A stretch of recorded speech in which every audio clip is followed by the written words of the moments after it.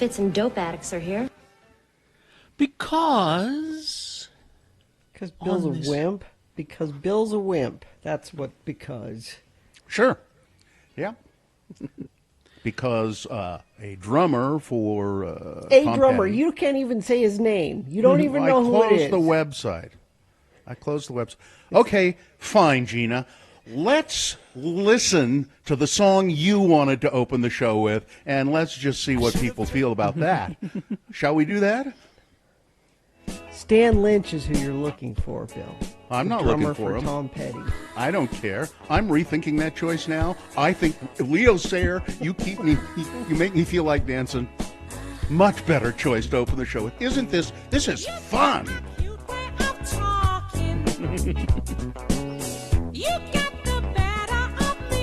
No. Gotta admit, this is more fun than that Tom Petty song. That's all I can take somebody of it is right there. Celebrating a birthday of someone you couldn't even name. You'd rather do that. Yeah. Than this. Yeah. As a matter of fact, yes. Now, Kerry he can control the whole thing. He could have done whatever. I went with the Tom Petty song. Because you don't want to have any fun. It's wait. Here's the most fun part. Right here. This is the most fun part. Yeah. Wow, that's fun.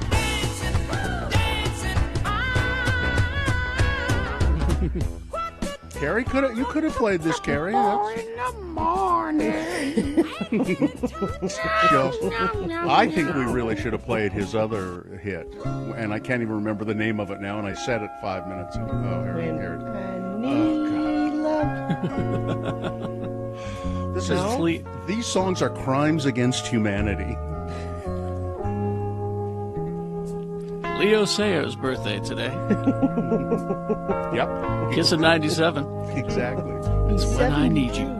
He's 72. When I need Yeah. just close In these troubling times, don't we all need a little Leo Sayer? No, we don't. But, Gina. I love you more than I can say. Whoa, whoa, whoa, hey, hey. I'll love you twice as much tomorrow. But not as much. Well, originally the song was "I'll gladly pay you Tuesday for a hamburger today," but he rewrote it. Is that what you hear in your head whenever this song comes up? I'll gladly pay you on Tuesday if I could have a hamburger tomorrow. I'll pay you on Tuesday. You really miss your calling.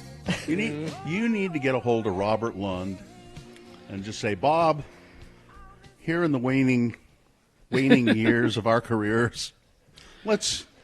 Parody songs I could have probably made a living with if I had any musical ability. Because, see, like Robert Lund, he could play the piano and he can play the instruments and all that. Mm-hmm. I don't have that. I'm just the concept and lyric guy. I mean, He's even an Weird idea Al guy. Carrie's an idea guy. Even Weird Al Yankovic can play the accordion. So, I mean, I don't have that. So that was the only reason. And I always said that if I did do that, I'd do it under a phony name. I mean, I'm ashamed of the industry I'm in now. But if I were to go into that, I would be so ashamed. I would insist on a fake name. And you would deny it was you if people said, "Is that it. you that does?" No. I'd be like the Banksy of parody songs. I'm an idea guy as well, and I'm an idea guy, and I think this is what Carrie's driving at. It's because I have actually no discernible skills at all in any area. Now, I can stand at the sidelines and go, you know what we ought to do? Or somebody ought to do. Somebody should. If you want to take that ball and run with it, well, I'm sorry, Gina. I really don't like to have fun. You're right. When it comes what do you have against fun? When it comes to Leo Sayer, I just don't want to have fun. What did fun ever do to you, Bill? The bigger question, what did Leo Sayer ever do to you? Oh, geez. He inflicted that music on me. He's got another hit. He does? Allegedly. What? I don't know this one. What's it called? Orchard Road? No? No, that's not a thing.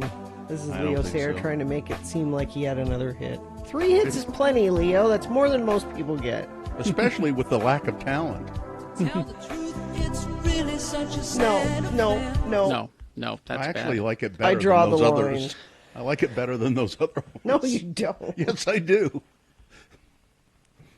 That is- was Leo taking a chance right there. Hear the pips drop a coin in Nope, the slot. this is Does terrible. it been that long? I thought you forgotten me. Oh, this is better. This is the taste of Leo Sayer you're going to leave in my mouth, is this song. I don't- mean, there I don't aren't think- many others to choose I from. think you should have Leo Sayer in your mouth, Gina. There's no way.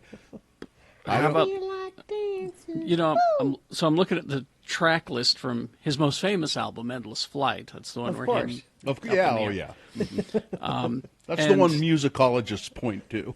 And I'm looking at the track list, and I gotta hear a song called "No Business Like Love Business." I don't know this song at all, but Well, there's no No business like love. love is.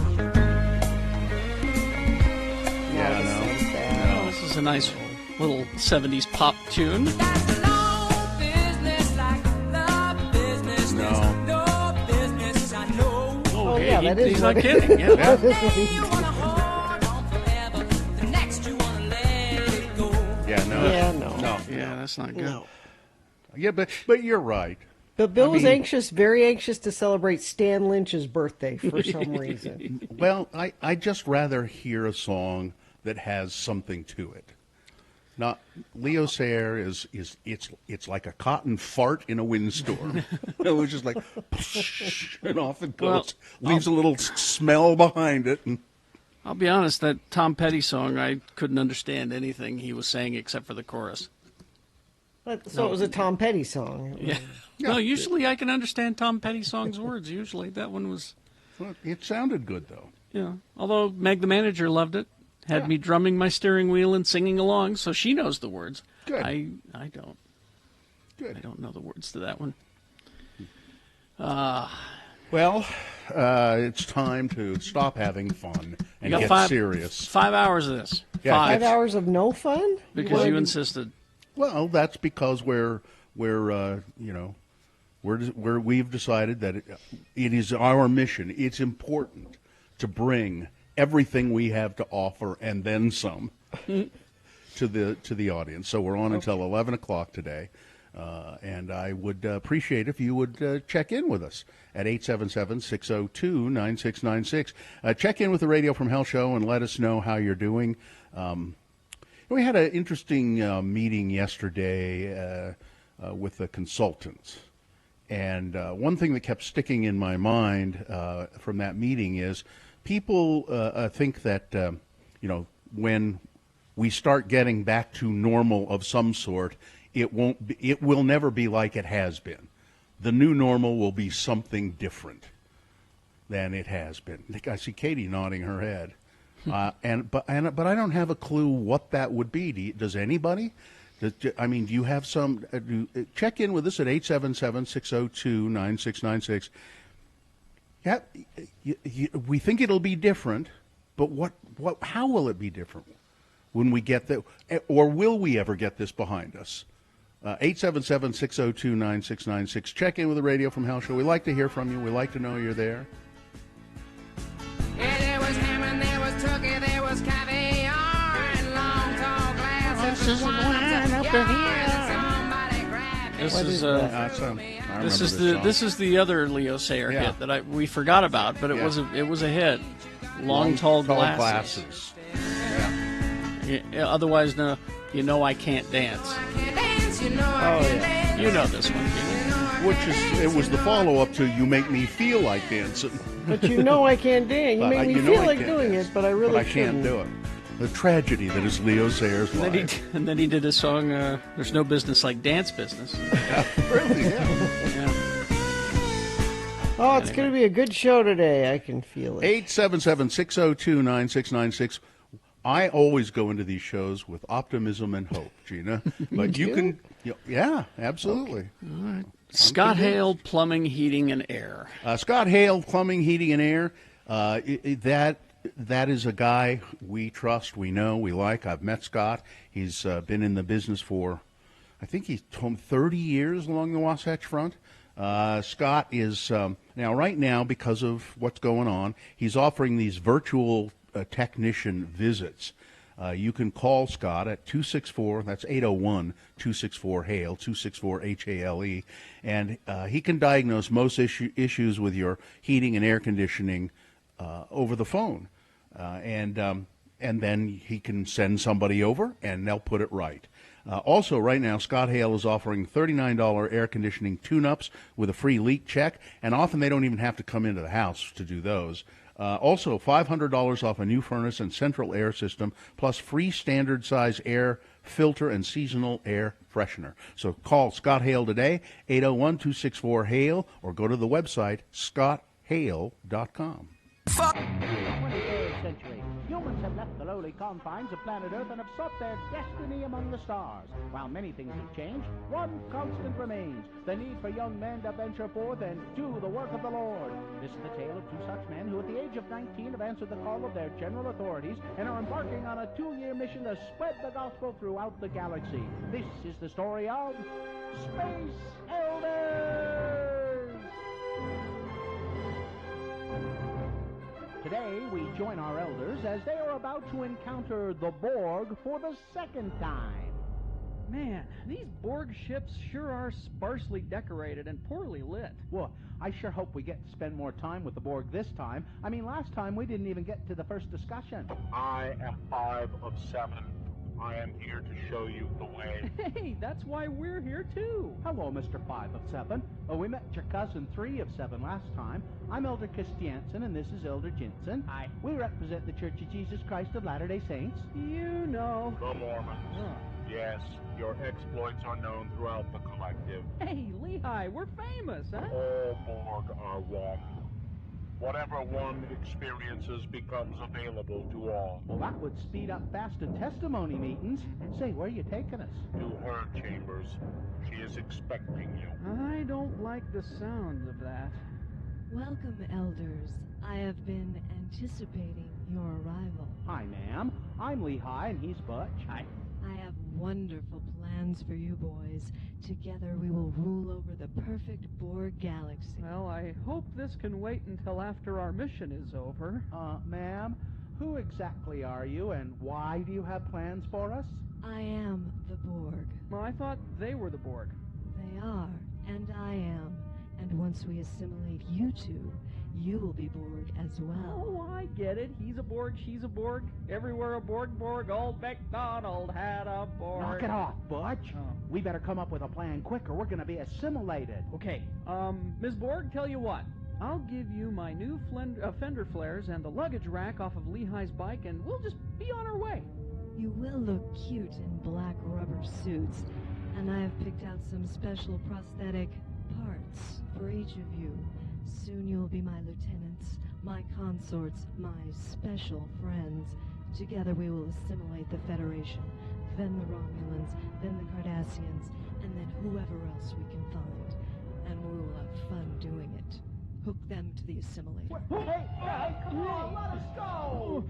Nothing like the assimilation of new young men to make one forget about how Locutus left me without saying goodbye. Something is wrong. The assimilation process has failed. They have already been assimilated by a stronger force than the Borg. Quick, shut down the machinery. The feedback could contaminate the collective. What have you done to my beloved collective? Well, once you hooked us up to that gizmo over there, all of our experiences were spread throughout the entire Borg race. Lehigh and I were able to bear our testimonies to more than 7 billion beings at one time. It was kind of like General Conference, except without the crying babies and the old people going to sleep. Yeah. We not only got to give the first discussion to the Borg, but to pretty much teach the whole gospel to all of them at once. Could it be? Have the Borg finally met their match? Could Butch and Lehigh be immune to the assimilation process? Tune in next time to hear the Borg say... 5. I am Elder 5 of 7, and this is my companion 4 of 9. We represent the Church of Jesus Christ of Latter-day Saints. You know, the Mormons. No, you've turned the most feared race in the galaxy into a bunch of jello-loving, suburban-driving moral goody-goodies. Well, you think that people were afraid of you before. Wait until you start approaching planets now. Man, I'd hate to play ward ball against these guys. I think our work here is done. Hey, can we count all 7 billion as converts? Well, technically, we didn't baptize them. We'll have to check with Zone Leader Hansen just to be sure. What about me? I was queen. I was the most powerful being in the galaxy, ruler of an entire race of warriors. What am I supposed to do now? Well, I guess you are now the most powerful Relief Society president in the galaxy. Congratulations. Gotta go. Bye-bye, sister. On the next artificial limb attaching episode of Space Elders!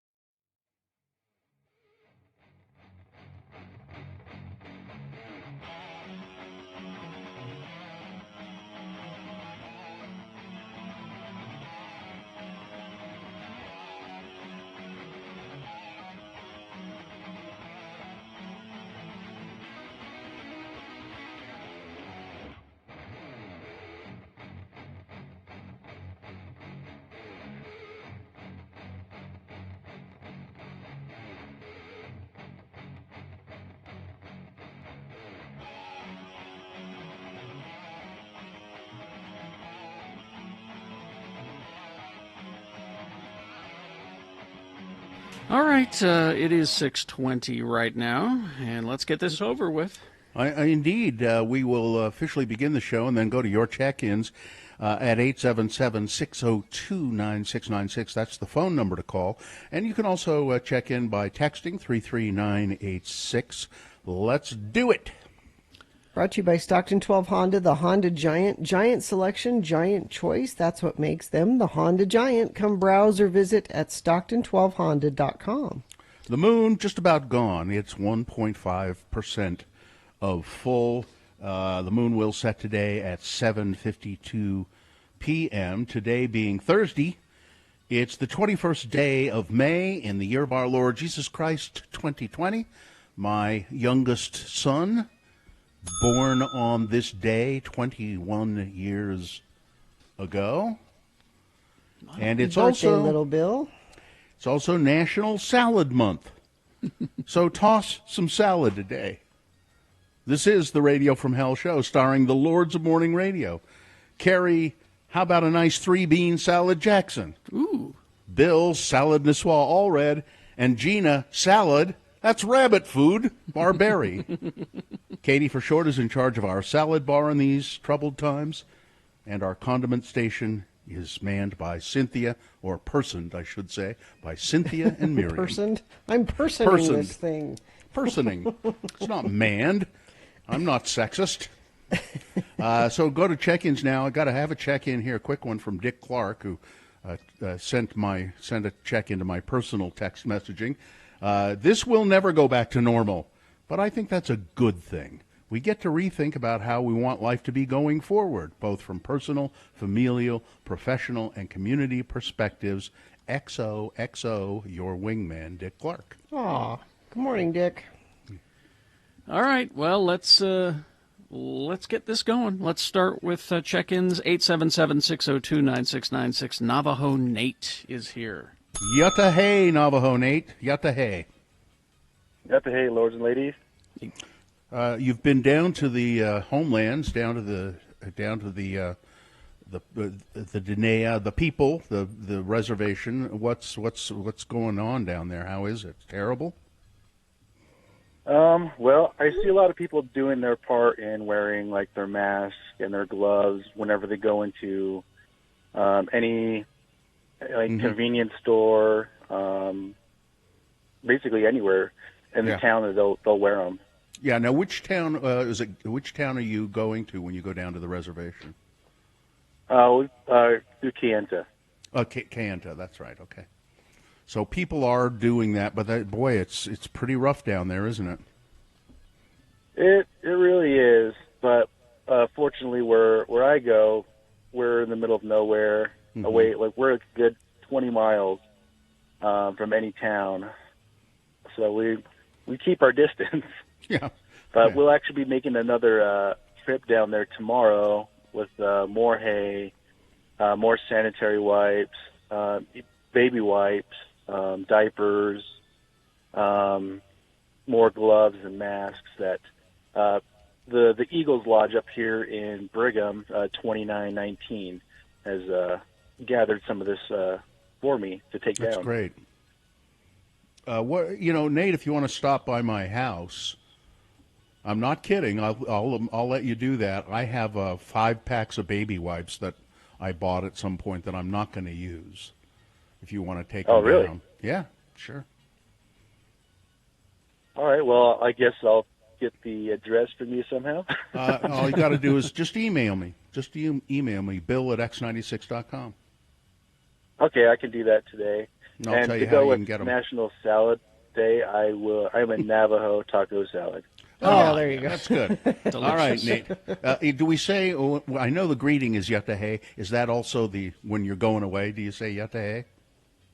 So like when you depart or anything, it's agone. Agone? Yeah, it's close enough. Say it one more time. Agone. Yeah.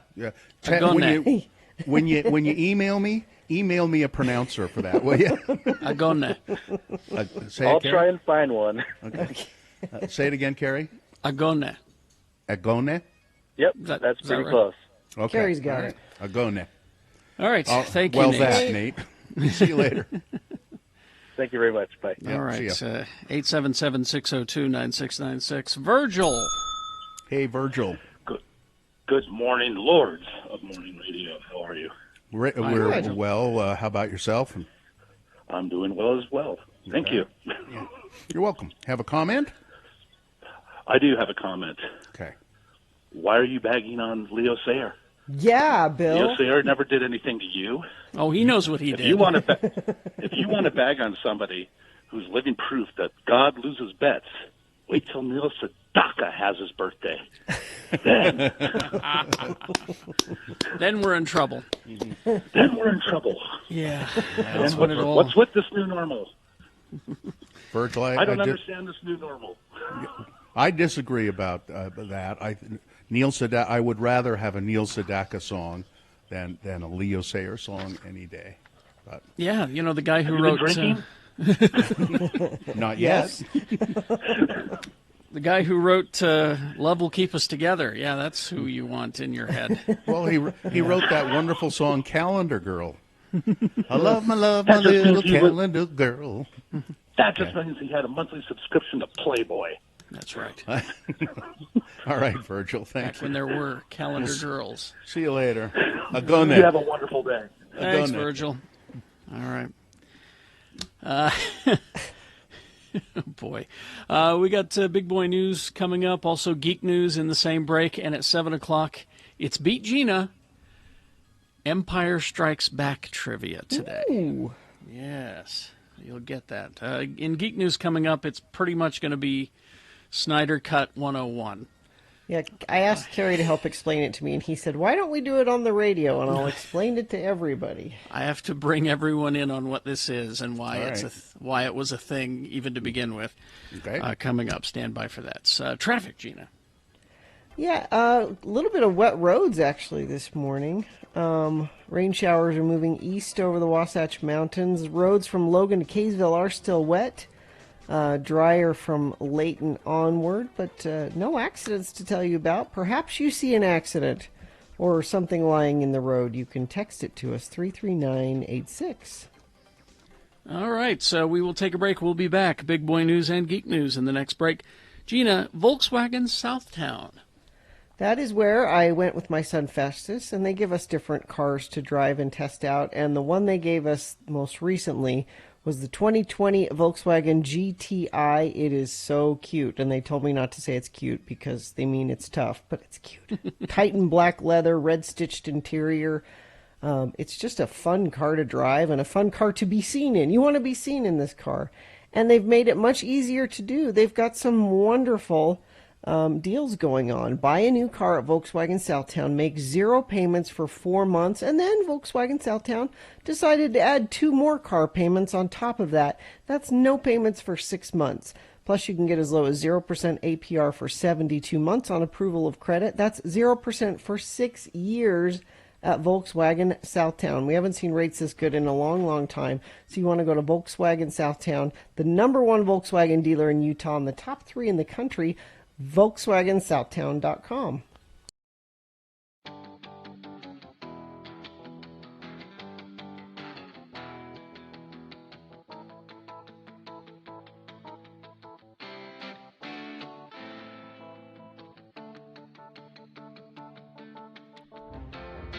It is the 23rd century. Humans have left the lowly confines of planet Earth and have sought their destiny among the stars. While many things have changed, one constant remains: the need for young men to venture forth and do the work of the Lord. This is the tale of 2 such men who at the age of 19 have answered the call of their general authorities and are embarking on a 2-year mission to spread the gospel throughout the galaxy. This is the story of Space Elders! In this episode, we find our elders rendezvousing with Zone Leader Hansen on some distant planet in the BFE sector. Hey, Butch, what you got there? It's a care package from my folks. You know, my mom means well, but she just doesn't understand the physics involved in sending stuff from home. Well, what you mean? Well, the cookies she sent are fine. They're hard as a rock, just the way I remember them. It's the lime jello with shredded carrots in it that causes problems. You know, even in Tupperware, this stuff goes bad after a week in hyperspace. Missionaries who have eaten this stuff have been known to develop a form of space madness. Wow. Oh, look, here comes Zone Leader Hansen right now. I have discovered the most incredible object. It allows us to view any period in the history of any planet. We can research early church history. This discovery will allow me to get reassigned back to Earth and leave you 2 losers far behind. Great. Glad to hear it. What's that have to do with us? Since you weren't having much luck in the field, I figured that you wouldn't mind watching my discovery while I go back to Starbase 182 and file my report. Hey, are you eating while I'm talking to you? Give me that. Sorry. Say, green jello with carrot shavings. I haven't had this since I left home. But sir, I think you ought to know that... Quiet, Lehigh. He's eating. Shut up, the both of you right now. This jello tastes funny. He's gone mad. He's got space madness. We better go after him. Okay. Hey, what's that thing right there? You mean that natural arch that seems to be showing the History Channel? Yeah, that thing. What is it? I believe that who is it would be a more appropriate question. Is that you that said that, Butch? No. It must have been the natural arch over there. Okay, I'll play. Who are you, and what have you done with Zone Leader Hansen? I am the guardian of forever. Hansen has entered through me into your world's past. Entered through you? Well, I guess we can get back to tracking now, huh, Lehigh? No, we most certainly can't. Huh? We need to get Zone Leader Hansen back and cure his jello-induced space madness. Come on now, Lehigh. He was a little weird before my mom's jello. Are we sure he's sick? Where in our world's history is Hansen now, Guardian? He was asking questions about Mormon history and about lime jello in particular. He entered as I was showing him the Relief Society meeting where sisters first began to experiment with lime jello. Well, if he disturbs that meeting, the timeline of church history could be permanently changed. Let's go, Butch. Whoa! Will Zone Leader Hansen change church history? Can Butch and Lehigh get him to go before he does? Will the Relief Society let Hansen anywhere near their test kitchen? Tune in next time to hear Relief Society President Mulestein say, I'm at a loss, sisters. We've tried shredded beets, cauliflower, radishes, eggplant, zucchini, and rutabaga. Nothing seems to go with this new lime jello stuff. Excuse me, sister. I think we can help. I don't think we should go against the Prime Directive, Bush. How did you get in here? One wrong move and you'll see the business end of my skillet. Just like the last kid who wandered in here and tried to tell us how to conduct our business. Other kid? Oh, hey, it's Zone Leader Hanson.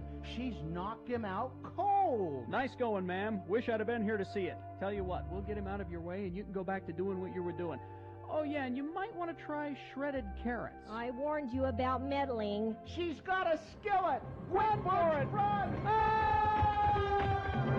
On the next liposuctioning episode of Space Elders.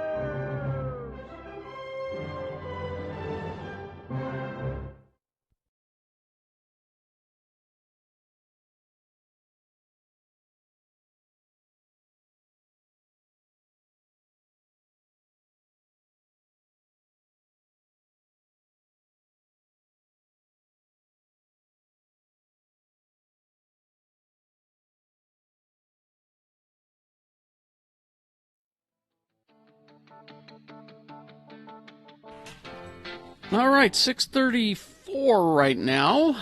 Coming up at 7 o'clock, it's Beat Gina, Empire Strikes Back trivia.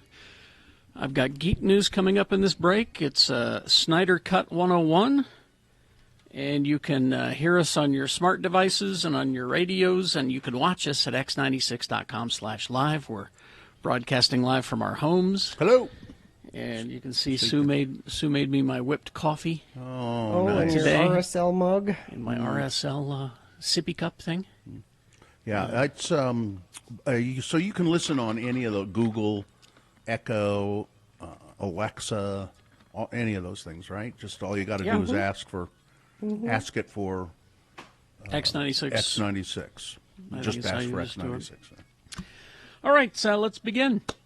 Big Boy News and Opinioendo brought to you by Iconoclad has sold filtered pollution masks for years and now carries a washable face mask for adults and for children.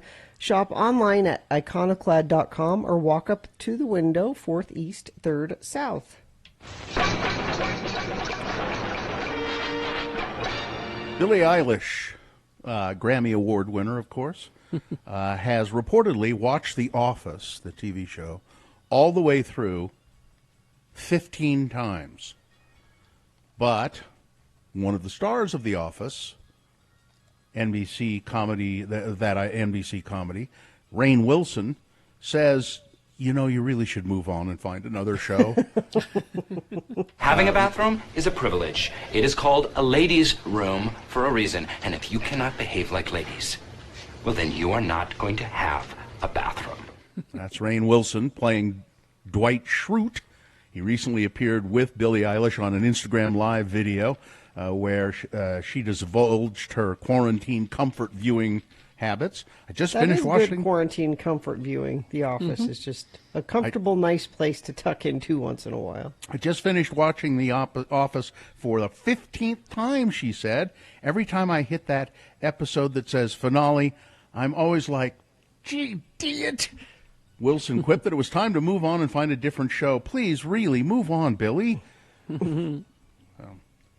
So maybe he's right. Ice Cube has revealed that Mr. Rogers sued him. Celebrating the 30th anniversary of his album America's Most Wanted, Ice Cube took to Instagram and held a live listening party, and during the evening, Cube told interesting story about his song A Gangsta's Fairy Tale from the album, which sampled the theme song from Mr. Rogers' show. It's a trip because of this song. Mr. Rogers sued us, he told people. He was mad because we had the Mr. Rogers theme at the beginning. It's a Wonderful Day in the Neighborhood and all that. And he sued us. And he won, and he got 5 cents a record until we took that part off. He said, and then he said, that's just a fun fact. I'll like to know. America. Let me hear it, Kerry. Vanilla Ice, thank you for being here. Ice Cube, man. That's me, Ice Cube. But you went by Vanilla Ice, and then that changed. Here's the first question out of the gate, boy. Why change the name? I never changed my name. What are you talking about? It's in the notes. These notes rarely lie. Often they do, but rarely. So the state has sounded some warnings about the coronavirus and entering into the opening up phase. 2 more people have been reported to have died from COVID-19 here in Utah. Natalie Gocknauer, director of the Kem C. Gardner Policy Institute at the University of Utah, painted in the details of the state's new Utah Leads Together 3.0 plan. Yesterday, our state entered this crisis very economically well prepared, Gockner said. She cited one important statistic. Unemployment claims are at 9.6% in Utah. That's less than half of the national average. Now, before these troubled times, the Utah unemployment rate was about 0 almost. I mean, it was just so low. We have to address these challenges quickly, Gocknauer said. The moves the state performs must also be targeted, flexible, provide permanent benefits, and be innovative. Now's the time to do things differently, she said. With all 50 states now opening up in one form or another, we are in fact seeing some spikes in COVID infections. Southern Utah could see a surge in coronavirus cases after the area experienced its most contagious 2 weeks since the pandemic hit, according to Angela Dunn, state epidemiologist. The 5 counties in the Southwestern Health District recorded 55 new cases this week and 56 cases the week before. That's the largest number of new cases since tracking began in mid-March. The uptick can't be explained by increased testing, the epidemiologist said. It's not because we did more testing. We're asking the community to be a little more diligent in terms of social distancing. So Angela Dunn is saying, this isn't just better testing that we've got higher numbers. It's because you people are not doing it right. And now she won't come right out and say that, but you're not doing it right. Lauren McCluskey, the young woman who was murdered at the University of Utah, her parents went into mediation with the University of Utah. The parents have sued the school for $56 million. Wow. They had mediation talks, and there was no agreement reached. Jim McConkey, the attorney representing the McCluskeys, described the talks as frank and open, but ultimately unsuccessful. We understand better now what the issues are, he said, and while Jill and Matt McCluskey continue to be disappointed in the University of Utah, they will always be willing to discuss and work through differences in the future. Now that the talks have ended, the McCluskeys' federal lawsuit will move forward again with an initial hearing before a judge. The McCluskeys first sued last June, alleging that campus police at the U could have prevented their daughter's murder. Lauren was fatally shot outside of her dorm October 22nd, 2018, by Melvin Rowland, a 37-year-old registered sex offender on parole whom she had briefly dated. He then died as a result of suicide a few hours after he murdered Lauren McCluskey. Fisher Sand and Gravel, it's a company, big company. They have won a $400 million bid to build part of the border wall. They actually got that last year, although the contract now is being audited by the Pentagon because the CEO for that company regularly went on conservative news shows to appeal to President Trump about. So that works then. That works to get money. I see. It works to get jobs. You go on Fox News and praise the president. He gives you a job at the White House. They were awarded a $2.8 billion contract to build a large portion of the border wall in Arizona earlier this month. Fisher Sand and Gravel from North Dakota awarded the contract by the Army Corps of Engineers March 6th.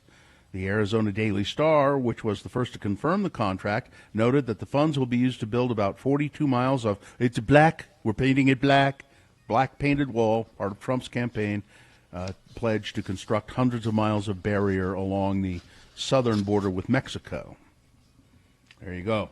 So that's how you do it. Great. Michael Cohen, Donald Trump's ex-attorney and fixer, has been released from prison because of coronavirus.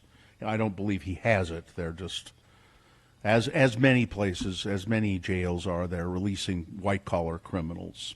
They're releasing white collar criminals. White collar criminals. Thank you. Get it right. The president's tweets show that he sees voter suppression as a vital tool in his re-election campaign. Yep. Seemingly motivated by worries about his political prospects heading into the 2020 campaign, President Trump has intensified his attacks on mail-in ballots. Trump, who previously said that he was allowed to vote by mail in Florida's March 17 primary, has railed against Democratic-led states offering that same opportunity to their voters, and despite the risk of casting in-person ballots during the coronavirus pandemic, Trump has encouraged Republicans to fight against mail-in voting. Now he's threatening to withhold funding to the state of Michigan. You can't do that. After it sent, yes, he can. After it sent in applications for voting by mail to registered voters, Trump's tweet falsely claimed both that Michigan sent the voters the actual ballots needed to vote. They haven't done that. No. And that Michigan Secretary of State Jocelyn Benson illegally permitted them to be sent. I will ask you to hold up funding to Michigan if they want to go down this voter fraud path, he said. It's outrageous, said Senator Gary Peters of Michigan.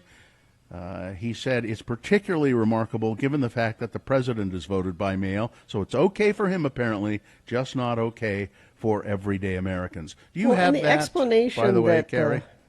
That Trump talking about that per capita stuff and all of that?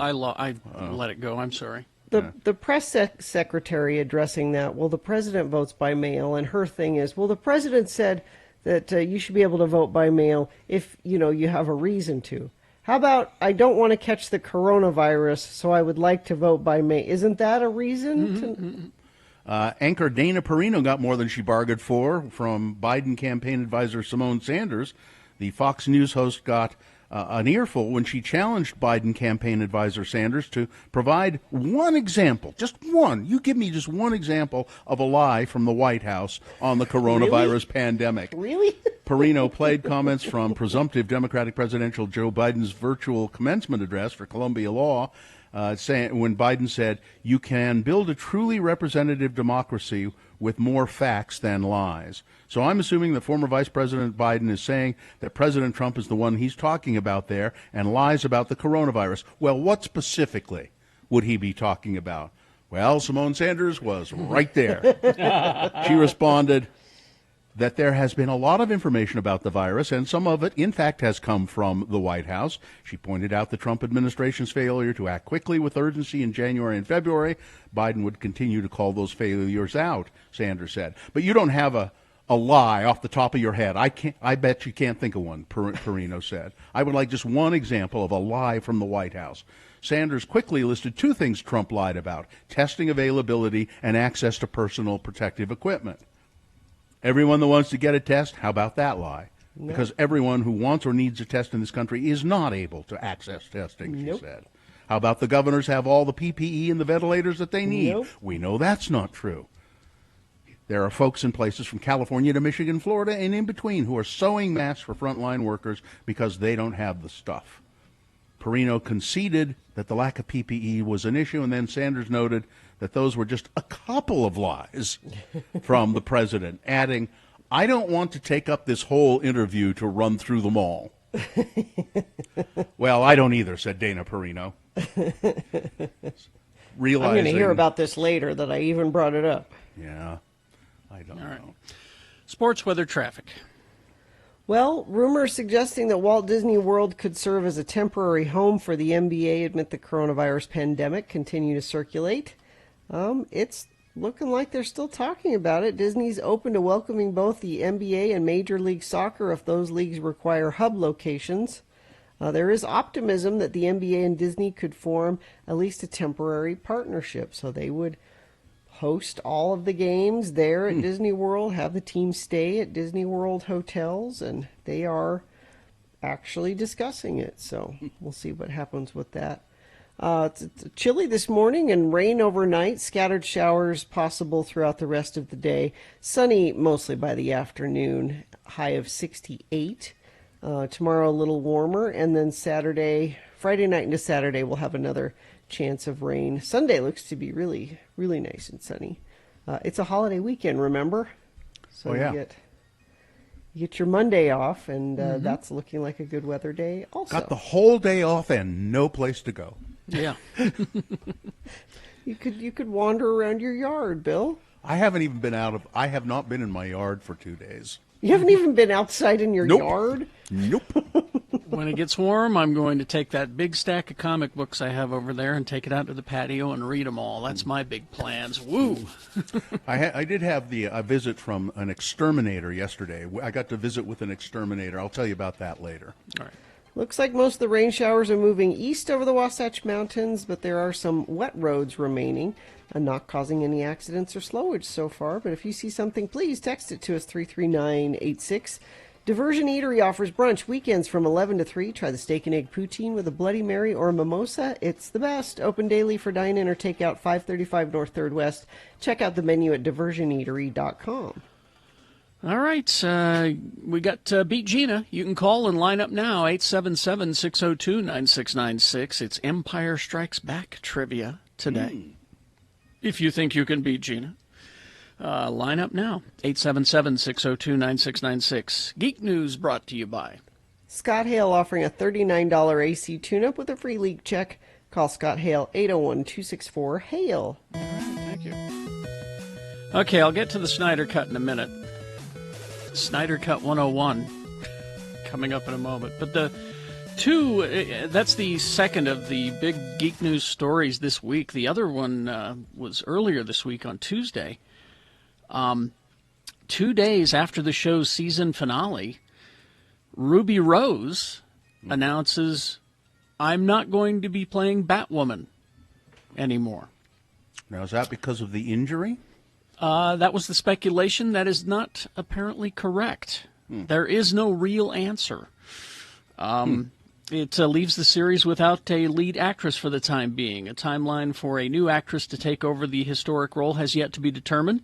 It has been renewed for a second season in January, along with 12 other scripted shows at the CW. It was set to anchor the network's Sunday night, starting early in 2021. Made TV history as the first scripted live-action TV series to feature a lesbian superhero at the top of the call sheet. And it was important to the production and and openly gay producers Greg Berlanti and showrunner Carol Dries that the part went to a member of the LGBTQ community. So it was a big deal, but both the CW and Ruby Rose have made announcements, and they're all very polite and complimentary and political. Mm-hmm. Just, you know. So what are your thoughts? Do you have any speculation? I have no speculation. I can only guess that she didn't like the show. That's all I've got. Was it? I didn't see any of it. Did she have reason to not like it? It started out rough, but then it found its footing, and I don't know. I have no idea what would motivate her to do this. I think that's a bad decision on her part as far as her career goes, I think. But there you go. Both Berlanti Productions and Ruby Rose seem at this moment to be parting amicably. I'm sure it'll, come out later as to she's not on any social media except for Instagram. She left all of it when she got the role because everybody was so happy about it. Let's see. Okay, the Snyder Cut. Help me understand this, Kerry Jackson. Okay. Zack Snyder was the director of Justice League. Remember the Justice League movie? Mm-hmm. And midway through filming and putting the movie together, his daughter died. Suicide. And so he couldn't finish the film. So Warner Brothers said, is there another guy who could do these kind of movies? He says, well, yeah, we got a guy who's done 2 of these. He's done 2 Avengers movies, Joss Whedon. Oh, well, let's call Joss Whedon, get him to come in here and take over the Justice League movie. So Joss Whedon came in, kind of rewrote the script a bit, added some humor, and finished directing the film. Mm-hmm. It was you know, it made its money. It made its money back. Mm-hmm. It was not considered as well. It wasn't were considered people excited about it. I don't know if people were excited about it. Well, but they should have been, because it's got the biggest superheroes in the world in it. I mean, we are surrounded by these Marvel movies, but we keep forgetting that the big superheroes are Batman, Superman, Wonder Woman. They are the big three. They are the ones, and people should have been excited about this movie. They're all in the movie together. Aquaman too, and the Flash. I mean, you know, you've got Cyborg. You've got all of these heroes in there. And it should have been a bigger hit than it was. Why, we don't know. I mean, it was. I enjoyed it. So the fans have always said, you know, there's a better movie there, and Zack Snyder made it, and it's called the Snyder Cut. So they created this in their heads, this mythos. It never existed, the Snyder Cut. But they created this mythos in their head that there was a better movie that Zack Snyder would have made because Joss Whedon came in and ruined it. It never existed, and I need to emphasize that. This thing that you were saying existed never existed. Zack Snyder himself said it does not exist. They even had ad campaigns, a crowdfunding, fans, you know, with billboards in Times Square, release the Snyder Cut was the hashtag, release the Snyder Cut. Well, because of the pandemic and quarantining, Zack Snyder has been spending a lot of time at home with his wife and his stuff, and they started talking about, what if we were to do a Snyder Cut? Well, we could do it, and they kind of put together a rough, you know, here's what it would be. So they let them use footage. Who's the production company again? It's Warner Brothers. Warner Brothers let Zack Snyder use footage? Oh yeah.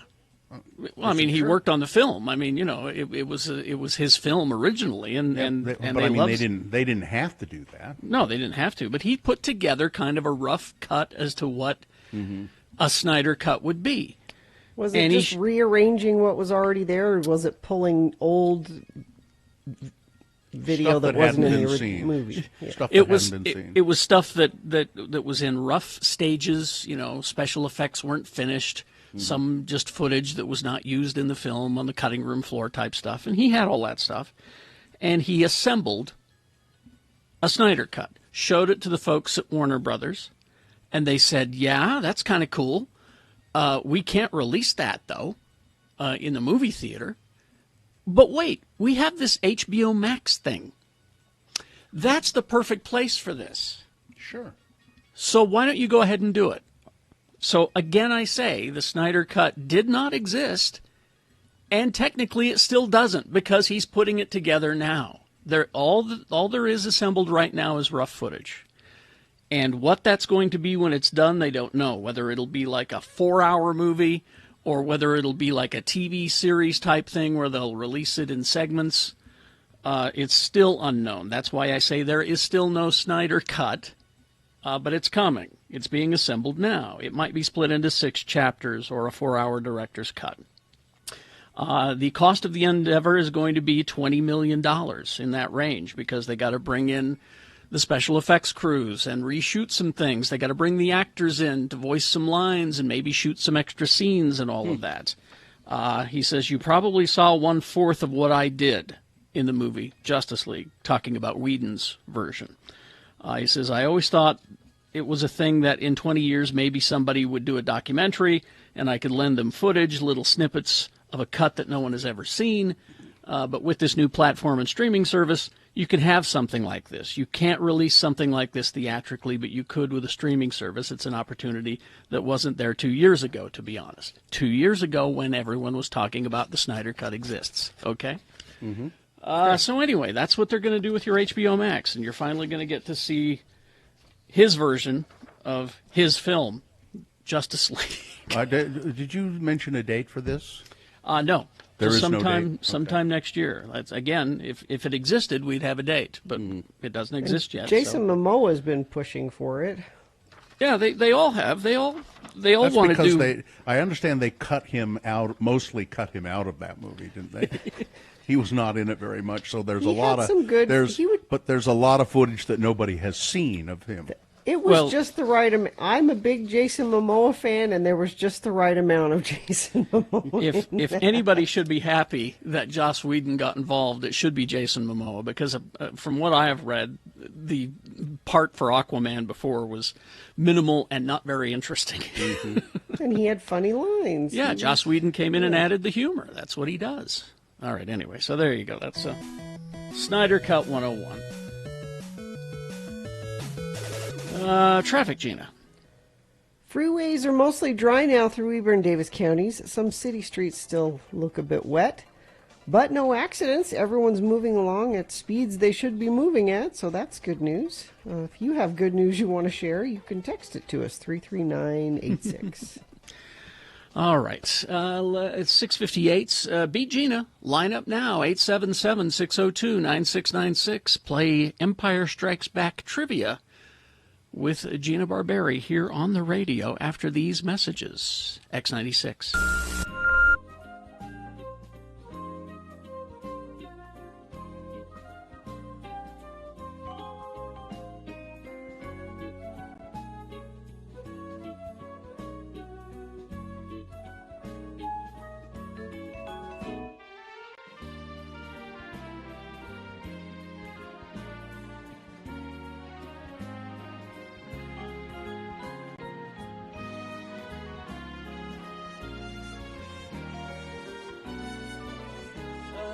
I'm a bad mom, I can tell you about real quick. Really? Mm-hmm. Well, we know you're a bad mom, but go ahead, tell us.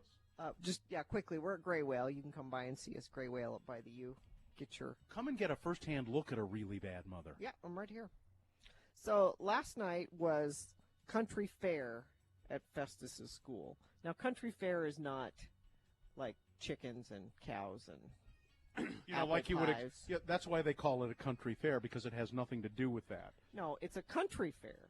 Oh, it's okay. So it's not a country fair; it's a country fair. It's a country fair. Australia. Yeah. Yeah. What country did Festus have? He had Iraq. Oh, of course he did. And so yesterday. Is that because they knew his father's a terrorist? No, he has a brother Oh. who's serving in Iraq. Oh, that's okay. He's been there forever. I wish he'd come back. But yesterday, after school, Festus said, well, everybody said they're bringing food. As you know, you have the display board with all your information, and everybody's bringing food from their various countries. It would have been nice, honey, if you'd let me know that before, 12 hours before school. So I look around the house, and I see that Did you have some hummus or anything? well, the mother-in-law had just come back from Egypt, and she brought this big container of baked goods from this Egyptian bakery, and the container had Arabic all over it, and they were Egyptian pastries. I'm like, that's close. Wait a minute. If you were to Close. say that to your husband, Well, your so- Egyptian well, husband, He's out of town, I'm guessing. So that's close, and there's Arabic on it. So you set that on the table, and it'll look It'll fool 'em. authentic. Yeah. So we go to the country fair and The country fair. the country fair, and come back, and Joe stayed with the little kids at home while I took Festus to the country fair. And Joe said, "What happened to The pastries The that I was so looking pastries. forward to eating. And I said, well, he didn't have any food for his display, and so we took those. And I thought because it had Arabic on it that it would look. And he said, the Arabic that they speak in Egypt is not the same as in Iraq. It's like Really? that would be like if you took, Yeah. pastries from Let's take some Spain French pastries to a and- Mexico Yeah. country. Oh, I'm like, they didn't know. Nobody knew. It's Arabic. They don't know what. Did they not know? Nobody said anything. Nobody of course said they didn't no. know. Yeah. Was he angry at you? Did he get angry? A little bit. It's like Dr. my Sam mother- wants to talk about anger today. It's like my mother brought these all the way back from Egypt for me. For me. Did people eat them at the They fair? did. They were gone. Were they delicious? They were really good. 'Cause You they- don't know. You didn't try No, them. I did. Okay. Before anybody else touched them, because then they've got germs on them. So I unwrapped them and tried one. You have problems with germs? Yeah. Oh, like my friend Lindsay. That would be good for you next time we're on. We'll talk about germs. Oh, yeah, I don't she's... know. Do you wear slippers at home? Or Yes. Will your feet touch the carpet? No. She won't walk bare. Oh. She won't walk barefoot in a hotel room. Really? No. No. How? And if you're out and about and you need to go to the toilet, I try to Difficult. wait. till you get home. Difficult. Unbelievable. And she's one of these people who opens the door to the bathroom with her elbow. Yep. You know? Yep. Flush with The your whole foot. thing. I'm no fool. Do you use a straw when you're drinking at a restaurant? Yes. Wow. Yeah, she's bad. James. We're going to have a show on obsessive Let's do compulsive it. That's disorder, not I think. obsessive compulsive. It's Ah, being he's- cautious. That's It's Dr. different. Sam. You Cautious? Can argue, you can argue with Dr. Sam. Cautious. I don't think you're going to argue with Dr. Sam.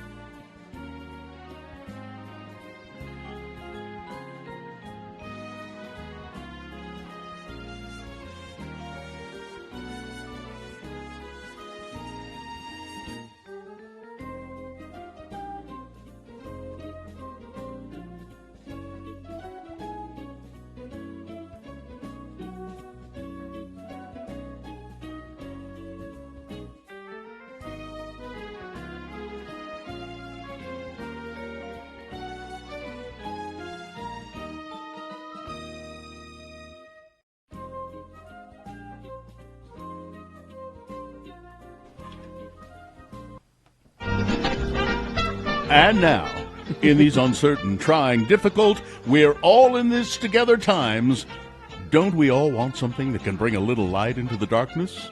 Don't we all want something that can turn our attention to a happier yesterday and a bright future ahead? Don't we all want something that can deliver a little stopping power?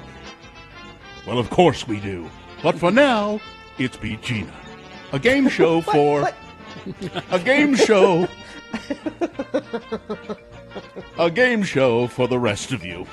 And now, it's my great pleasure to introduce the host who can put very rude people in their place, all while keeping the show going. He's the host that Wink Martindale was most afraid of and that Jim Lang most admired. Wow. Carrie, Jack's boy, Jackson. Oh, thank you, Johnny. Thank you so much. Oh, there he goes. Back down.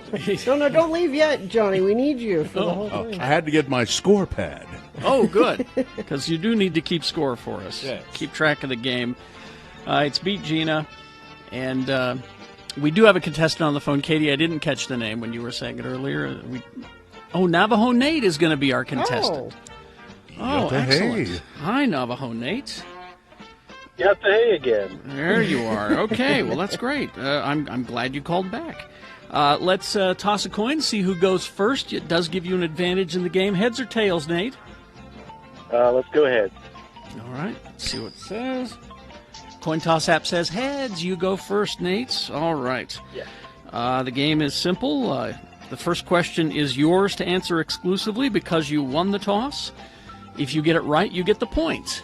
If you don't get it right, then Gina gets a chance to answer the question correctly, and she steals the point away from you.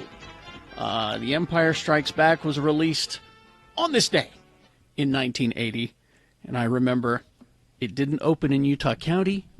I didn't have a driver's license, and so my mom drove me and my friends, Ben and James, up to the theater here in Salt Lake, the Center Theater, and dropped us off at 6 a.m.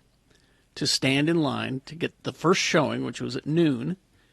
And we stood in line to watch it, to see it on opening day, because it didn't open in Utah County until the next week, because we had to see it. Now. Of course.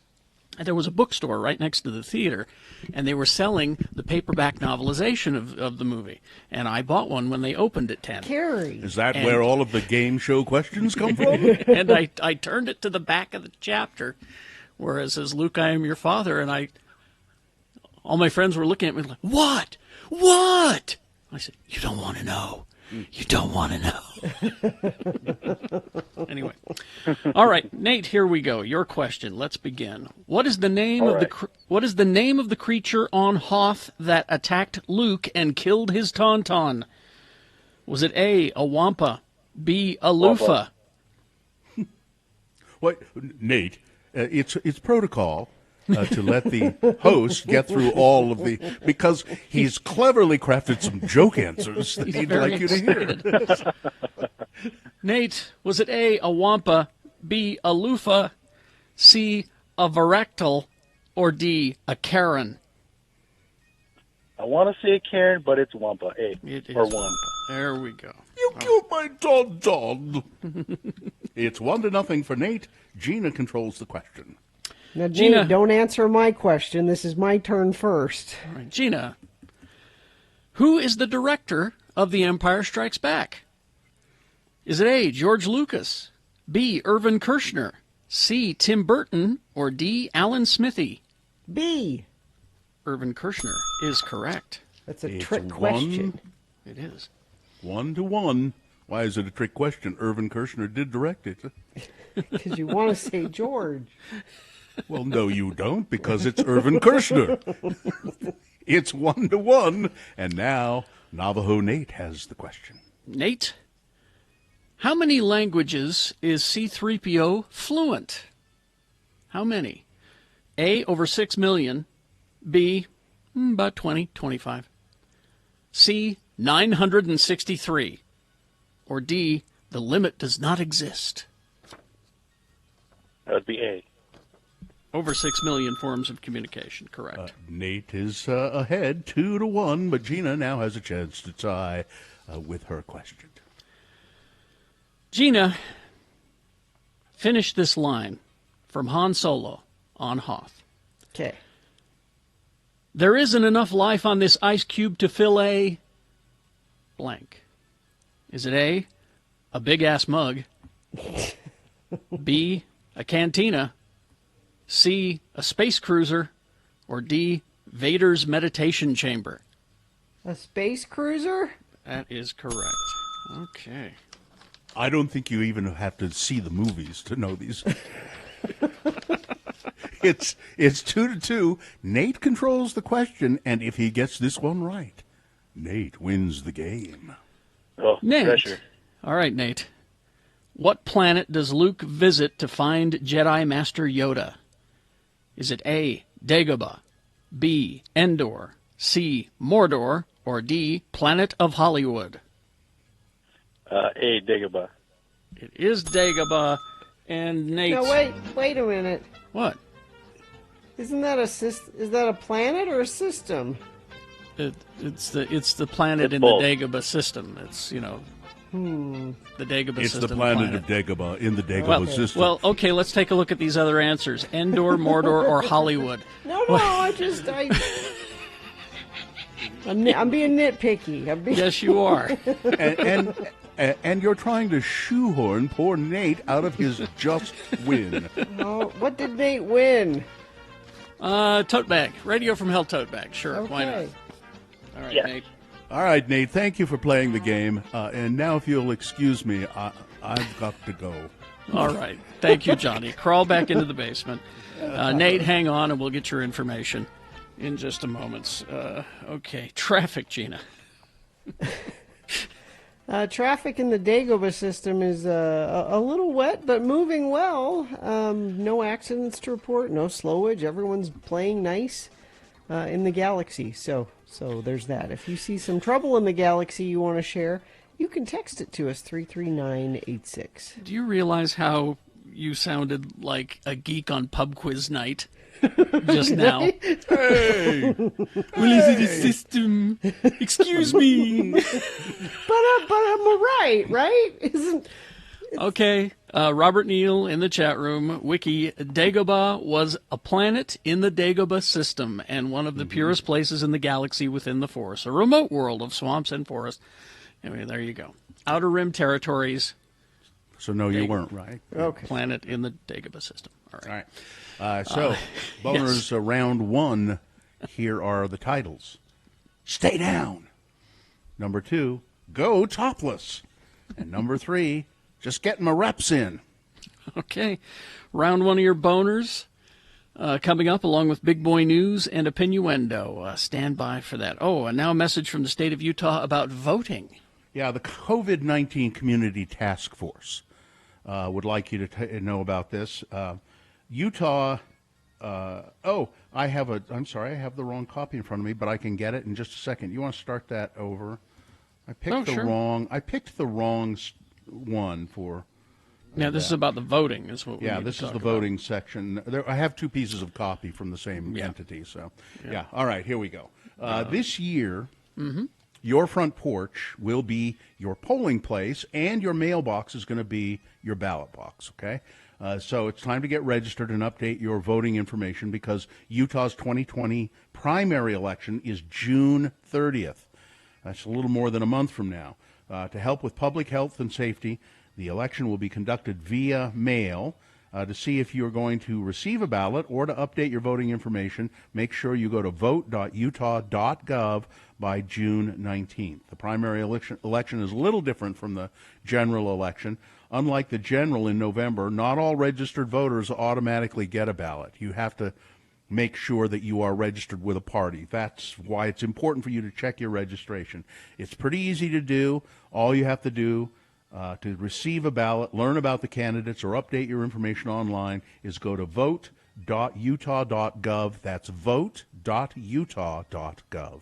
And we got the rest of the potato chips. All right, now we've tried so we started with the cappuccino-flavored Lay's potato chips. Which didn't knock us out, but we didn't hate, except for Gina. She I hated hated them. Now, the wasabi. Now, they've had 4 new flavors, and people want to call them both. Wasabi. Bill tried the wasabi as well, Bill Frost. Yep, not hot. Good, not hot. Yeah. They're not hot. Now, tasty. But they're flavorful. Now, I've got the bag of cheddar bacon mac and cheese here. And Gina said of the wasabi, oh, you got your winner right here. My guess is she won't even try the bacon mac and cheese. Yeah, I'm sure there's not actual cheese in it. No, there is. There is. I read the ingredients. There's like cheese powder or something. This is your winner. She won't even try them. No.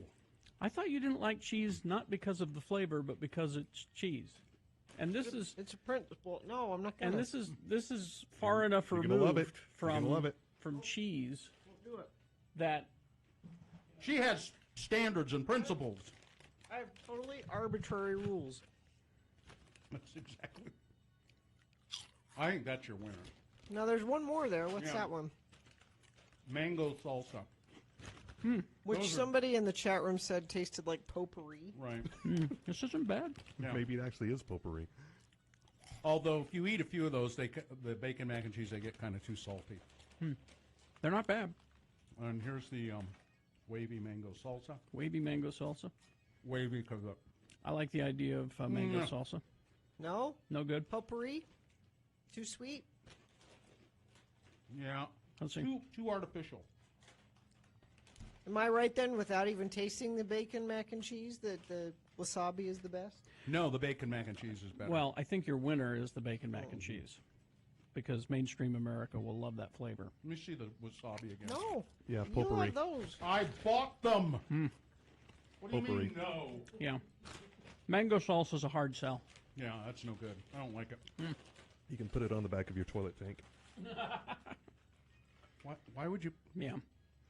Out of all of them, I would say the wasabi is the best flavor, but the winner is the bacon mac and cheese. America will vote for that one. Oh, yeah. By the Mango way- salsa's weird. Yeah. By the way, you notice I'm sharing all of my chips. Girl who wouldn't give me a cookie last week. 4 cookies made for me with my name on them. A gift. Yeah. Was it Yes. 4 cookies that Yes. spelled out Gina? No, but my name was written on the box. Yeah. I know. It's different than you buying 4 bags of chips.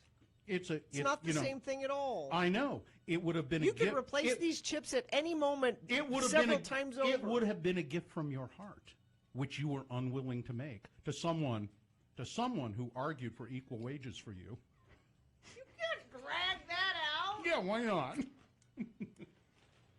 It was proposed. I can't even finish this one mango They're salsa. terrible. Yeah, they're not good. Actually, I like the wasabi okay. I like the bacon mac and cheese best. I had high hopes for the mango salsa one. If it actually tasted like mango salsa. Too much mango, not enough salsa. That's the problem. In a You couple got of your percentages off. In a couple of seconds, I'm going to try one of those dog biscuits. That you They're put very out good. for Ripley. They're peanut butter.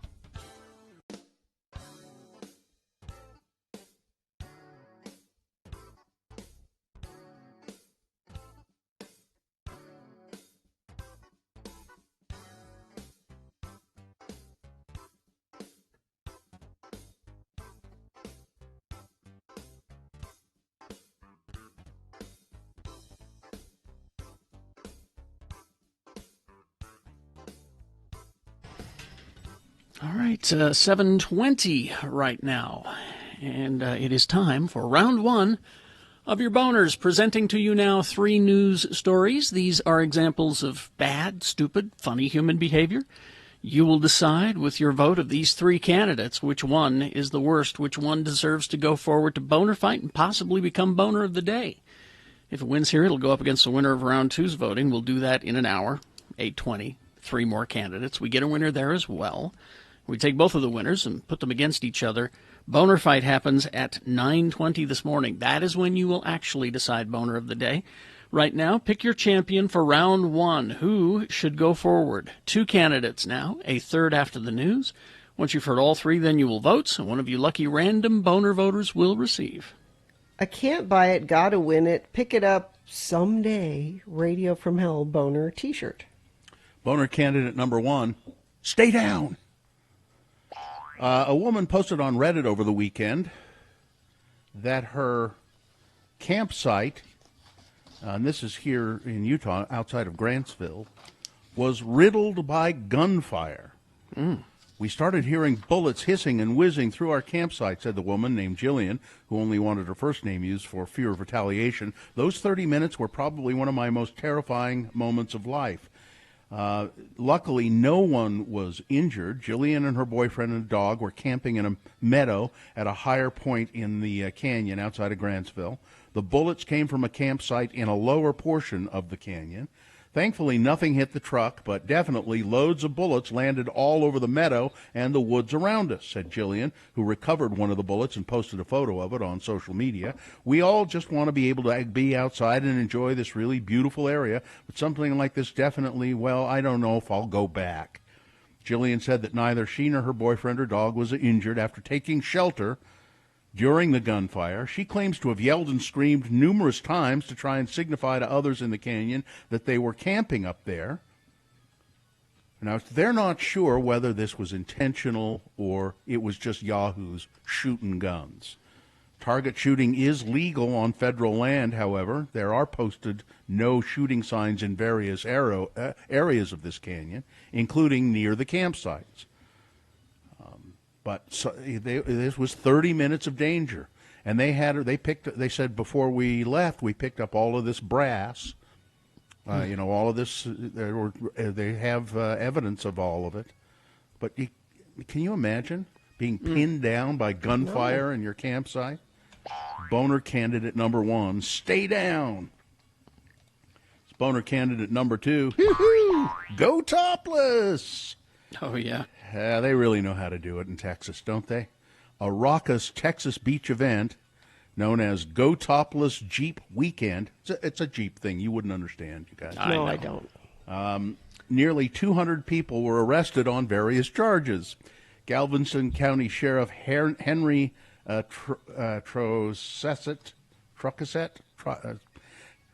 so the cop, said 2 men were airlifted to the hospital after both of them were shot in the torso during the annual event on Bolivar Peninsula, which brings together thousands of Jeep lovers and four-wheeler enthusiasts.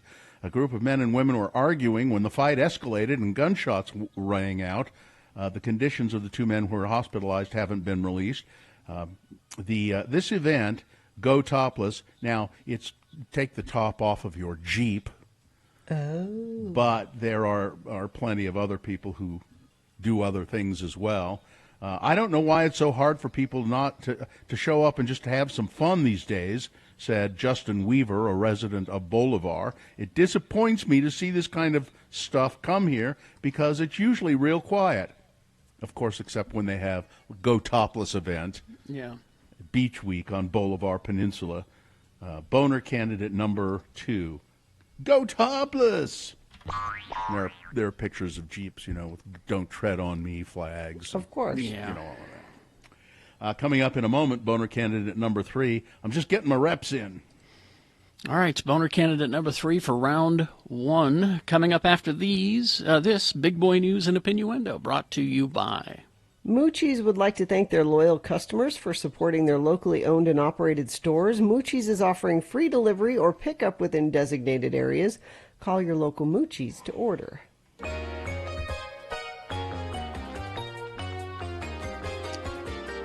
Ben Stiller is planning to hold a memorial service for his late father, Jerry. He's just not sure when. It's weird now, said Ben Stiller on Jimmy Fallon's show. People can't really gather together. I think somewhere down the line we'll do a memorial for him when everybody can get together. There's just so many people that loved him and who he worked with. Jerry died earlier this month at the age of 92 of natural causes. There's a lot of people who have reached out, which has been really nice, he said. I mean, just to feel how much he touched people, how much enjoyment he gave people, because I know that he would have felt great about all of that. Mel Gibson has a new movie coming out, and it's stirring up some mess. It's called Force of Nature, and it's created a controversy even before it's been released. The movie takes place in Puerto Rico during a Category 5 hurricane, with Gibson playing Ray, who, along with his daughter, played by Kate Bosworth, refuses to evacuate his apartment building during the storm. As disgraced cop, Cardio, played by Emile Hirsch, tries to get them to leave, a gang of thieves arrives to carry out a heist, leaving Ray and his daughter and the cop, Cardio, to team up and fight these thieves, these burglars. Once the trailer was released this week, Force of Nature created instant controversy among Puerto Ricans who experienced Hurricane Maria, as well as the struggles that they have dealt with on the island, and they let their feelings be known. Approximately 4,645 people died because of this hurricane. Approximately, because it was bad enough, we don't even have an exact number, one Twitter user said. People buried their dead in their backyards. People were without food, water, homes, electricity for months. This is not an okay movie. Others criticized the movie for its white savior narrative, with Gibson's character, quote, fighting a bunch of bad guy Ricans. Also, all the good guy cops are white. This is outright disgraceful, said one Twitter user. But not surprising from him. Leave it to Mel Gibson. Exactly. So Google and Apple have finally released this, the unprecedented collaboration to leverage their technology to help trace and contain the spread of coronavirus. They have released their long-awaited smartphone technology, which will automatically notify people if they might have been exposed to coronavirus. The companies had announced this collaboration last month, or a couple of months ago, I guess. They say 22 countries and several U.S. states are already planning to build voluntary phone apps using their software. It relies on Bluetooth wireless technology to detect when someone who downloaded the app has spent time near another app user who tests positive for the virus. Many governments have already tried, most unsuccessfully, to roll out their own phone apps. There is one here in Utah, but it's not quite this slick. So, in other words, and this they're guaranteeing privacy, too, because the data is automatically erased after a short period of time. But it's like little broadcasts, and it'll just broadcast. One phone will broadcast to another that you have been exposed to coronavirus. It's pretty amazing, I think. We'll find out more about it, and I think I'd be one of the first to want to try it. But the way this is written, it says that states have to kind of use the technology for their own versions of it. And our state has its own. Yeah, but maybe they can use this to how well is ours working? Do we well, know? you have I don't to opt know. into it, and not. Yeah, and not it's a lot more, of people have opted in. and it's more mechanical. It's more every day you have to report how your symptoms, which I mean I downloaded and then I haven't done it. I haven't, every day they want you to report I'm fine. So, I don't know. That's well, it should just be we assume you're fine unless you report Yeah. that you're not. Yeah. Another version of Utah's plan to deal with the ongoing effects of the novel coronavirus was introduced yesterday. If you are at high risk, it's even more important that you maintain strict social distancing standards, that you practice good hand hygiene and clean and disinfect the surfaces in your home and stay out of public places as much as possible, said Dr. Angela Dunn. She confirmed that 70% of the 90 Utahns who've died with COVID-19 were 65 and older. 90% were 65 and older and or had underlying conditions. But another portion of the population where disparities exist is throughout the minority and multicultural communities where infection rates are disproportionate. So Native Hawaiians and Pacific Islanders make up a 1.6% of the population here, but represent 3.5% of cases. That's pretty unusual, and they're not sure exactly why this would be. President Trump was I'm not right. sure why he would be. President Trump is right to defund the World Health Organization. That's Is what he Mike now? Lee, our senator, says. Oh, boy. The U.S. should spend the taxpayer money wasted on the World Health Organization to provide relief from COVID-19, Lee said. The Utah Republican also called for Dr. Tedros Adhanom I don't know how you say his last name, Ghebreyesus, the general director of the WHO, and his senior staff to resign. Lee's comments came on the heels of a letter that Trump sent Monday to Tedros threatening to make permanent his temporary freeze on U.S. funding to the World Health Organization. Former Utah Congressman Howard Nielsen has died. He was once described by an Associated as the smartest man on the planet. He had established himself as a mathematical genius as a professor at Brigham Young University. When he jumped into a successful political career at the state and federal levels, he was a conservative Republican. He was elected in 1982 as the first representative of the then new 3rd Congressional District. He served 4 terms. He died Wednesday at the age of 95. Now this, so we got the pandemic going on, and then Michigan has these horrible rainstorms and 2 dams collapsing, flooding large areas. Now these dams are privately owned. Oh, I didn't realize that. I was going to ask about infrastructure. Boyce Hydro argues owns one of them. I don't think they own both of them. But Boyce Hydro is a company that has been, the CEO of Boyce Hydro, the guy who owns the dam, essentially, is a big Trump supporter. And the owner, he has ignored federal regulations for years.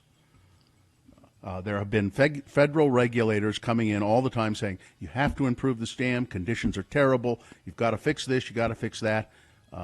This is unsafe. And now the dam has collapsed. I don't need big government up in my grill telling me how to run my dam. This is why I like regulation. Exactly. Well, the regulation is only as good as if people will follow it. And he didn't. He hasn't. He's not done what he should have done. Responsible for that. I have the feeling that he'll be able to weasel out of it some way. Oh, sure. He's got a friend in the president. So he doesn't even live in Michigan. He and his wife live in Las Vegas. Oh, well, there you go. And Kellogg's has created a new mashup.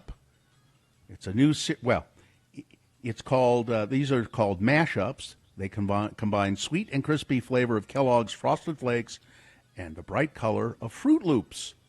So it's a box of cereal with Frosted Flakes and Fruit Loops mixed together. Can they do that? Oh, no, you could never do that until now. Yeah. This is the first time that anybody ever thought of it.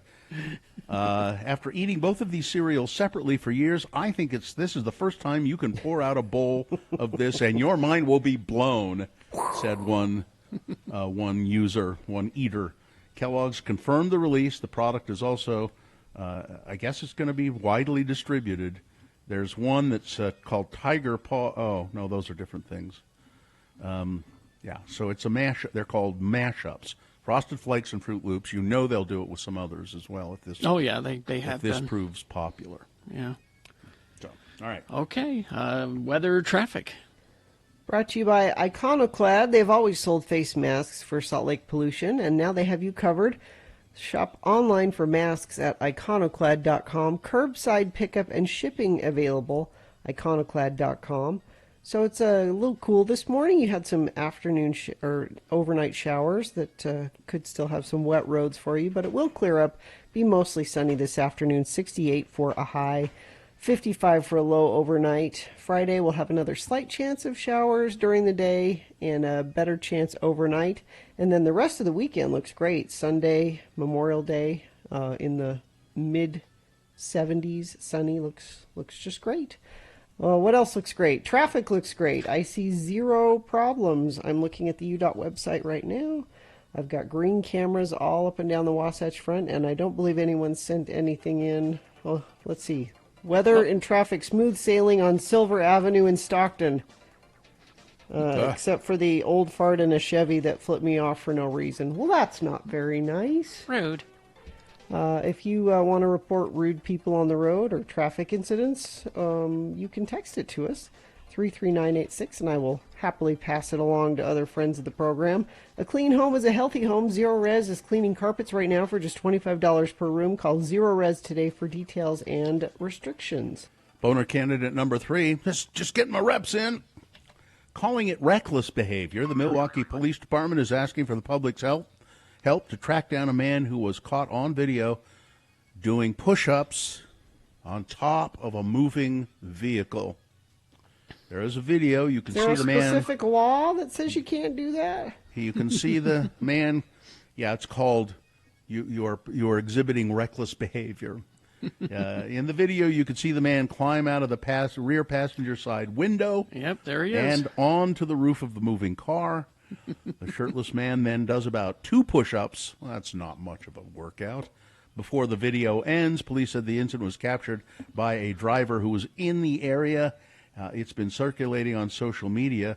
In the video, the driver of the vehicle recorded footage of the man who climbed up on top of the car and did push-ups. Okay. Now, to be fair, Bill, the driver of the car did have the emergency flasher lights on. Well, there you go. There you go. Makes all the difference. Boner candidate number 3. I'll just get my reps in. All right. So let's review the first 2 and vote. Boner candidate number 1. Stay down. Some people camping in a canyon outside of Grantsville, Utah. And about 30 minutes, they were pinned down by gunfire. They don't know whether it was intentional or just reckless behavior on the part of some people shooting in another campsite. Boner candidate number 2, go topless! Nearly 200 people arrested and 2 shot during the Go Topless Jeep weekend in Texas. And boner candidate number 3, I'll just get my reps in. Okay. Now, you've got to decide of these 3 candidates, which one is the worst, which one deserves to go forward to Boner Fight and possibly become Boner of the Day if it wins here. It secures a spot in Boner Dome. Then we'll have round 2 at 8:20 with 3 more, 3 different candidates. We'll get a winner there. We'll take both of these winners and put them against each other. Boner Dome, 9:20 this morning. That's when Boner Fight happens. That's when you will decide Boner of the Day. So right now, you got to pick your champion for round 1. Here we go. 1, 2, or 3. Remember your candidate number, the one that you think should win. Put that number, that single digit is all we need in the message of a text. Text that to 33986. Or you can call 877-602-9696. Use your voice to vote. Or go online, x96.com. Look for the box that says Boner Voting May 21, 2020, and vote there. If you don't see that box, refresh. It should appear. You have until the end of these messages to do it. Let's go. This is round 1. It is the 23rd century. Humans have left the lowly confines of planet Earth and have sought their destiny among the stars. While many things have changed, one constant remains: the need for young men to venture forth and do the work of the Lord. This is the tale of 2 such men who at the age of 19 have answered the call of their general authorities and are embarking on a 2-year mission to spread the gospel throughout the galaxy. This is the story of Space Elders!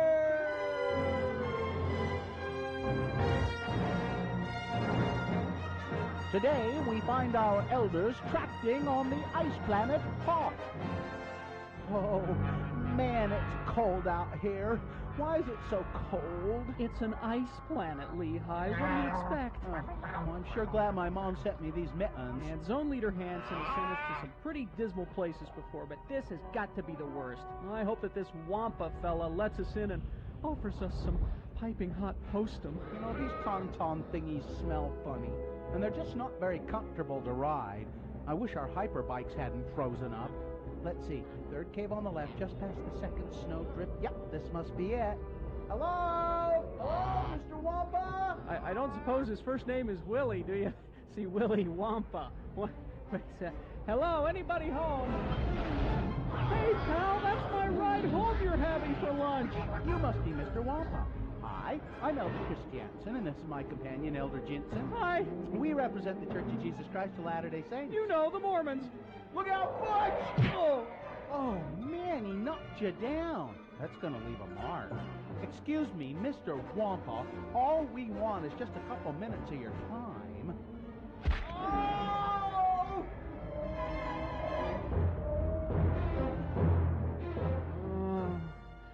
Oh, man. Where am I? Oh, heck. Hey, Lehigh, wake up. Oh. Wake up. Oh, what in the flip? This is just great. Here we are, hanging upside down, stuck to the roof of a Wampa cave, our feet frozen in what appears to be Wampa spit, while my ride home gets eaten by Mr. Wampa out there. Yuck, I don't think this Wampa spit's ever going to come off my wingtips. Hey, there's somebody stuck to the ceiling behind you. Huh? Hey, it's that farm boy from Tatooine. Hey, Luke, wake up. Huh? Ben? No, not Ben, it's me, Butch. I don't suppose you got a plan to get us out of here, do you? If I could just reach for my lightsaber. There. So much for the element of surprise. Hey, look, your dad, Darth Vader, cut off Lehigh's arm with one of those things. Cut him some slack. Will Butch and Lehigh ever escape from Wampa Cave? Will Luke cut Lehigh's arm off just for the fun of it? Will our elders ever get the Wampa spit off of their wingtips? Tune in next time to hear Lehigh say... Oh, thanks, Luke. For a minute there, I figured we was Wampa Chow. Luke. Ben? Luke. Ben, is that you? You will go to the Dagobah system. Mr. Kenobi? Dagobah? I've never even heard of it. It's a swamp planet. You're not missing much. You must seek out Yoda and continue your training. But I've already been to the MTC. Ben? Yoda? Dagobah? Mr. Kenobi, are you sure? I mean, we've already been to Dagobah. Hold on. I've got some problems here. Luke, you go to Dagobah and seek Yoda. Butch, Lehigh, you go thaw out your hyperbikes and continue tracting. I should have gotten Jedi call waiting. On the next bone-chilling episode of Space Elder.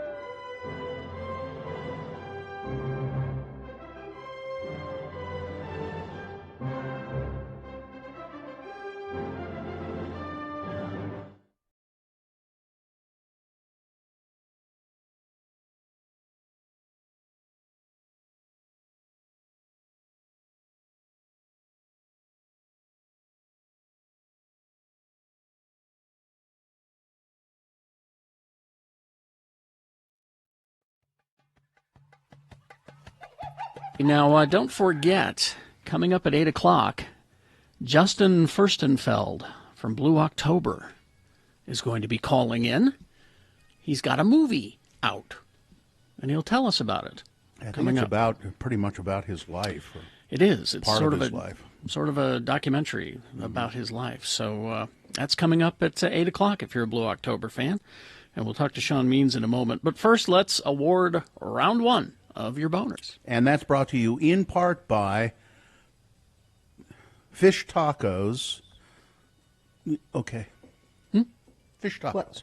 Just fish tacos? They're fish sticks. And then you use them. They're pretty good, and then you use them for fish tacos. So you just got your frozen fish sticks, but they're really good high-end ones. So fish stick tacos. Yeah, and I mean they taste just like fish tacos. Fish stick burrito. No, you can make them like a taco. Okay, all right. And Diversion Eatery offers brunch weekends from 11 to 3. Try the steak and egg poutine with a Bloody Mary or mimosa. Open daily for dine-in or takeout. 535 North 3rd West. See menu online at diversioneatery.com. Boner candidate number one was Stay Down. It's a couple who was pinned down in their campsite outside of Grantsville, Utah, pinned down by some careless target shooters. Probably it was just people being careless, but bullets whizzing through their camp. Fortunately, no one was injured. Boner candidate number two, Go Topless! Topless Beach, Go Topless Beach Jeep weekend in Texas. It went all wrong. 200 people arrested, 2 people shot. And boner candidate number three, I just get my reps in. Police in, I think it's Milwaukee, looking for somebody who was doing push-ups on top of a moving car. They would like to reprimand that person. Let's see. And the winner was boner candidate number one. Stay down. That is your winner of round one. It now has secured a spot in Boner Dome. It goes forward to Boner Fight. Might be Boner of the Day. 8:20 coming around has round two. 3 different candidates. We'll get a winner there. We'll take both of those winners and put them against each other. Boner Fight happens at 9:20. That is when you will decide Boner of the Day. Sean Means on the phone. Is this sponsored, Gina? Yes, it's brought to you by The Gateway. They want to welcome you back. Whether you're shopping, dining, or strolling, you'll find increased cleaning protocols, safely spaced seating, and dedicated pathways to help keep you safe. Visit atthegateway.com to learn more. That's atthegateway.com. Sean Patrick Means, a culture writer and film reviewer. He works for the Salt Lake Tribune. You can read his things very often in the Tribune. Go to sltrib.com. Also, all of his writings, most of his writings collected in one spot, moviecricket.net. Good morning, Mr. Means. Good morning. How are you? Well, we're well. Well, we're well. And yourself? Well? Doing pretty well, yes. Pretty well. Okay. Have you managed to see any... I was going to say 10th week in isolation, but it's getting we're seeing the light at the end of the tunnel. We think. Oh, I hope so. Have you seen any movies though, besides the light at the end of the tunnel? Yes, there's quite a few coming out of VOD and digital rental this weekend for Memorial Day.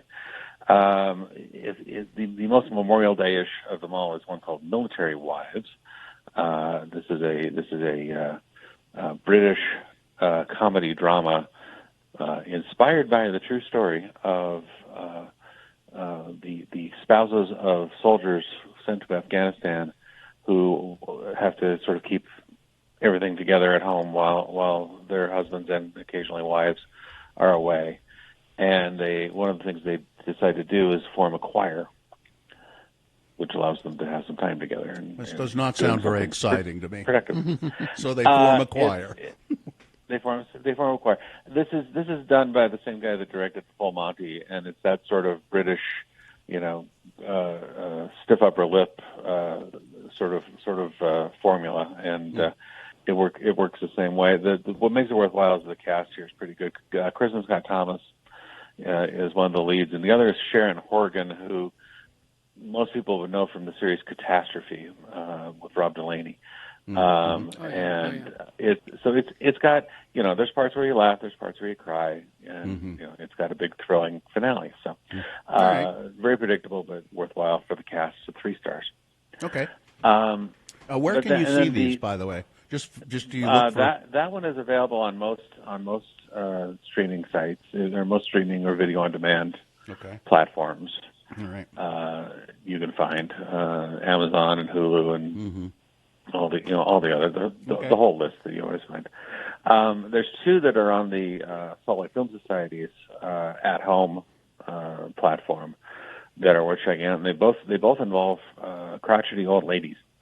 One is called Lucky Grandma. This is a starts as a comedy and turns into sort of a bloody gangster saga. You have this old Chinese American woman living in New York, doesn't want to move in with her family up in the burbs, and she winds up in the possession of a bunch of money, and it turns out to be money that's being fought over between 2 rival New York gangs, and she has to figure out how to thread through that issue. She could just give the money back. I don't want to give away anything here. Okay. The actress in the lead, her name is Sai Chin, and she's one of these character actresses you've seen forever. She was in Joy Luck Club. She's Melinda May's mom on Agents of S.H.I.E.L.D. And weirdly enough, she was a Bond girl back when I was a toddler in You Only Live Twice. But she's fun to watch, and even though the tone shift in the movie from sort of being comedic to getting pretty bloody doesn't quite come off smoothly. It's still worth seeing for her. So 3 stars for that. What's it called again? It's called Lucky Grandma.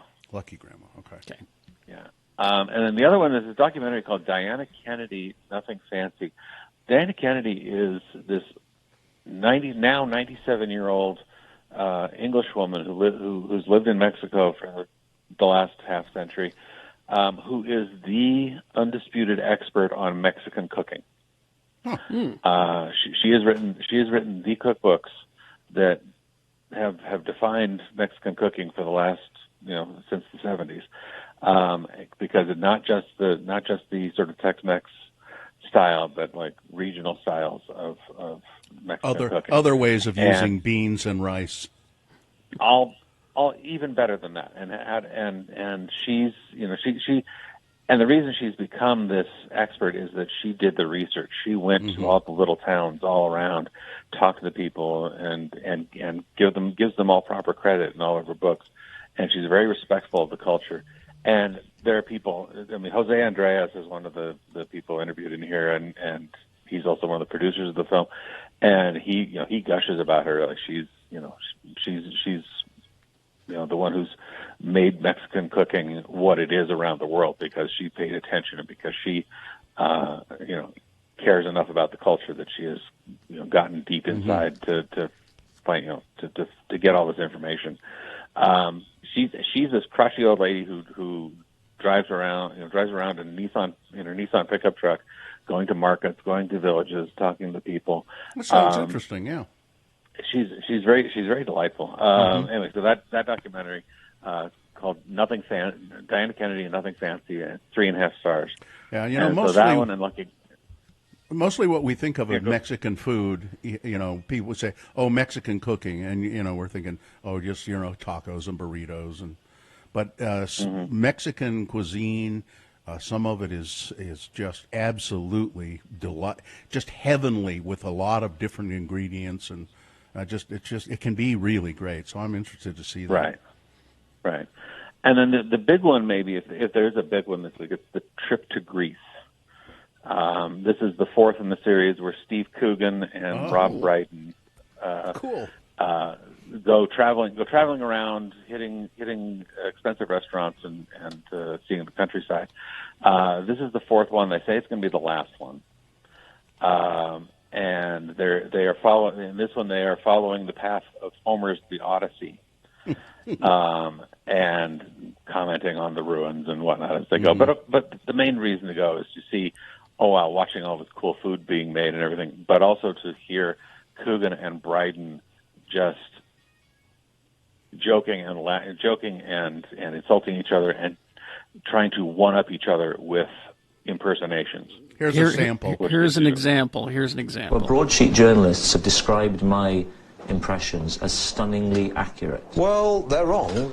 I say Michael Caine used to talk like this in the 1960s, right? But that has changed. And I say that over the years, Michael's voice has come down several. And all of the cigars and the brandy, don't let me finish, can now be heard in the back of the voice. And the voice now. The voice. You're panicking. Because you look like you're about to bloody talk. Let me finish. Michael Caine's voice now in the Batman movies and in Harry Brown. I can't go fast because Michael Caine talks very, very slowly. Right, this is how Michael Caine speaks. Michael Caine speaks to his nose like that. He gets very, very specific. It's very like that. When he gets loudly, it gets very loud indeed. It gets very specific. It's not quite nasal enough the way you're doing it, all right? You're not doing it the way he speaks. You're not doing it with the kind of... And you don't do the broken voice when he gets very emotional. When he gets very emotional indeed. She was only 16 years old. She was only 16. You're only supposed to blow the bloody doors off. That's Michael Caine. I think Rob Brydon was actually better. Which one was that from, Kerry? I want to say it was the first one. I think. Yeah. But that gives you an idea of what happens in these movies. Yeah. They do. The couple of the set pieces in here that are great. One they do Marathon Man. One I'm doing Olivier and the other doing Dustin Hoffman. Because they go past the town of Marathon, they have to do Marathon Man. Is it safe? And then there's one where they do dueling Mick Jaggers.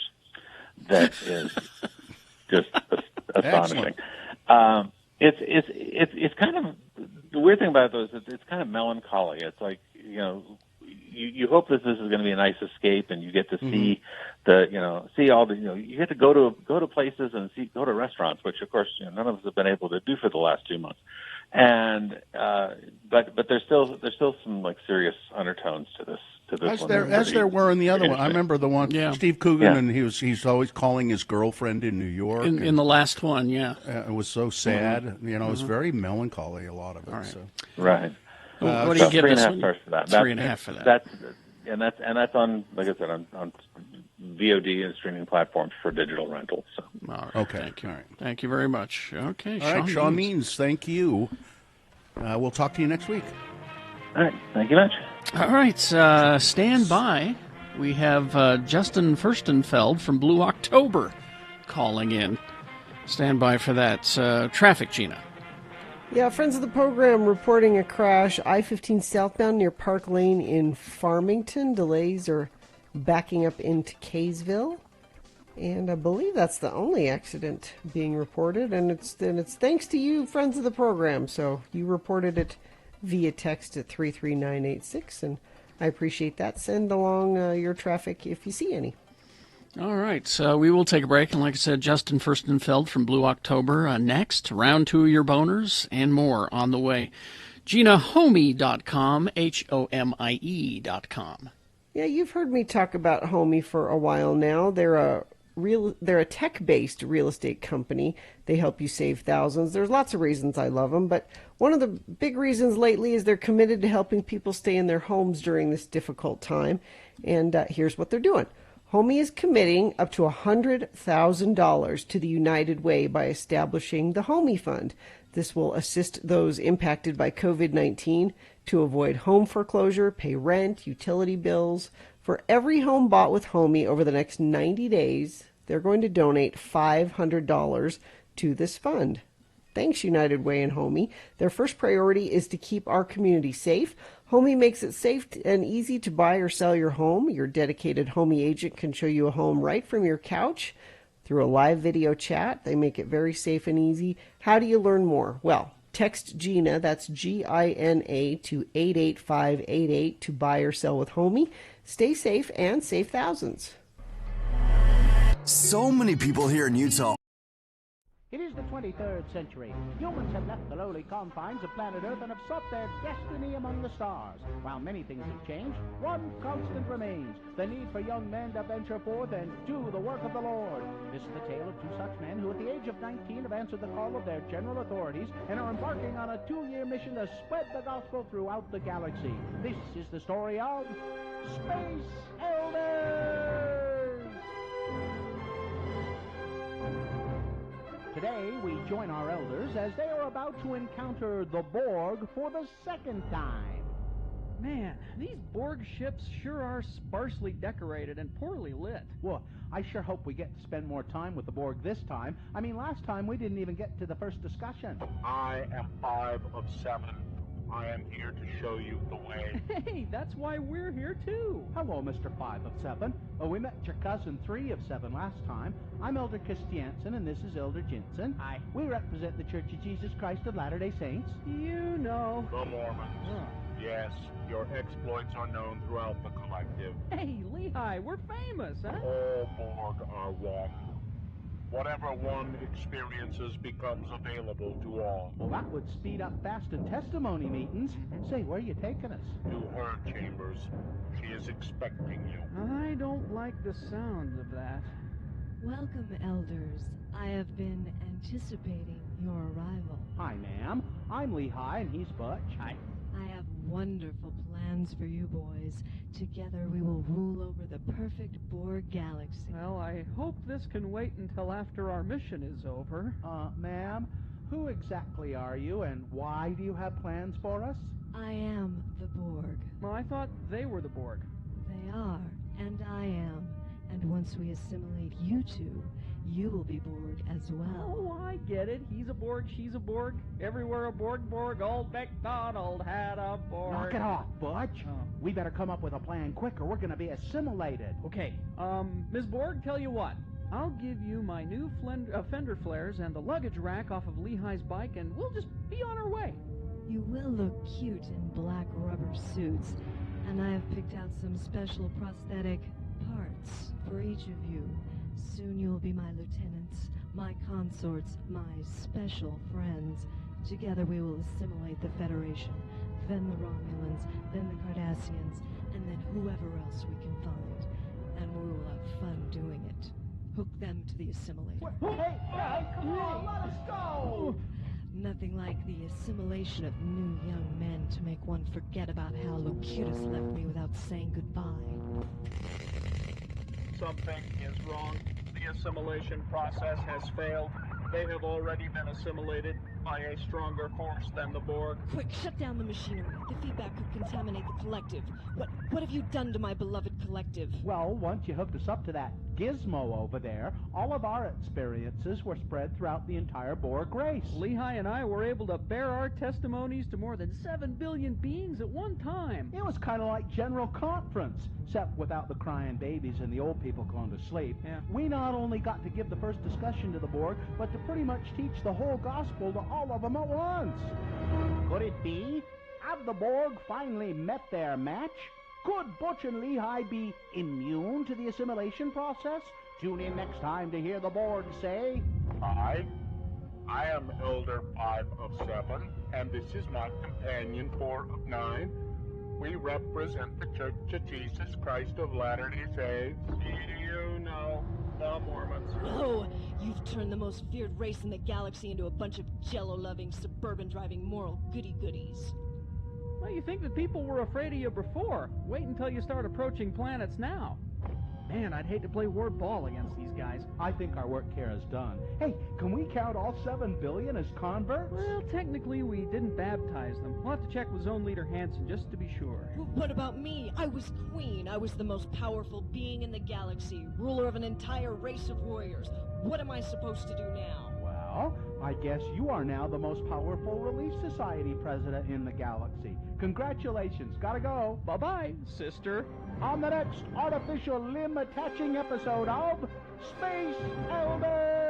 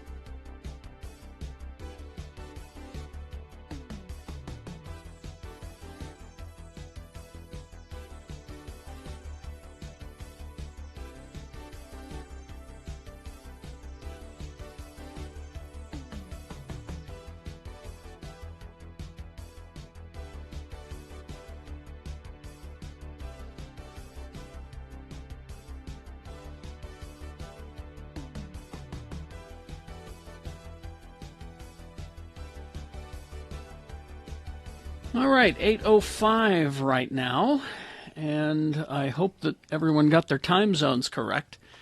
Yeah. We were supposed to talk to Justin Furstenfeld from Blue October here, but he has not. He was going to contact us, and he's not done that. He may be calling us in 1 hour. Yeah. There's a film out that's about, it's not specifically about Blue October, it's more about him. I mean, of course, Blue October will be part of it, but it's called Get Back Up, and it's a movie about Justin Furstenfeld dealing with mental health issues and drug abuse and alcoholism and lots of problems that he's had, and he's managed to fight through that and get back up every time. You know, that band won me over when I heard him when they did their pared down kind of acoustic thing out at the complex, and he did this song. It was just him and his, I think is it his brother? Anyway, he did this song called "I Want to Come Back Home," and it's about his struggles and being away from his wife and family because he's crazy and he's doing drugs and he doesn't know what to do. And it was one of the most moving things. Moving concert moments I've ever seen. He was just fantastic, singing "I Want to Come Back Home," and maybe they talk about that in the movie. Maybe I would think they do. Well, I got a trailer for the movie here. Well, let's hear it. They kept telling us we were to be superstars. Don't tell somebody that. Justin was always different. He had a different light. They always knew my head and heart was different. My head was darker, and my heart was much, much bigger. I always found myself feeling like there's a cloud over my head all the time, and the only way that I could ever feel good about it was to get on a microphone and sing.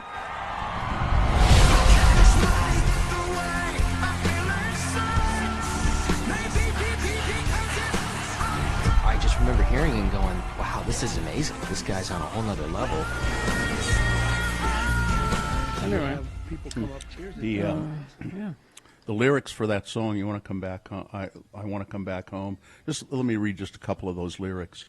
It starts out, "Your baby is a monster. You don't know the things I've done. I stop and see thunder. You don't know what I've become.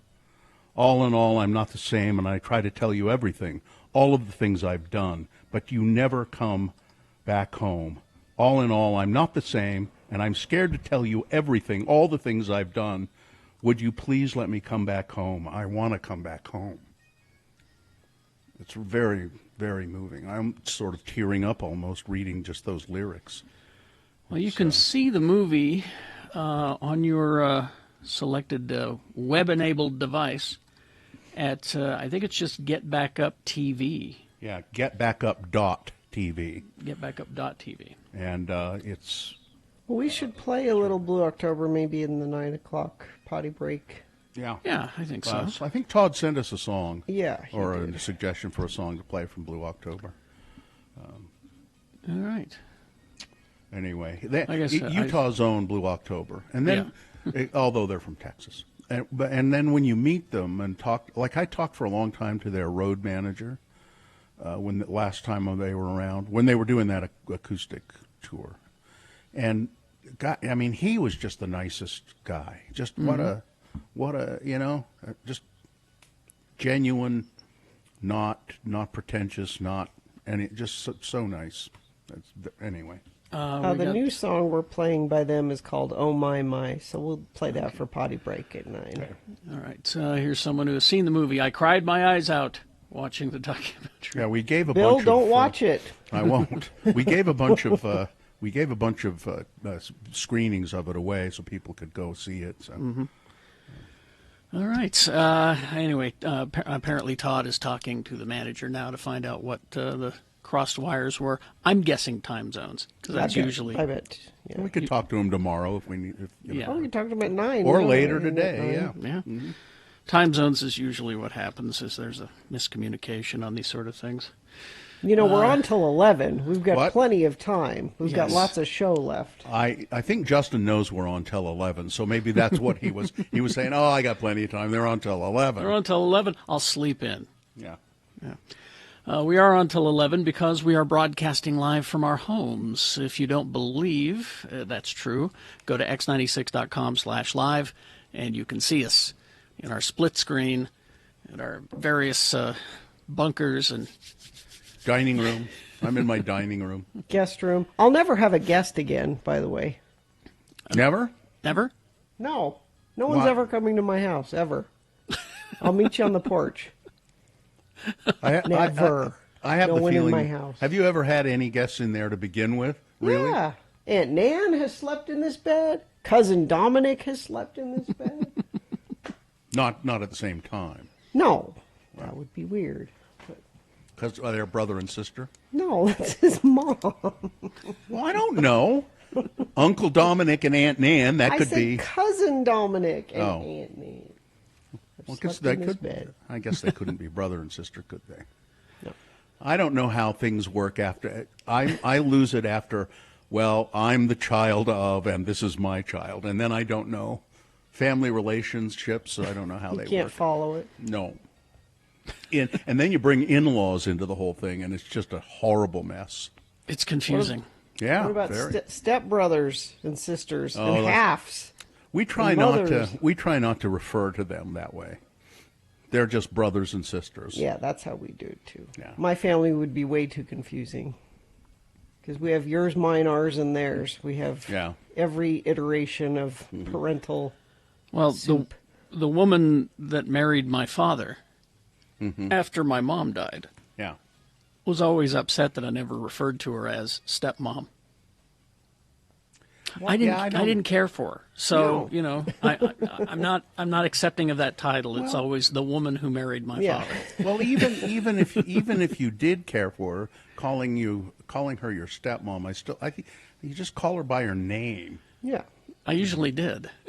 Yeah, it's just Dorothea or whatever it is, you know. My nephew calls my sister-in-law Mama Sierra because it's not his real mom. It's a stepmom. So yeah, it's a stepmom, but it's Mama Sierra. That's nice. Her name is Judy, however, so that's what's weird. That's really weird. Third cousin once removed. I don't. Is once removed? Is that in-law? I don't know what that how means. that works. No, that's like a cousin's kid.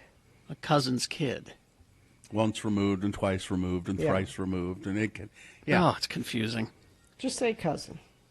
I like it to be. I'm the end of the line. I'm the end of this line. I was going to say, this is where my small family really comes in handy. 2 aunts, 2 uncles, a cousin. That's it. That's it. That's it. Either way, it's too many Christmas cards. And if you think I'm getting gifts for your kids, you're crazy. Nope. All right, well, we will take a break, and we will be back with some big boy news, Opinioendo, and round 2 of your boners. Traffic, Gina.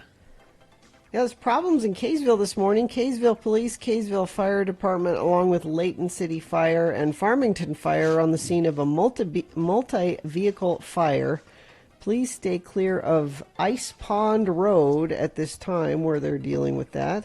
That sounds dangerous no matter when you go there. It Ice does. Pond Road.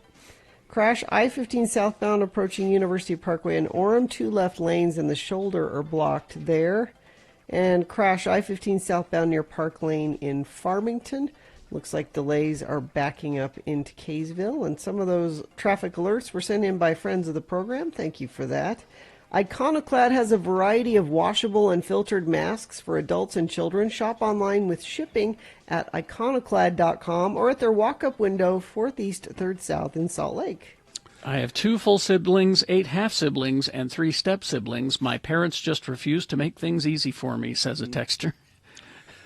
Here are the boner candidates you will be considering.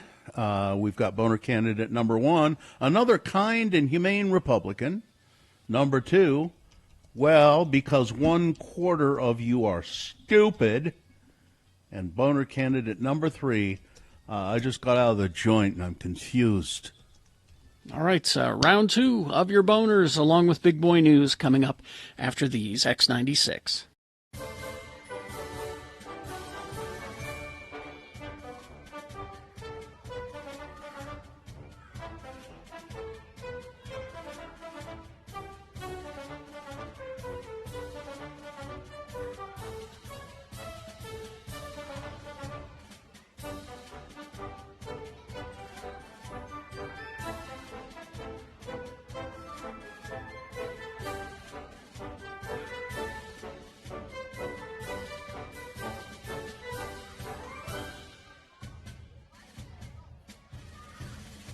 So I saw this story too this morning, and did somebody break wind on the news? It's what is that sound is what we're playing. It's a game. So see if it sounds like that to you. This is during an interview with Democratic Representative. How do you say his name? Swalwell. Swalwell. He's on being interviewed by Chris Matthews on MSNBC. Mm-hmm. And you've got the audio. I've got the audio. So we'll start off with Chris, and then he'll talk, and then you'll hear the fart during Eric Swalwell's response. Who were on the phone listening to the president talk about this swap of dirt for U.S. military aid. Chris, so far, the evidence is uncontradicted that the president used taxpayer dollars to ask the Ukrainians to help him cheat an election. And the complaint that I've heard... Okay, one more time. There we go. Evidence is uncontradicted that the president used taxpayer dollars to ask the Ukrainians to help him cheat an election. And the complaint that I've heard... Who were on the... Now, so the internet, the Twitter, and all of that went crazy. With, yeah. So who farted on the? Now, they say. Chris Matthews tweeted out saying that it was a coffee mug scooting across a table. Which it probably is. It could be, but it also sounds to me like a wooden stool leg. Yeah. Scraping across the floor. Mm-hmm. I think it's more likely one of those things than a fart. I thought it was somebody just farting around. Somebody just put that in there. That's what it seemed like to me. Added it to it? Yeah. No. Well, no, they said that it happened during the broadcast because if you look at Swalwell's face, he kind of grimaces a little. Oh, I didn't notice that. What was that? Well, then it was him. It was Swalwell. And that was a Democratic fart. He said, "No, it wasn't me. I don't know where it came from, but it was funny at the time, and that's why I smiled." Well, let's see. They say the smeller's the feller. Well, what does it mean to the listener? The listener's the what? I don't know. That's what I'm trying to. The hearer's is the bearer. I don't know. I thought he who smelt it dealt it. Well, it doesn't indicate that he smelt it. It indicates that he heard it. Yeah, so we don't know if he dealt it. Fox smells his own hole first. That's what they say. Taxpayer dollars to ask the Ukrainians to help him cheat an election. And now he pauses a little bit there. Yeah, just kind of because Well, he's that's why sneaking it. He thought he could sneak it out. He kind of goes, "Whoa, what was that?" Huh? Although, wouldn't he'd sort of have to have a microphone near his. Well, we don't know if it was ventilator. whether it's his or Chris's because they leave Chris's mic on as well. Oh. So Well, what Chris is claiming is that it was his coffee mug going across the top of the table. Okay, then it's Matthews, and you can look at him. He's a farter. He's a farter. Yeah, he gets too excited about stuff, and the president used taxpayer dollars to ask the Ukrainians to help him cheat an election. And yeah, that Cheat, pause. That and pause is that tells me he knows it's coming. the pause is unfortunate. That tells me he knows something's happening. What, you mean like he leaned up? So he tried to one-cheek sneak? A one-cheek sneak while he's standing up? Because, you can't fart in those hearing rooms. They're so condensed and all those people. People would go, God, who did that? Well, actually, that's a better place to go because there's so many possible... Wasn't me. Whoa. Wasn't me. Where was I yesterday? I was in a car with some people, and I won't say who, but I kept thinking, somebody is stinking this car up. And you don't want to say anything because you'll embarrass somebody. Yeah. Mm-hmm. to help him cheat an election. Yeah, that was Chris Matthews. Think it was Matthews? Yeah. Ask the Ukrainians to help him cheat an election. Yeah, that's an old man fart. That's an old man fart. It's kind of How raggedy. Can you tell? It's kind of raggedy. It's not. Yeah, it's not strong, full-throated. It's kind of raggedy and almost wet sounding. Oh, and here are the rhymes that we were looking for. He who denied it supplied it. Oh. Yeah. The blamer is the claimer. Yeah, there you go. Thank you, people who right. listen to the show. You're smarter than we are. Thank you very much. Very good.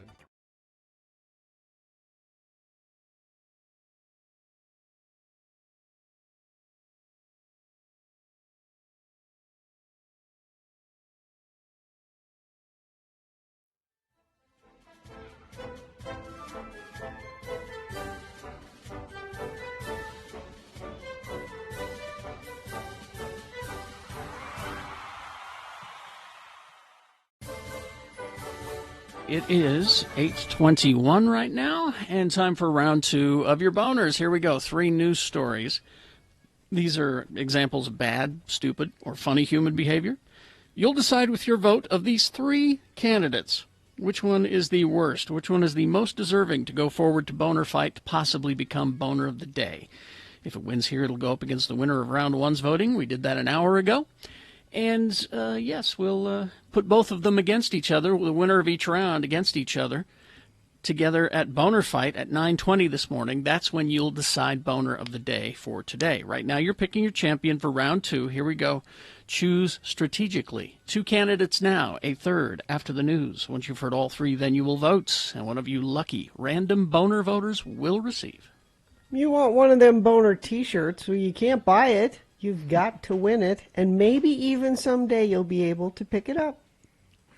There's boner candidate number 1, another kind and humane Republican.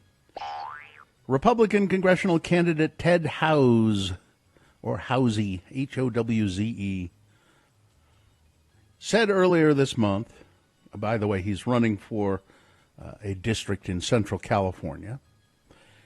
The Republican congressional candidate said earlier this month he had nothing to do with social media posts from his personal accounts that demeaned Muslims, accused prominent Democrats of murder, and mocked a survivor of the Parkland school shooting.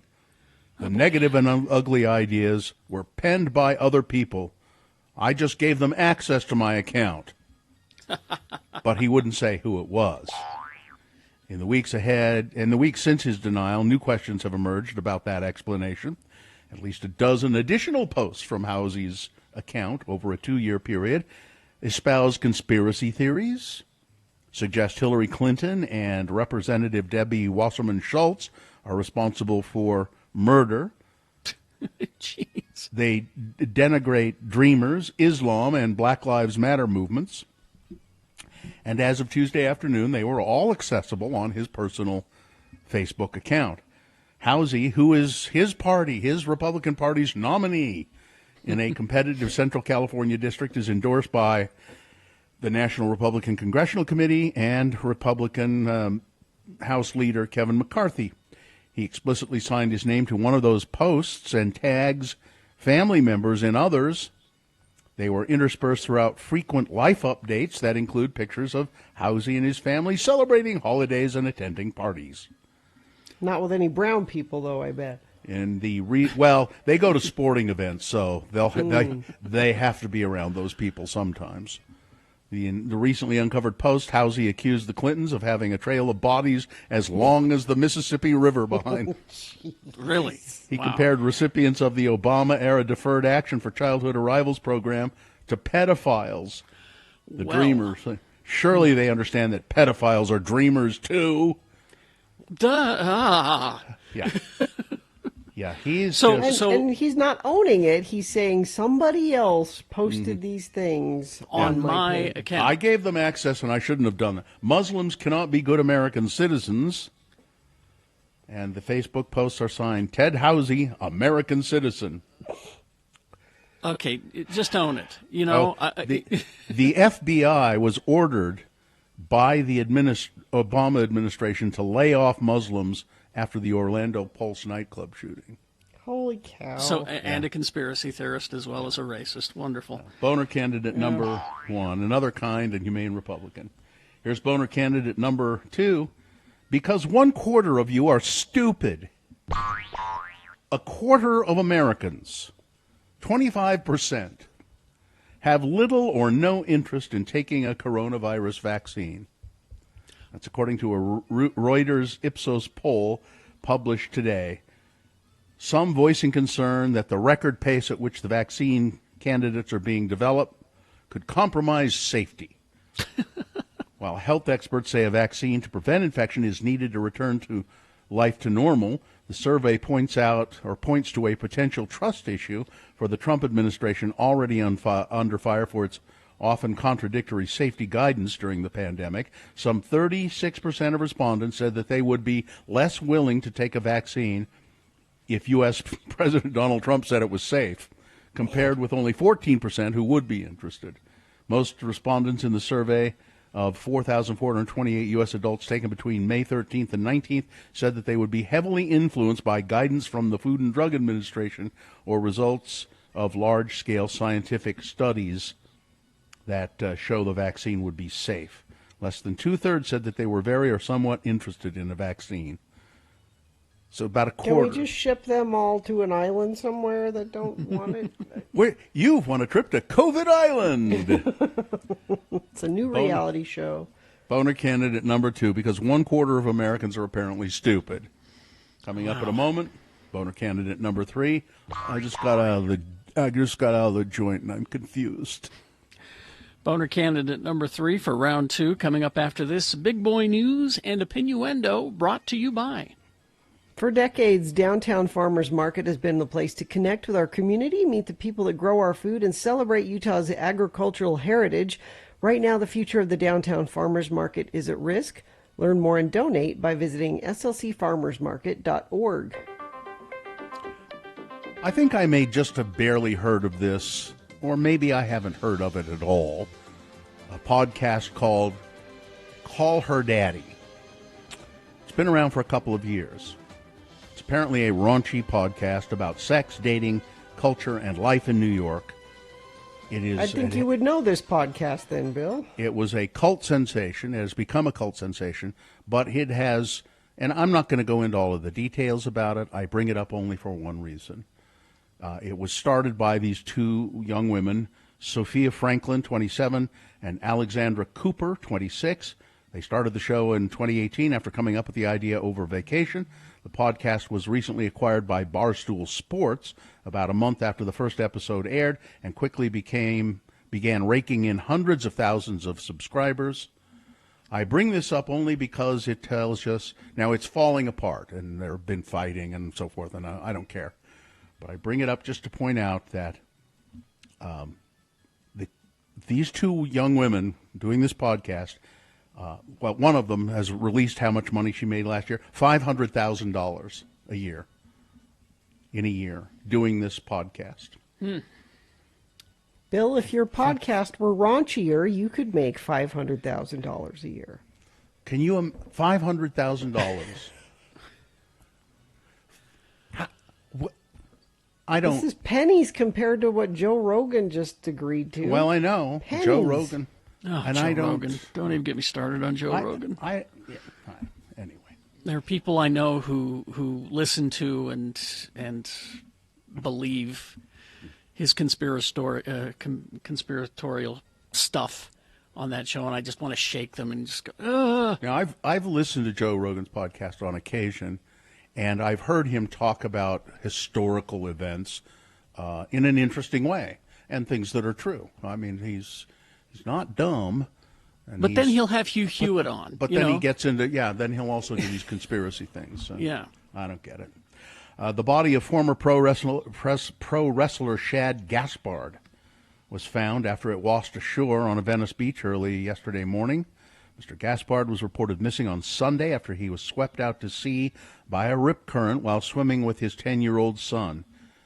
Apparently, now the son was rescued. The son did not drown. Apparently, a lifeguard who was trying to help Mr. Gaspard said his last words were, "Secure my son, rescue my son," which they did. The lifeguard brought the child back into shore, ran back out to get Mr. Gaspard, who was struggling in 5 to 6 foot waves, but still floating, but they couldn't save him. That's horrible. It's essentially a riptide, which I've talked about the time I got caught in a riptide and had no idea what to do, and I thought for a few moments there it was going to be the end of me, but it obviously wasn't, because, hi, here I am, hi. So a vaccine. What if we get a coronavirus vaccine? Great. It's pretty interesting if it follows this pattern.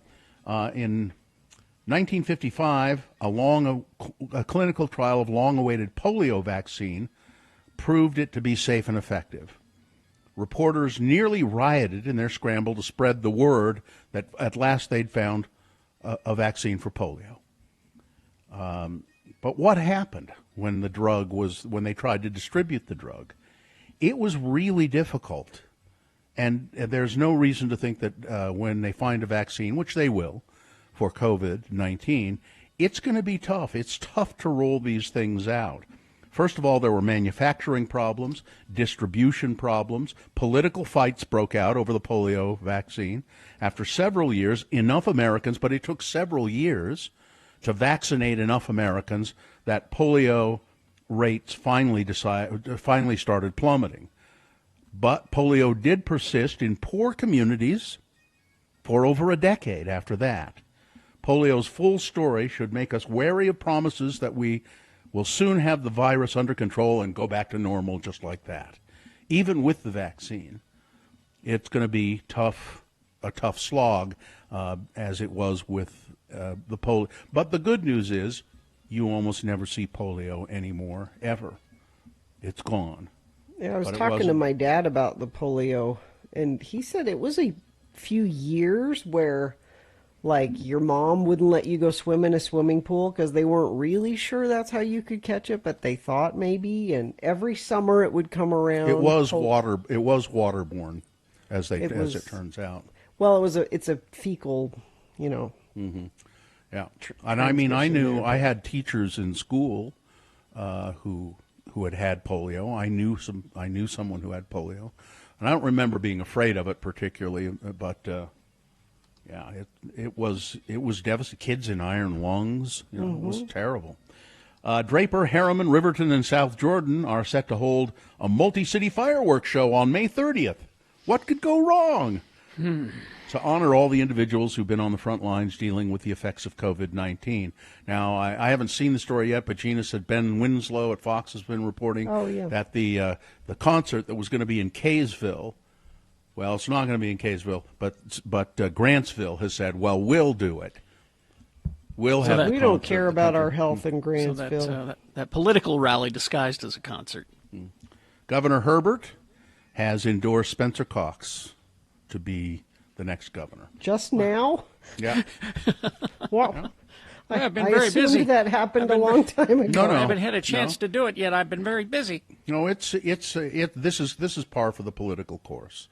They wait until they think there's it's just the right moment so apparently he felt it was the right moment right now to endorse Spencer Cox. After lacking a contract since December, the Utah Transit Authority Board on Wednesday approved a new 3-year agreement with the union that represents their 1,600 bus and train operators and maintenance workers, and they're all going to get a 3.25% pay hike this year. That increase will that means bus drivers will be making bus drivers and train operators $23.85 an hour, and that'll rise to $25.44 an hour by 2022. Donald, you're a sick person. That's Mika Brzezinski blasting Donald Trump for libelous tweets last week. That demanded that Twitter take action, and she demanded that Twitter take action. Brzezinski is co-host of Morning Joe on MSNBC. She's married to Joe Scarborough. She has demanded action from Twitter about the tweets from Donald Trump that say that were indicating that she and her husband are responsible for murder. Oh, yeah. Now this is the president was tweeting about the death of Lori Klausutis, an intern for Joe Scarborough, back when he was a member of Congress. He was a congressman, and she was an aide for him, and she died. And they're under suspicious circumstances. She was found dead at her desk in July of 2001. An autopsy revealed an undiagnosed heart problem, which caused her to lose consciousness and hit her head. But that didn't stop conspiracy theorists from saying, Joe Scarborough, he had her offed. And that those scurrilous rumors floated out there for a while, and then they were pretty well squashed and they went away until Donald Trump, the president, decided he wanted to bring them back up because, that's what you do. That's very presidential of him. Yeah.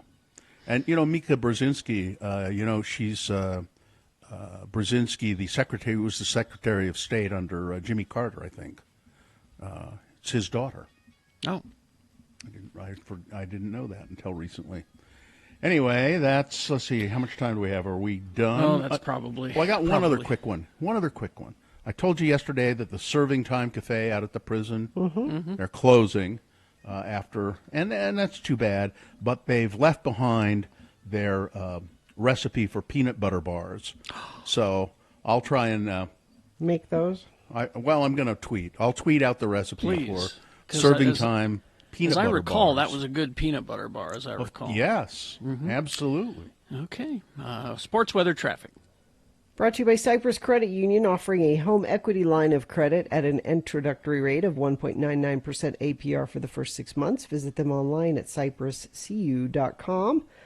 Well, 2 men, including an unnamed NFL player, are suing United Airlines, claiming that a woman sexually assaulted and harassed the player during a flight, and the airline didn't take proper steps. The lawsuit verified multiple media outlets. It was filed in Los Angeles County Superior Court.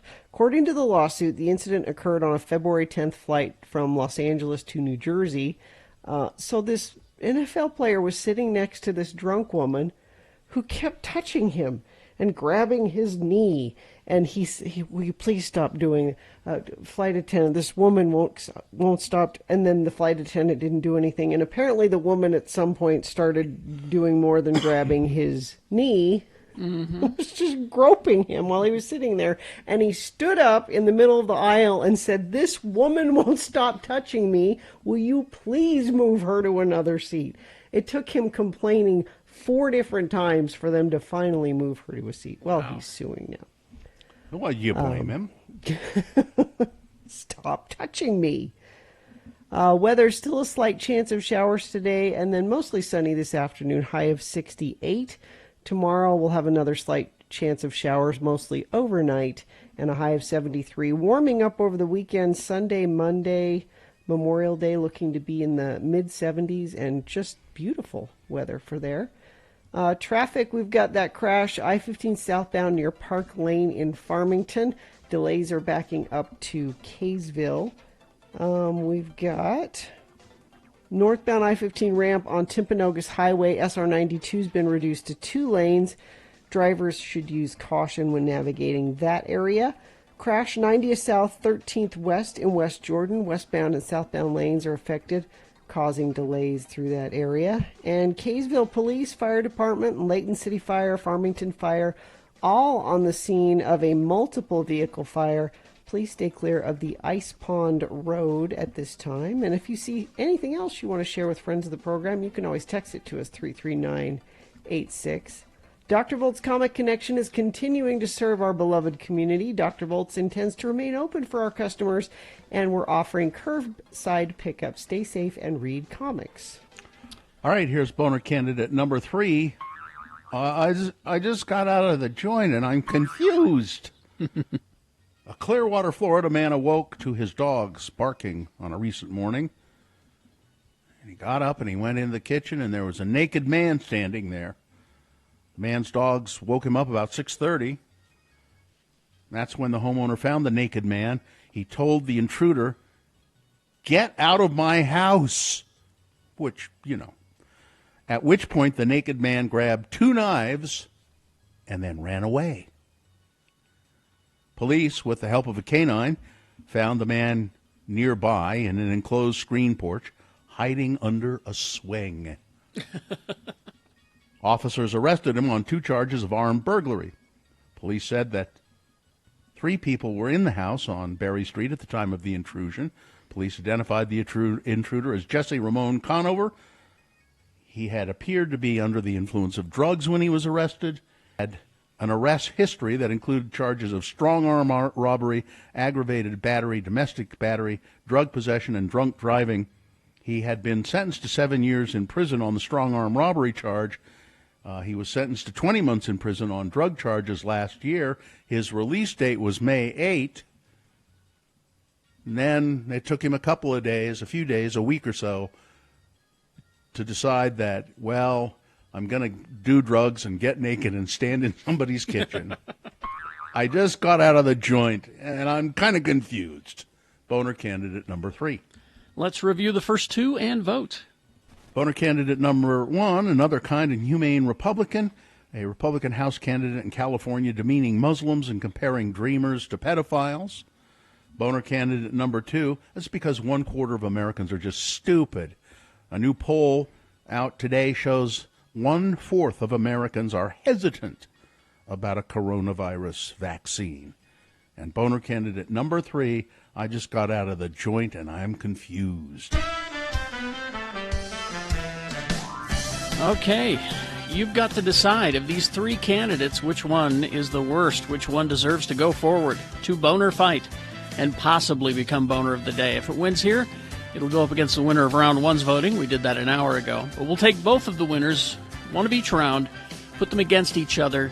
At 9:20 this morning is when boner fight happens, and that's when you will decide boner of the day for reals. So right now, pick your champion for round 2, and we'll send it forward. 1, 2, or 3. Candidate number that you think should win. Remember that. Put that single digit in the message of a text, and then text that to 33986. That's one way to vote. Another way is to call the studio in Salt Lake at 877-602-9696. Use your voice to vote. Or go online, x96.com, look for the box that says Boner Voting, May 21, 2020, and vote there. If you don't see that box, refresh. It'll appear. That's how you do it. This is round 2. Let's get a winner, and then we'll have Boner Fight at 9:20. All right, you have until the end of these messages to do so. This is round 2. Dear Carrie, Bill, and Gina, although Gina wasn't here when this happened, I don't believe. I've been listening to Radio from Hell since I was 14 or 15. I'm now 30, and I still spend my mornings listening to you all as I commute to work. I value your opinions, and for the most part, I share your ultra-liberal way of thinking. I often find myself quoting you when discussing politics or even just life events. It would be safe to say that I'm a loyal fan. However, one of my biggest pet peeves continues to pop up on the show, and I can't take it anymore. I'm a millennial. I was born in 1988, the heart of the millennial generation. Over the years, the term millennial has become an insult or comedic point for many, including myself. We are the generation of participation trophies and lackluster work ethic. Where my issue falls is this: the constant misuse of the term millennial. A millennial is anyone born between 1981 and 1996. So, yes, producer Katie is definitely a millennial. And the segment where you asked her all of the nostalgic questions was quite funny. But looking at the years that millennials were kids, wouldn't you think you wouldn't think it's that odd that a millennial would know what you were talking about? I mean, I could easily answer every one of the questions. It wasn't that hard. Perhaps I'm wrong, but it seems that you all think a millennial is much younger than they truly are. For the most part, millennials are in their late 20s, early 30s. We are the children of the late 80s and 90s. So it says, yet every other episode or so, there's a comment from you all about millennials and what we don't know. The breaking point was on the 17th when Bill made a comment about millennials getting into the TV show The Office. For the love of God, Bill, millennials were watching The Office when we were in junior high and high school. Maybe it's just silly of me to get so worked up. But millennials didn't eat Tide Pods. So fault us for our real mistakes. I love you all. I'm just annoyed by this. Probably I'm entitled, emotional, and a millennial. Love always, Molly. Well, Molly's right. So I looked it up. The generations. They name each generation. I feel like I've read conflicting things on when the millennial ends and begins. So if she is correct, and you confirm that, then I'm a millennial too. I'm an older millennial, but I would still be a millennial. Here's what it is. Some generations are known by one name only, as like baby boomers. Okay. That's what I would be. Names for other generations is a matter of some dispute among experts, but here are some of the things that we agree on. There's a chart at x96.com/live. Okay. Here's how Will and William Strauss, they're demographers, describe millennials. Millennials would be between 1980 and 2000, also known as Generation Y. Okay? Okay. So let's 80 to late 90s. All right. Yeah.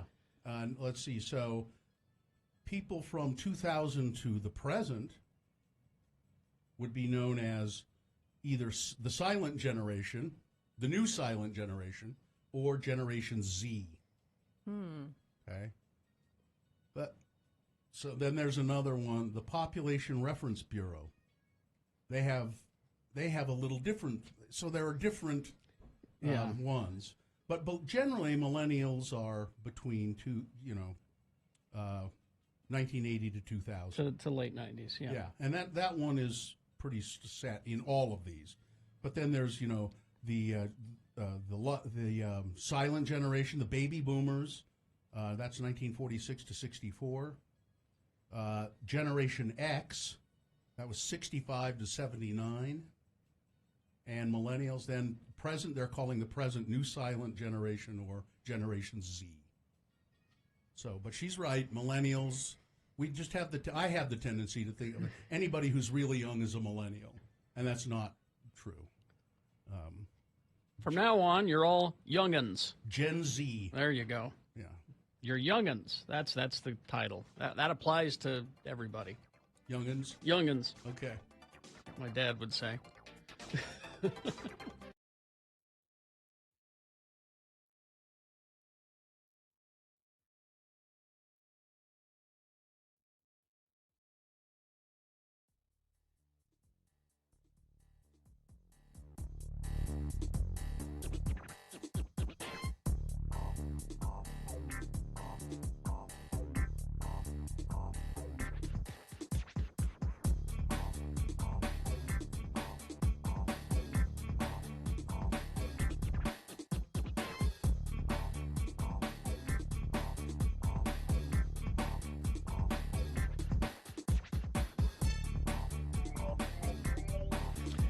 8:48, and we do have Justin Furstenfeld on the phone. But first, let's award round 2 of your boners quickly. And they're brought to you in part by Fish Tacos.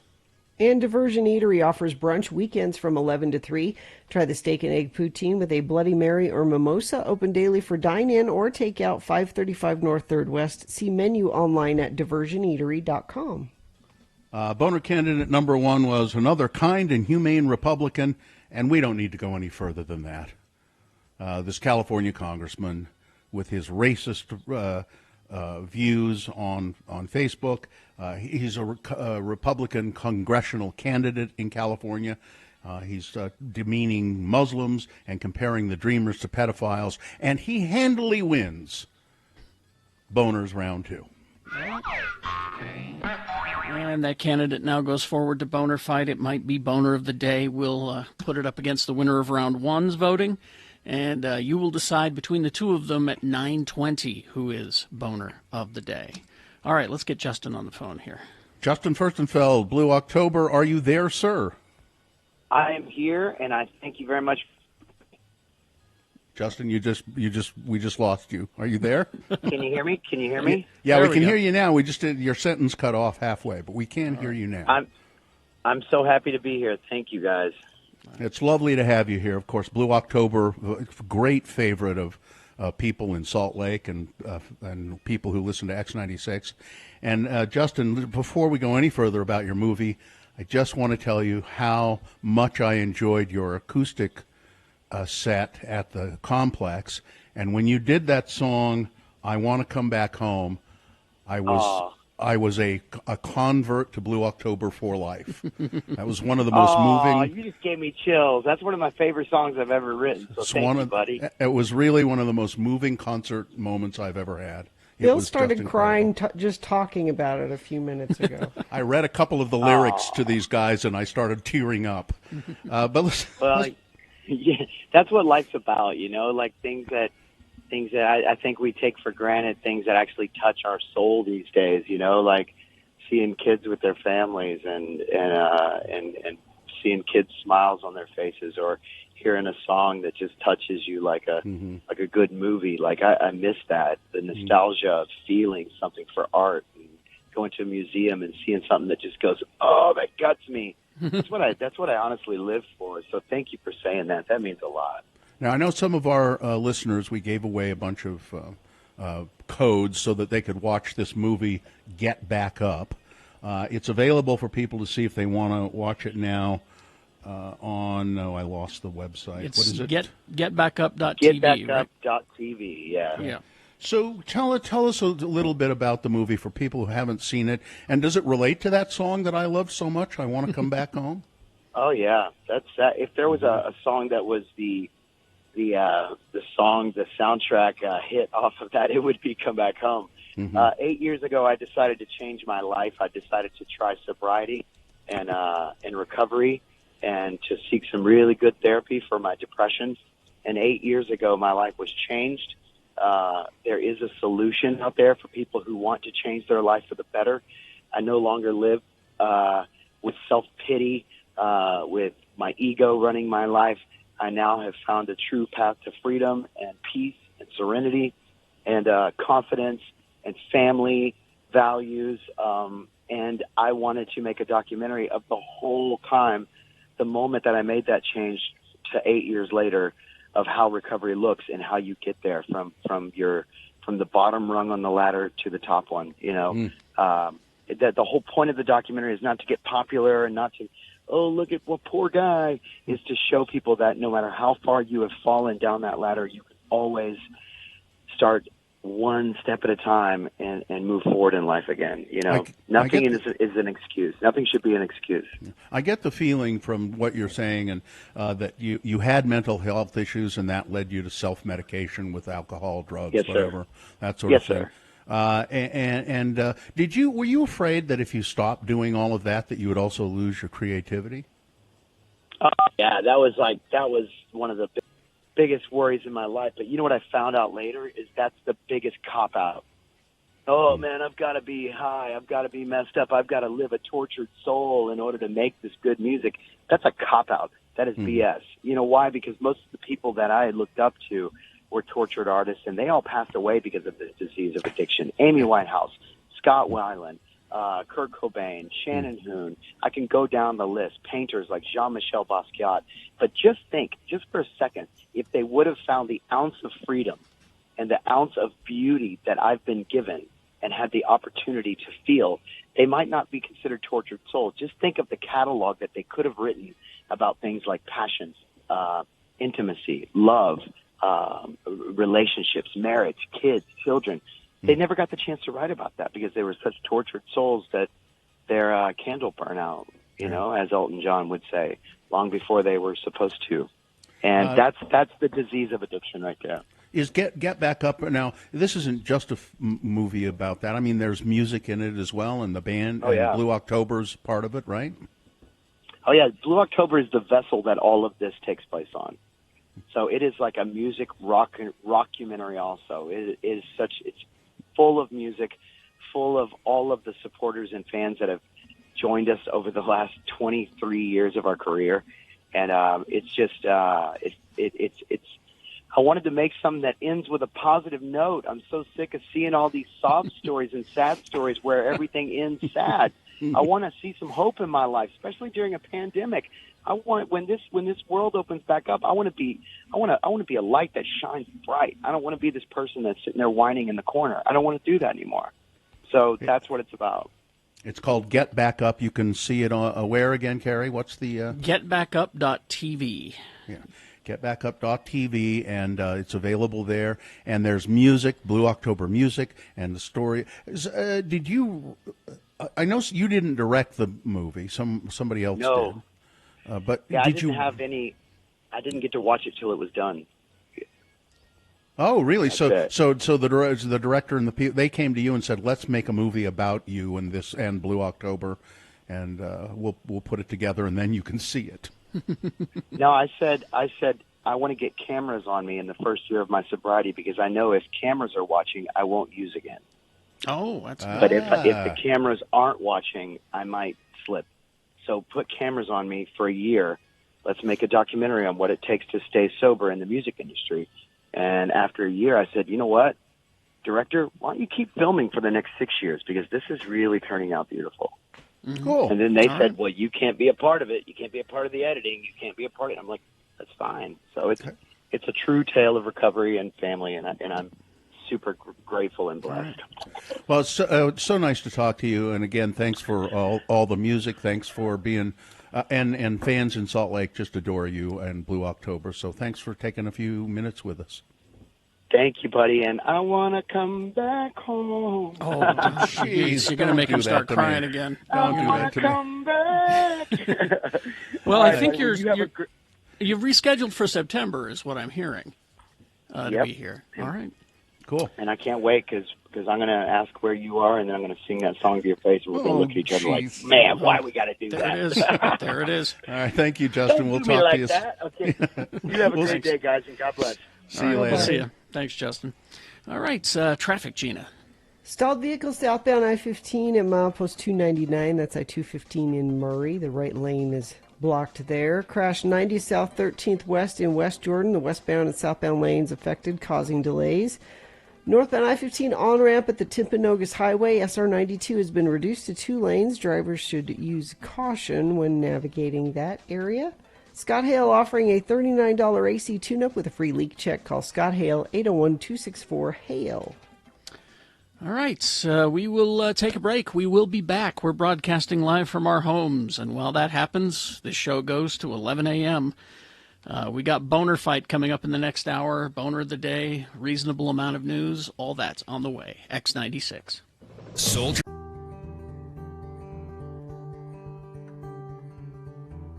I didn't see any of this. I just heard it secondhand. I had a major breakthrough with Gina this weekend when we were in L.A.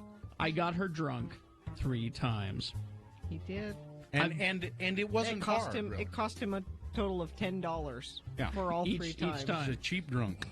Well, see, this is a little secret. you don't take a girl to dinner and then drinks. You always take her to drinks first. Sure. Because she's drinking on an empty stomach. Yes, she is. Now, you tell me what you remember, and I'll fill in the holes. Well, I remember... Because there were some things that she said that she doesn't remember. I think you're making stuff up to make me think I was drunker than you think I am. I'm not making anything up. I don't need to. To make you thinker than I drunk I am. Yeah. So the first night we were there, Bill was with his family doing family stuff. So Carrie... Every night? Yeah. Yeah. So Carrie was babysitting me. Because Gina has to have somebody babysit. I was all alone. Usually it's both of us, Carrie and I. And when it's Carrie and it's me babysitting Gina, it's like those old cartoons with the little devil on one shoulder and the good angel on the other shoulder. Carrie, of course, being the little devil. Carrie's been trying to get me drunk for years. Well, I begged you to start drinking. Yeah. And I say, wasn't no. doing it on my own. And I always say, no, you don't have to. It's okay.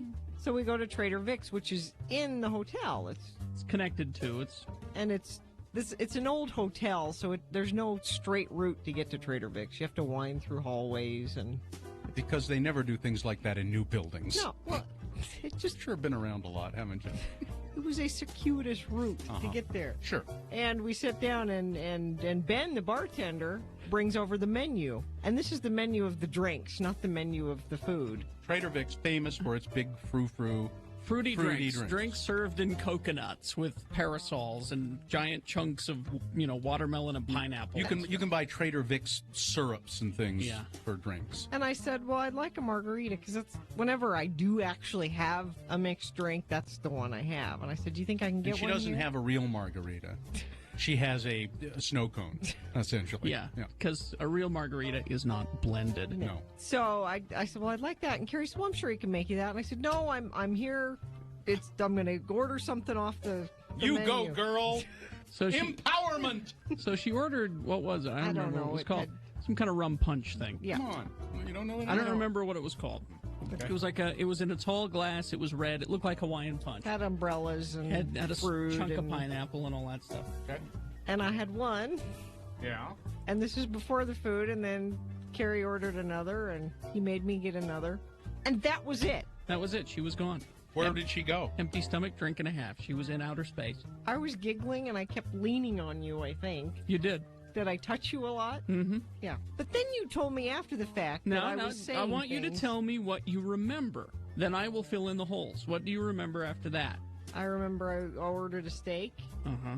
And you like the steak. The you steak ate was you ate good. it all. Yeah. And, lettuce wraps. I had some lettuce wraps. She was proud of the fact that she had a lettuce wrap. Yeah. And this is all after one drink. Yeah. I had a fortune cookie with a misspelling on it. Oh, did you save that? Yeah, I did. Okay. I have that. That's all I remember, really. You remember going back to the room? Did you guys go back to the same room? Or did you just wake up in your room? No, I went back there somehow. You went back to your room and then you watched Dances with Wolves. Oh, that's what I did. That's what you do remember. Because it was on HBO. Although I always have to turn it off when the white man comes, because that's when it gets sad. I always have to turn it, which implies, of course, that she She's seen it watches more it than once. over and over and over again. Okay. So that's what I remember. That's what you remember. Okay. What is she leaving out? A lot. What? Giggling uncontrollably. About? Being drunk. This is. I'm a naughty girl. This is a drink and a half. And I kept calling I'm not her. exaggerating. All I had to do to elicit, not kidding, 3 minutes worth of uncontrolled giggling was call her Drinky McWeather. That was all I had to do. Well, see, it's working now, and she's sober, so I think she's sober. I have muscle memory from Drinky McWeather. How would it be possible for you to have muscle memory? It would imply muscles. That's right. All through the rest of dinner, she just kept laughing when she wasn't eating, and she kept saying, "I'm not a cheap date. I'm not a cheap date." I said, "No, Gina, of course you're not. You drank on an empty stomach. It's more efficient that way." But I never do. I'm not a cheap date. I'm not a cheap date. I never do that. I surprised myself how drunk I was on so little alcohol. Now, the other thing she left out was when she was sober. When we were walking to Trader Vic's, that long walk that she talked about. There's a very long hallway to get there. Yeah. So now she's plastered, and we're heading back to the room. And she stops at the entrance to this long hallway, kind of teeters a bit, steadies herself with her elbow up against the wall of the hallway. Good Lord. And you remember says, this? Yeah. And says, man, that's a long hallway. I had to work up the courage to walk down it. Well, apparently your bar manager, Mr. Ben Chung at Trader Vic's at the Beverly Hilton, Mr. Ben Chung being the bar That's manager. who waited on us. Was it really? It was Ben. He's famous. He apparently mixed you a fine drink. Yes, he did. Ben Chung. He's famous. He cared. He made my Mai Tai with love. He Ben did. Chung did. I saw him add the love. Because I went there later and had someone else mix me another Mai Tai, and it wasn't as good. Wasn't Ben. Ben's the guy. Well, you should have taken it up with the general manager, Mr. Chai Rohana. Also a good man. Yeah. I saw him. I saw the name Chai on his name There tag, you and go. I chuckled because I was like, I love to drink chai. Yeah. I wonder if he uses that. He's the Anyway, general manager. so I get her to her elevator because she was in a different wing of the hotel than we were. Get her to her I elevator. don't remember this part at all. She took my hand as if she was going to kiss it. Mm-hmm. You're making this. I'm not making this up. And said, thank you so much, Carrie Jackson. Thank you. Good Lord. I'm not making that. And given that, you put her on an elevator by herself? I thought she'd be okay. I'll bet she slept in the hall outside of her room for a good 2 hours. I made it back and watched Dances with Wolves. So yeah, for a while. So the second night, I got her drunk out at the El Torito Grill, and she got in the car, and after she made me take her to Cheesecake Factory to get a slice of cheesecake to go. Well, we were on our way. We were there. She says, I'm going to get this. I'm going to eat it on the way home, she said. Well, she laid down in the back of the car and fell asleep. I didn't eat it. And then didn't eat the cheesecake because it had been out too long. Yeah. Third night. You said I snored. Yeah, you did. It was so. She has a cute little snore. It's funny. And then the third was I got her drunk on good margaritas at Tortilla Joe's in downtown Disney, and made her walk around Disneyland drunk. 3 nights in a row. You're still hungover, aren't you? Not only do I never do that, I certainly have never done it 3 nights in a row. Wouldn't you like to do it again now that you've done it? I can be Drinky McWeather all the time. You can do that at home every night if you want. No, that's just sad is what that is. Why? I do it. You call it sad, I call it fun. Yeah, but you're not alone. I call it relaxing. Yeah. You're not alone. It's sad when you drink alone. You have a son? Yeah. Honey, go get Mommy a drink. Go get Mommy a Mai Tai out of the fridge. One of the cans of Trader Vic. I'm going to teach you how to make the perfect margarita.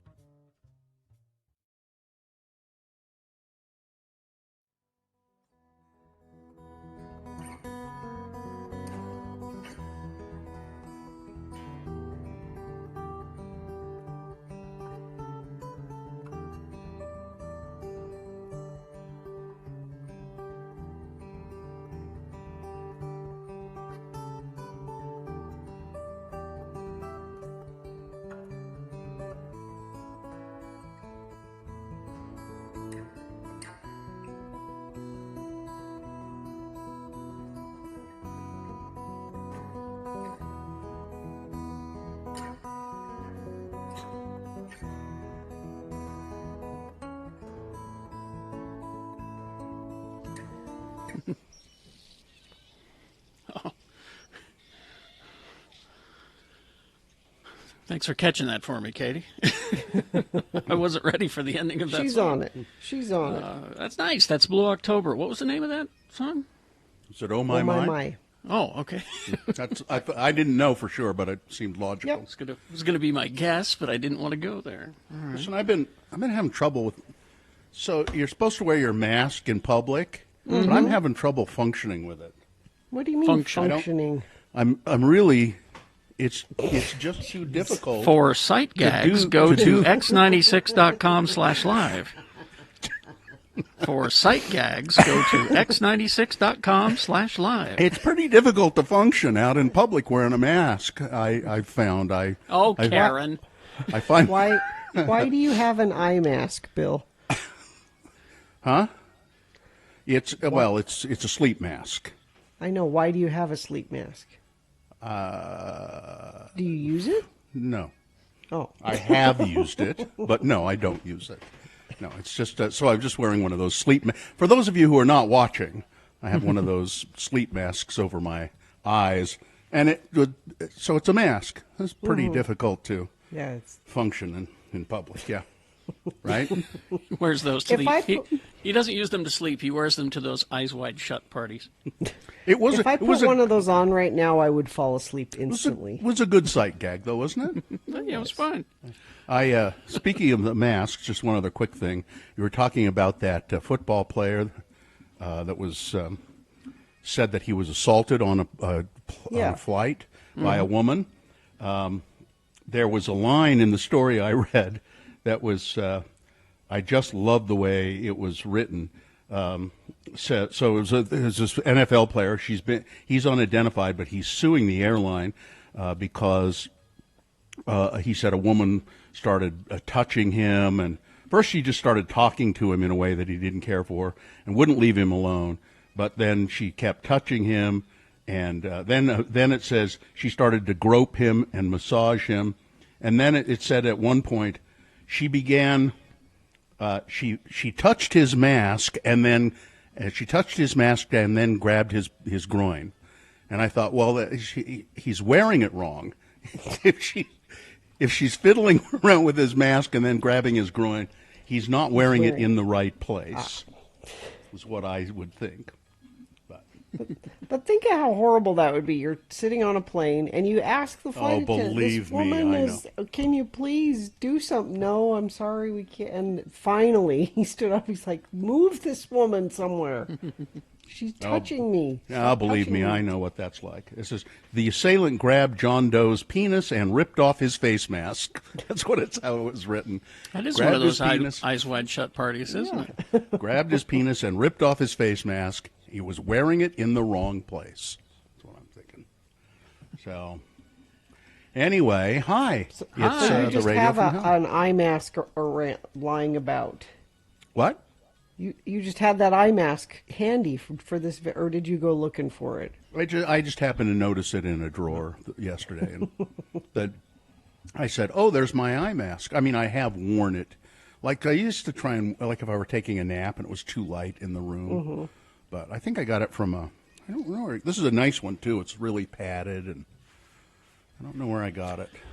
But Sue, we have these Nest cameras all around the house that look outside and in the backyard and out the front and everything, and we have one it's right outside of our bedroom window, and it's a motion sensor with a light as well. And the past 2 nights have been really, really windy, so much so that Sue has had to use a sleep mask to stop her from getting awake, because that will wake her up if the light comes on. Mm-hmm. She's a lighter sleeper than I. Yeah, and they come in handy. Like if I want to go sleep out, in the front yard or something at some point. Like you do sometimes. Well, sometimes I just go, no blanket or anything. I just go lie down in the front yard, close my eyes. Did people come check on you and see if you're okay? I have been poked with more sticks than you. Sir, are you okay? Yeah, unfortunately, there are not a lot of people out now. But he's seen many others sleep in his front yard. Thought he'd give it a try. I have. Well, it looks comfortable. Yeah. I'll go sleep out there. There's a big tree there. It's lovely. So I'm happy to do it. I like sight gags on the radio, and they're the best, aren't they? Yes, we're doing our shows from our homes, and you can see it at x96.com/live. Bill can't. He's wearing an eye mask. Yeah, I can't see anything. What are you talking about? I can hear myself in the headphones. Boy, these are really good, too. Yeah, I really would. I would fall asleep instantly if I put that on. So, I was having this talk with Sue today because I've noticed since I've been working from home, around 1 or 2 o'clock, I start to get like I could take a nap. You should take a nap. Take a nap. No. I can't get into that habit. Why? Because it'll screw up my sleep cycle. Because you go to bed really early. See, I take one. My sister last night, we've been trying to have a front porch meeting about something.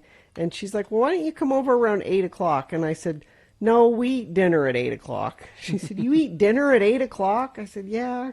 It's too late. Eat dinner at 8 o'clock. Yeah. It's too late. We eat dinner at 6 at the latest. Yeah, we're at 4:35. Well, whenever the early bird special is, that's when I eat dinner. Because I'm still asleep 7 o'clock. I gotta stay on the schedule, even though my commute time is down the stairs. Yeah, but if you took a nap, that would mess with that for sure. Yeah, and if I took a nap, that would screw it up. I'm not a good napper. Sometimes, even though I'm really tired, I'll try to nap, and I can't.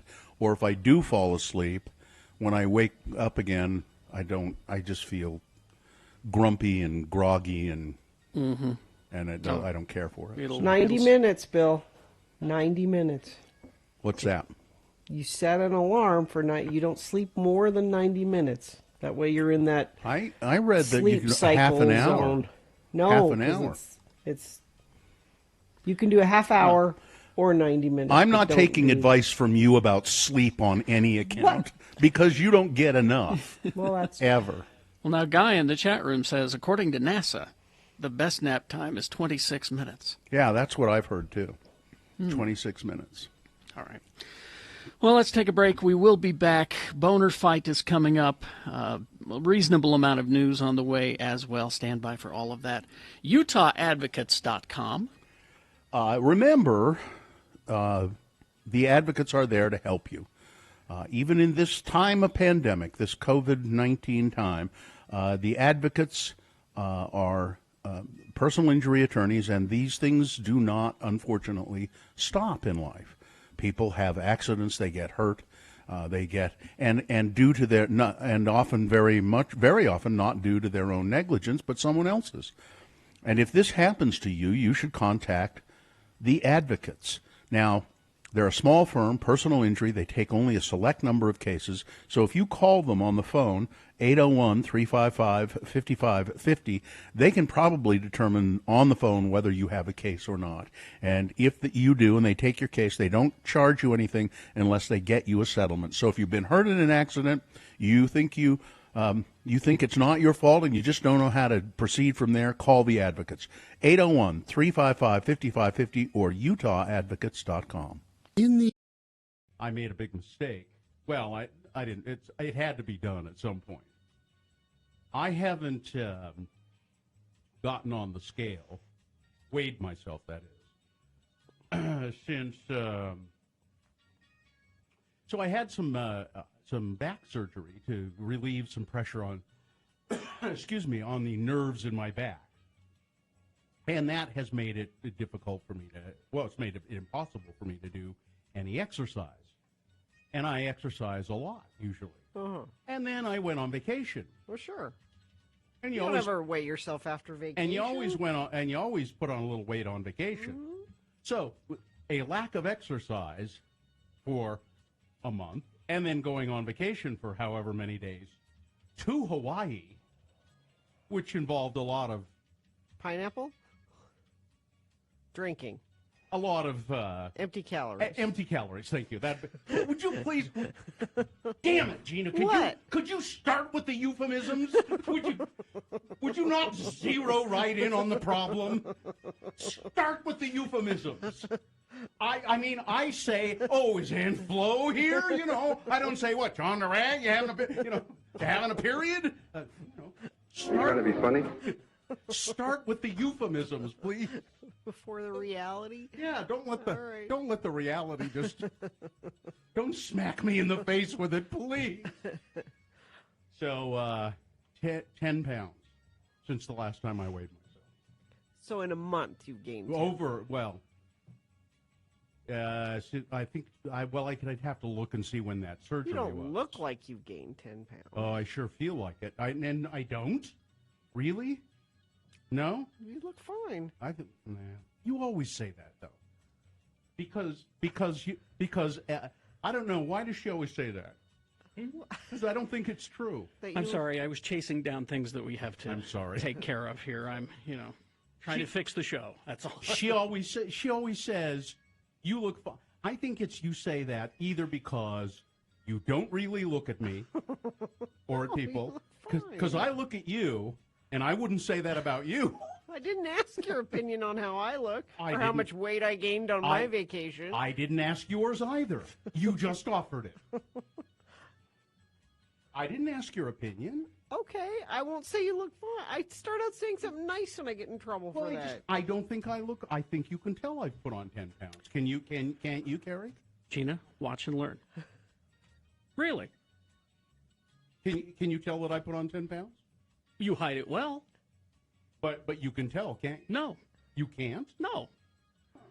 I also don't look at you very closely. I believe that. It's true. I don't look at anybody very closely. I know. I keep my head down. I do my job. I get out. I look at people too closely.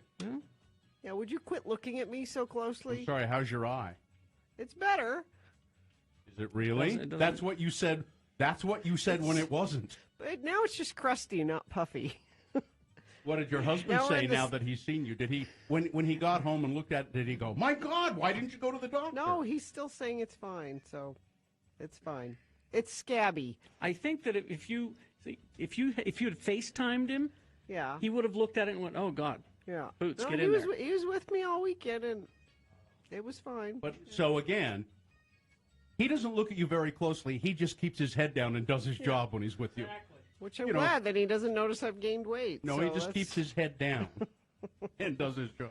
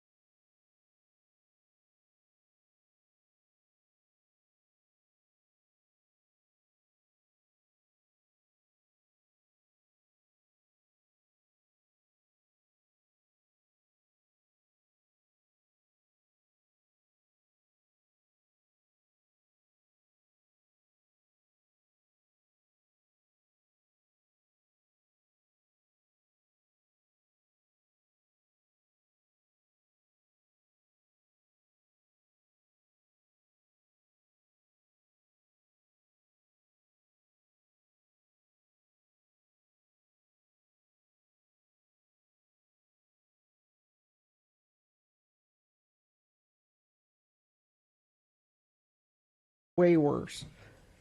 Magic Johnson may no longer be playing in the NBA, but the Hall of Fame member is still making valuable assists, this CNN article writes. Johnson has announced that Equitrust Life Insurance, of which he owns a majority share, is providing $100 million in capital to fund federal loans for minority and women business owners who have been hit hard by the coronavirus pandemic. Equitrust will work with MBE Capital Partners, a lender that specializes in asset-based loans for minority-owned small businesses, to distribute the loans through the federal government's Paycheck Protection Program. The loans are aimed at supporting people of color and women who operate businesses in underserved communities.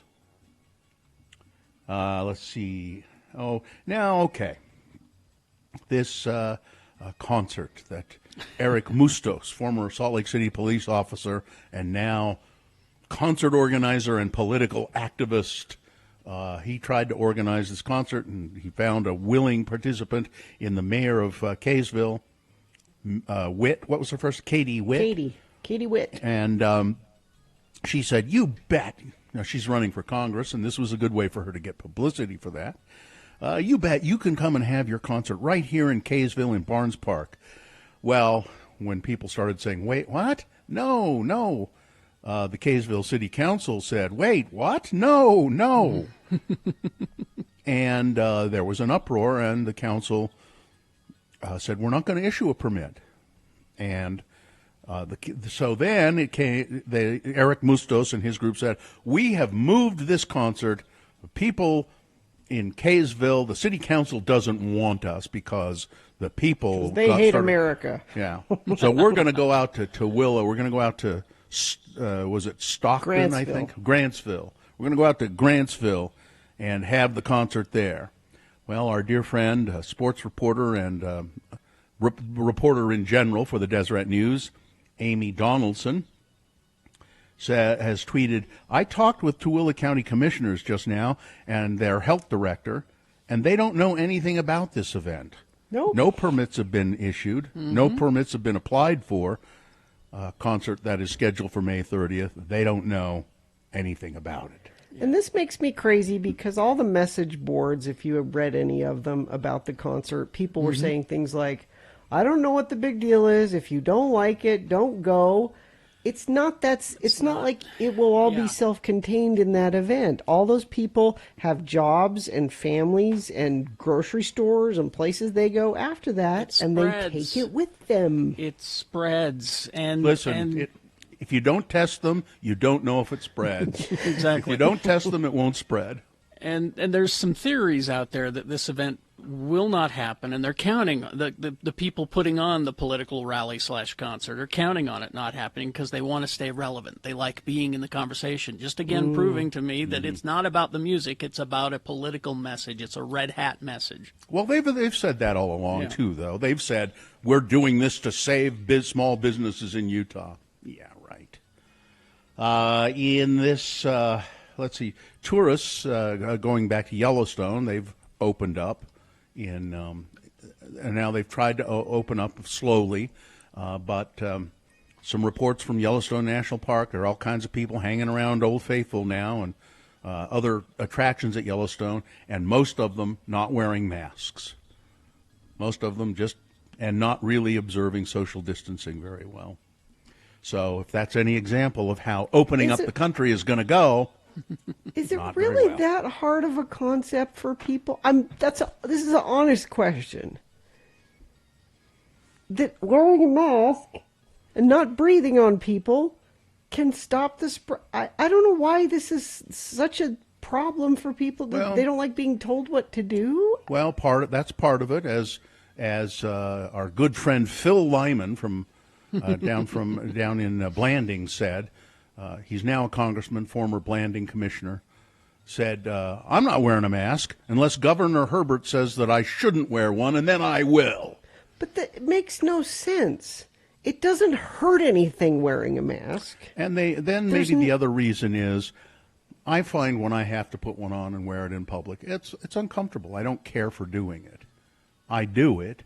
It's but uncomfortable it's not to put pants on and wear them in public. No, but we've all agreed that it's a good idea we wear pants. Well, I've never agreed to that. You tell me it's a good idea to not wear pants, that's when I'll start wearing them, okay? A man being housed in the Weber County Jail on federal drug charges is now accused of continuing his illegal activity while incarcerated by having drug-laced postcards sent to him.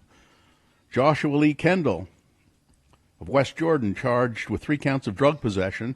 In February, federal drug charges were filed against Kendall. Charging documents say that he was being held in the Weber County Jail, and he received postcards. And on these postcards was meth. The postcards themselves tested positive for meth. Throughout his investigation, prosecutors say Kendall made multiple phone calls from jail, sent multiple text messages using his phone and tablet accounts. So apparently he's got some good friends outside who will send him meth-laced postcards. Wow. A pastor who claimed to cure coronavirus with faith, he has died of coronavirus. Well, I guess he just didn't pray hard enough, huh? Former presidential candidate in the country of Cameroon, who claimed that he had cured coronavirus by laying hands on people, he has now reportedly died of coronavirus.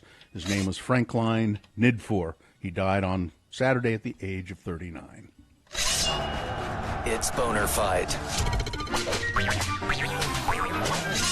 With Radio from Hell on X96. All right, here is the winner from round 1. And it'll go against the winner from round 2. And that's how we will finally determine, after this grueling mail-in voting process, who is Boner of the Day. So number 1, stay down. Some people camping in a canyon outside of Grantsville, Utah. And all of a sudden, bullets start whizzing around their campsite. For 30 minutes, they felt pinned down by bullets. Apparently, no one was hurt. That's the good news. And they think it was just people who were being careless in another campsite, firing their guns randomly. And that, man, that'd be horrifying. So that's number 1, going up against number 2, another kind and humane Republican. This guy running for Congress in California. He has stuff all over his social media, demeaning Muslims, comparing dreamers to pedophiles, other conspiracy theories, and he's trying to claim that it's not me. I let some other people use my account. Honest. He's number 2. All right, there you go. You've got to decide of these 2 candidates, which one is the worst, which one should be Boner of the Day, 1 or 2. You got to decide. Pick one. Which one's the worst? Remember your candidate number, the one that you think should win Boner of the Day. Put that number, that single digit is all we need in the message of a text. Text that to 33986. Okay, there's one way. You can call 877-602-9696. Use your voice to vote. Or go online, x96.com. Look for the box that says Boner Fight, May 21, 2020. And vote there. If you don't see that box, refresh. It'll appear. You can vote then. All right, you have until the end of these messages to do so. This is Boner of the Day.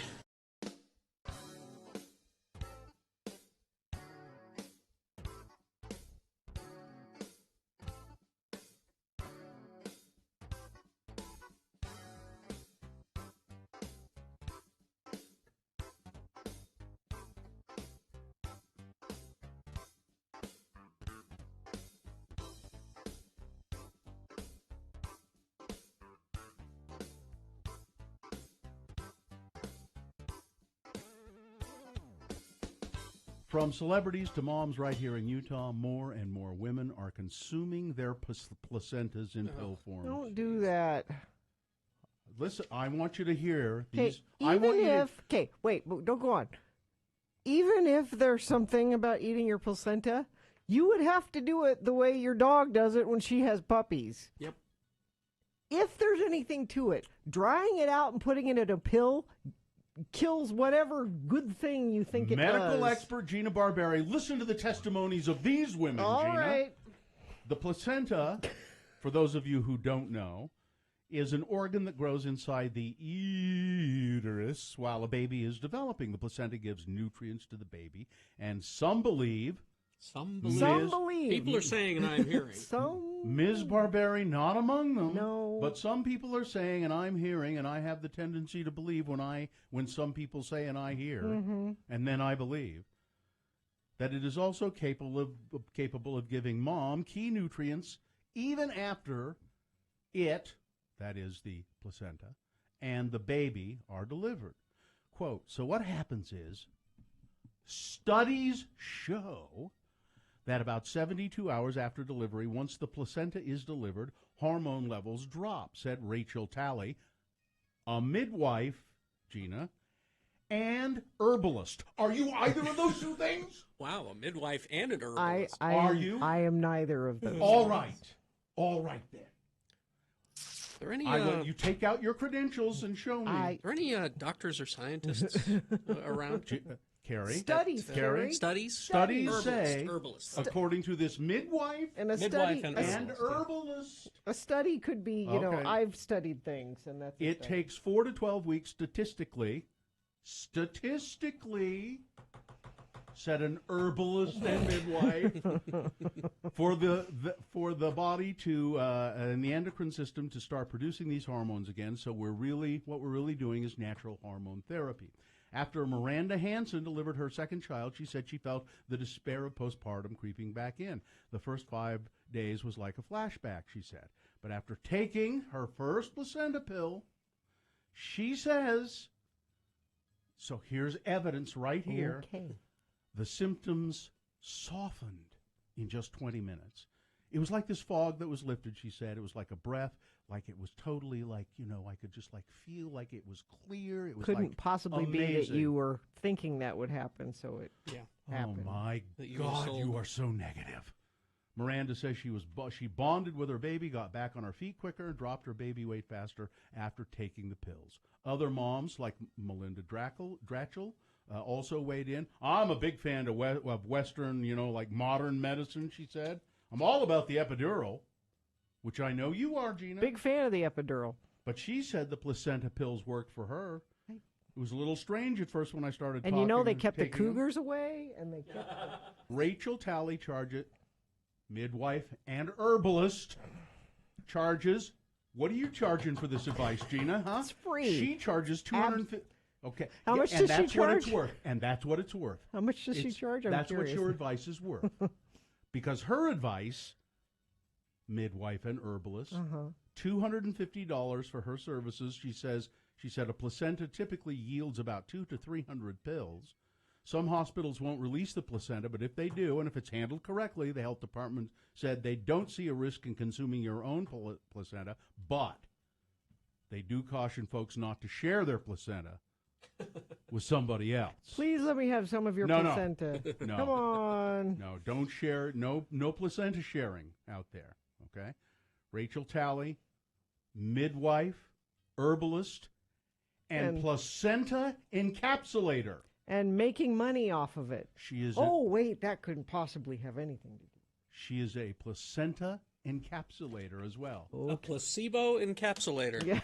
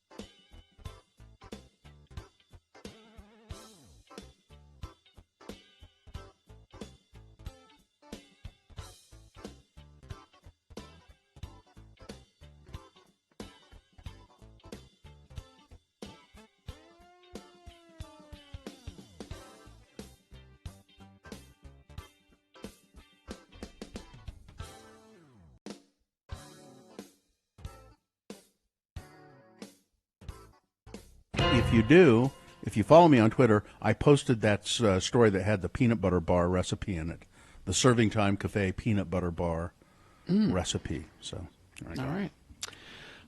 It is time to award Boner of the Day. And it is indeed, and it's brought to you by fish tacos and a can of Pringles sour cream potato chips. Oh, you didn't get the sweet corn ones? Nobody found the, no. No, but because I didn't want to go to or make anybody go to Walgreens. I go to Walgreens as an emergency measure only, not just to get potato chips. So, but I still had a craving for Pringles, so I got a can of Pringles and then I devoured them. And for decades, the Downtown Farmers Market has been a place to connect with our community, meet the people that grow our food, and celebrate Utah's agricultural heritage. Right now, the future of the Downtown Farmers Market is at risk. Learn more and donate by visiting slcfarmersmarket.org. So we had Boner candidate number 1, which was Get Down. People at a campsite outside of Grantsville being pinned down by random gunfire for several hours, or for half an hour. They think it was probably just people carelessly target shooting or shooting their guns, but man, what a scary thing. Going up against number 2, another kind and humane Republican candidate for Congress in California, and his Facebook, social media posts are just loaded with racist conspiracy theory stuff. He claims, I lent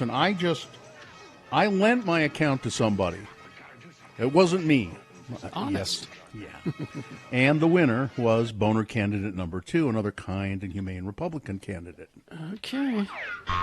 There you go. That is the winner of Boner of the Day. It is now qualified to be Boner of the Week. That will be decided by Dave the Flower Guy tomorrow at about this time. All right, let's go to the phone. Will Jones is here from Ameritech College. Mr. Jones, how are you?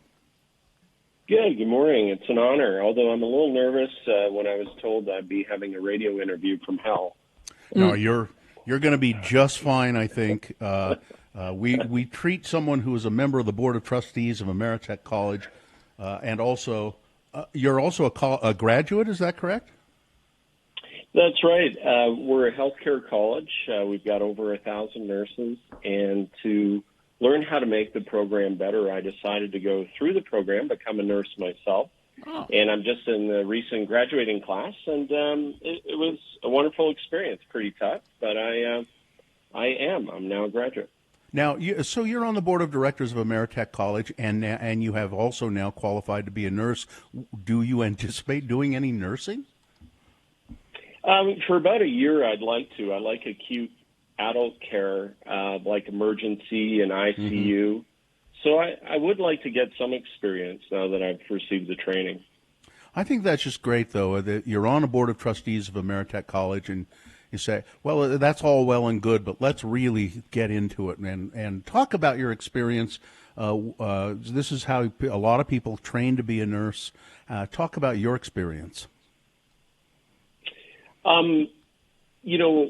You're in the classroom, you're working shoulder to shoulder with other students who have a lot of dreams and expectations, and that's a great environment. And then you're in the hospitals and you're helping people at many times a great time of need for them. And it's actually very rewarding to contribute to that. It feels good, I guess, to put a punchline to it. So there's a lot of focus on healthcare workers right now, of course, because of the COVID-19 pandemic. You're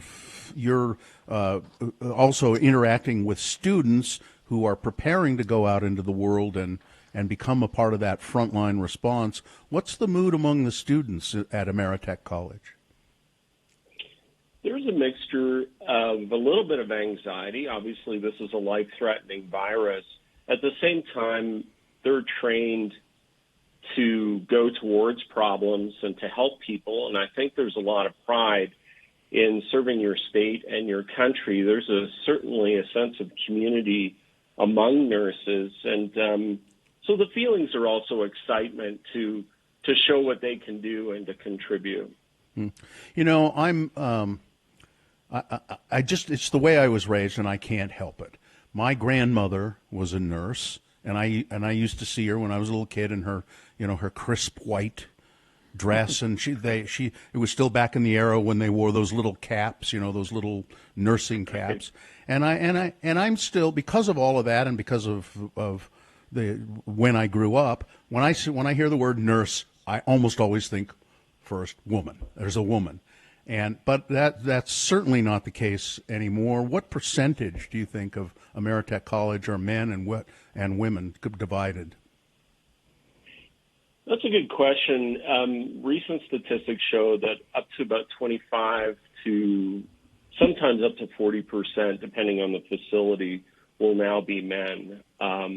However, I think that feeling or thought, stereotype, it still exists, which is fine.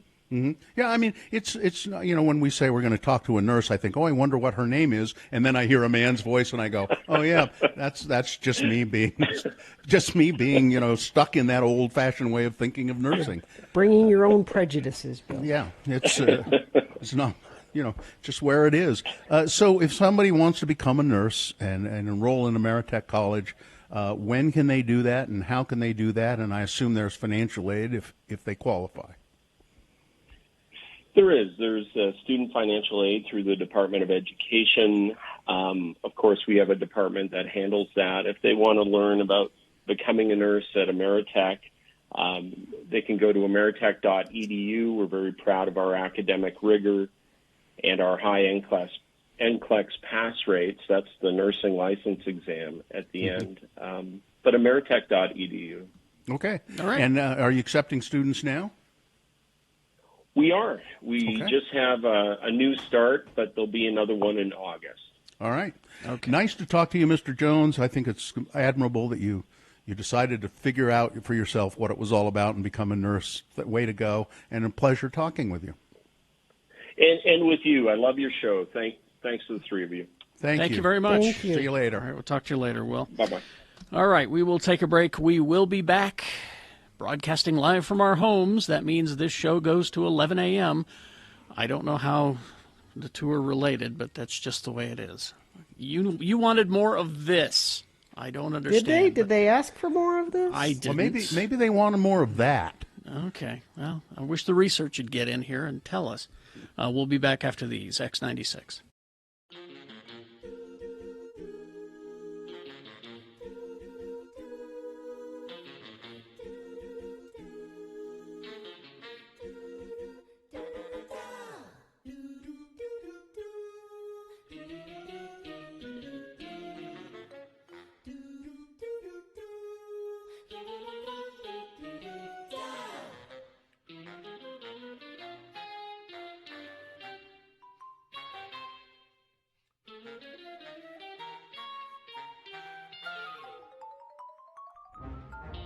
It is the 23rd century. Humans have left the lowly confines of planet Earth and have sought their destiny among the stars. While many things have changed, one constant remains: the need for young men to venture forth and do the work of the Lord. This is the tale of two such men who at the age of 19 have answered the call of their general authorities and are embarking on a 2-year mission to spread the gospel throughout the galaxy. This is the story of Space Elders! In this episode, we find our elders rendezvousing with Zone Leader Hansen on some distant planet in the BFE sector. Hey, Butch, what you got there? Oh, it's a care package for my folks. My mom means well, but she just doesn't understand the physics involved in sending stuff from home. Well, what you mean? Well, the cookies she sent are fine. They're hard as a rock, just the way I remember them. It's the lime jello with shredded carrots in it that causes problems. Even in Tupperware, this stuff goes bad after a week in hyperspace. Missionaries who have eaten this stuff have been known to develop a form of space madness. Wow.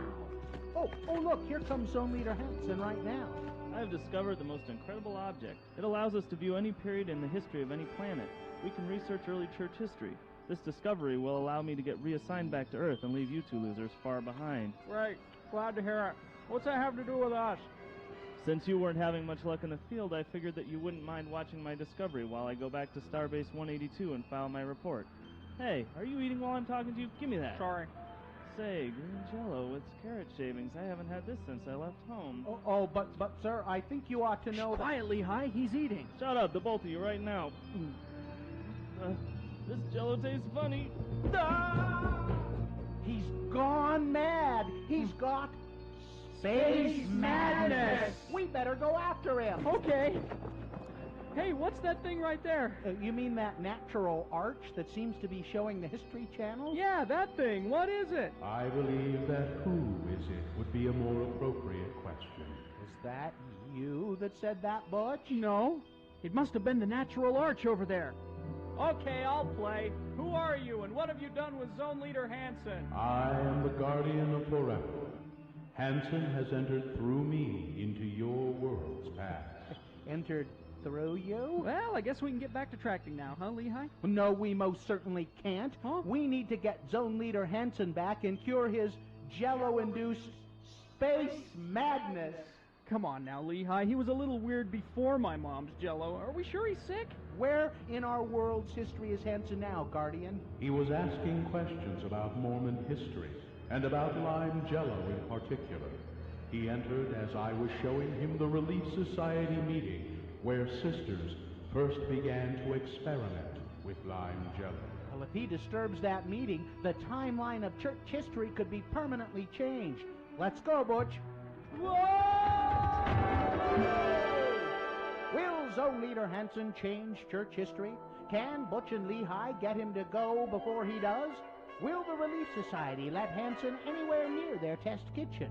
Tune in next time to hear Relief Society President Mulestein say, I'm at a loss, sisters. We've tried shredded beets, cauliflower, radishes, eggplant, zucchini, and rutabaga.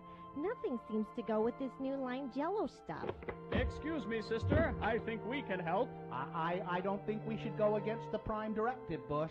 How did you get in here? One wrong move and you'll see the business end of my skillet. Just like the last kid who wandered in here and tried to tell us how to conduct our business. Other kid? Oh, hey, it's Zone Leader Hansen. She's knocked him out cold. Nice going, ma'am. Wish I'd have been here to see it. Tell you what, we'll get him out of your way and you can go back to doing what you were doing. Oh, yeah, and you might want to try shredded carrots. I warned you about meddling. She's got a skillet. Run for it. Run. On the next liposuctioning episode of Space Elders.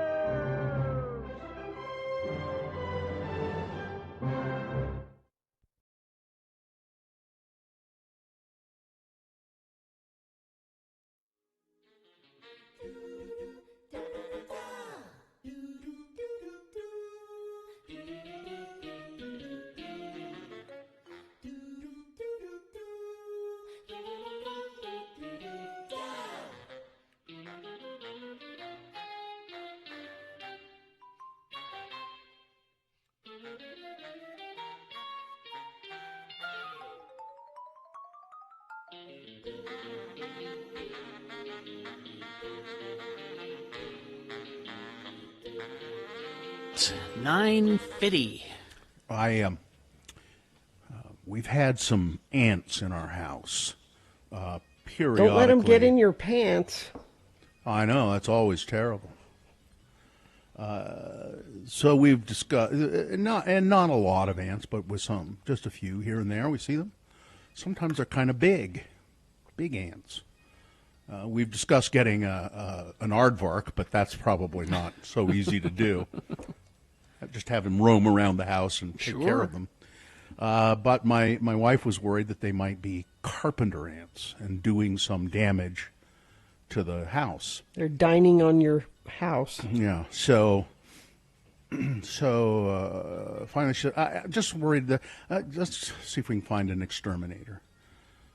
And she really does not care for that sort of thing at all. She doesn't want, poisons and chemicals sprayed around the house. We don't use any of that stuff in our yard. It's all got to be natural, non-toxic fertilizers and things like that. And which I certainly agree with. But although sometimes you got to do the dirty work. You got to do it down and dirty. Sometimes it just she didn't want an exterminator at all, but she gotten so worried about it, she felt, okay, let's. So I called this extermination company, and they sent a guy out. Mm-hmm. And I'll say it was the name of the company is Beeline. And he came to the door when he said he was going to be here. There he was with his mask on, with a mask on for COVID, and he had a big sprayer sitting next to him, and his notepad, and so I said, here's the situation, Carpenter ants. As a matter of fact, I have one. We captured it in a little glass tube. Went and got it and showed it to him. And he said, yeah, that's a carpenter ant. And I said, well, my wife's worried that they're getting into the floor and making the floor springy and eating the wood. And really, a carpenter ant shouldn't eat wood. It should build things with it. Yeah, right. But that's not the case. So then this guy, whose job it is to exterminate things, said to me, they're really not. It's not going to do much damage. Unless there are just tons of them, they're not. If you see an occasional in there, even if they are carpenter ants, maybe they'll build a small nest. They'll burrow out some wood and build a small nest in there, and that's where you're seeing them. They're coming from that. But he said, unless there are just hordes of them, they're not really going to damage your house. And it's like the carpenter bees that we actually kind of enjoy that are in the backyard, and every spring they don't build anything either. No, they're quite industrious though, burrowing holes in wood. But because they're so seasonal, now in other states where they're year round, they can really do some damage to a house. But out in ours, they're not going to do much. And so in other words, this guy's telling me now. He said, now I can spray if they're annoying to you. If they're annoying you, and I said, well, they're really not. I mean, an occasional ant here and there, or 2 or 3 crawling around. It's not bad. And he said, don't worry about it. They're not going to destroy your house. He came the way to your house to say, I'm not spraying? Well, and then he was just great. Because I was talking to my wife on the phone saying, hey, the ant guy's here, and you were supposed to be here. And he's all of a sudden, he's petting my cat. The cat's very friendly, and came up and he said, and I thought that was nice. And he said, I just think this is great. Your cat is like a dog. It's so friendly. I said, I know, he's a pain in the. And then we started talking about bugs in general. He said, the only thing you really have to worry a lot about in Utah is termites for damage, because termites can be pretty bad. But he said, and then he said something. He said, so if occasional ant doesn't bother you, I wouldn't. I'm not going to do anything. And I said, they don't. And he said, yeah, I know what you mean. He said, I'm actually in a weird profession. And I said, why? He says, because I really like bugs. I mean, he said, I don't like to have to kill them. He's a secret agent. That he's embedded in the exterminator job, so he can go on jobs and save talk insects. People out. So he's a secret agent. He's a bug wearing a human skin. He's like Edgar in Men in Black. He was so nice. I said, did look, he walk kind of funny? I'm in a weird profession. I kind of like bugs. No, I said, well, here we've been here for a half an hour talking about. I said, I'd be happy to pay you for a consultation. He said, no. No, you don't have to pay me anything. Oh, wait, did I say that out loud? No, I thought it was. He was so. God, that was great. He was just a great guy. He said, he said, I don't like to have to kill him, but I understand that people have certain tolerances, that they just don't want them in their house. I said, yeah, I know somebody like that. I work with her, Can I get a glass? Can I get a glass of water? And could you put some sugar in it, please? He said. I said, like, we have spiders in the house occasionally, and we don't mind that. We go, oh, hi, there's a spider, and my kids actually kind of like them. That's when he said, I'm kind of the same way. I don't mind them. No. It's just weird. Well, if they're, and again, it's your level of. Now, if my house was infested with spiders.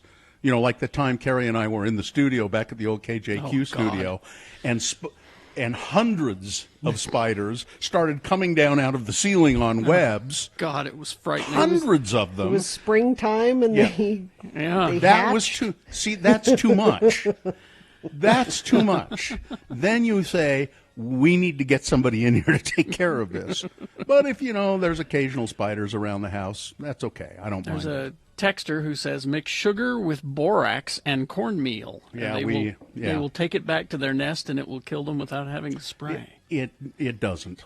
It doesn't? No, we've tried. You tried that? Huh? Oh, yeah. We've tried that many a time. Okay. It does. It's supposed to, but it doesn't. It's one of those natural methods of pest control. I'm sorry to tell you, and I don't want my wife to hear this, those natural methods of pest control mostly don't work at all. Nope.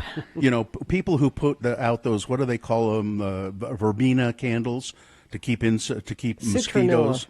Yeah, citronella and verbena to keep the insects away. They don't keep the insects away at all. No. Yep. Anyway, Matt from Beeline, he was great. I liked him. That reminds me, my rat guy came out.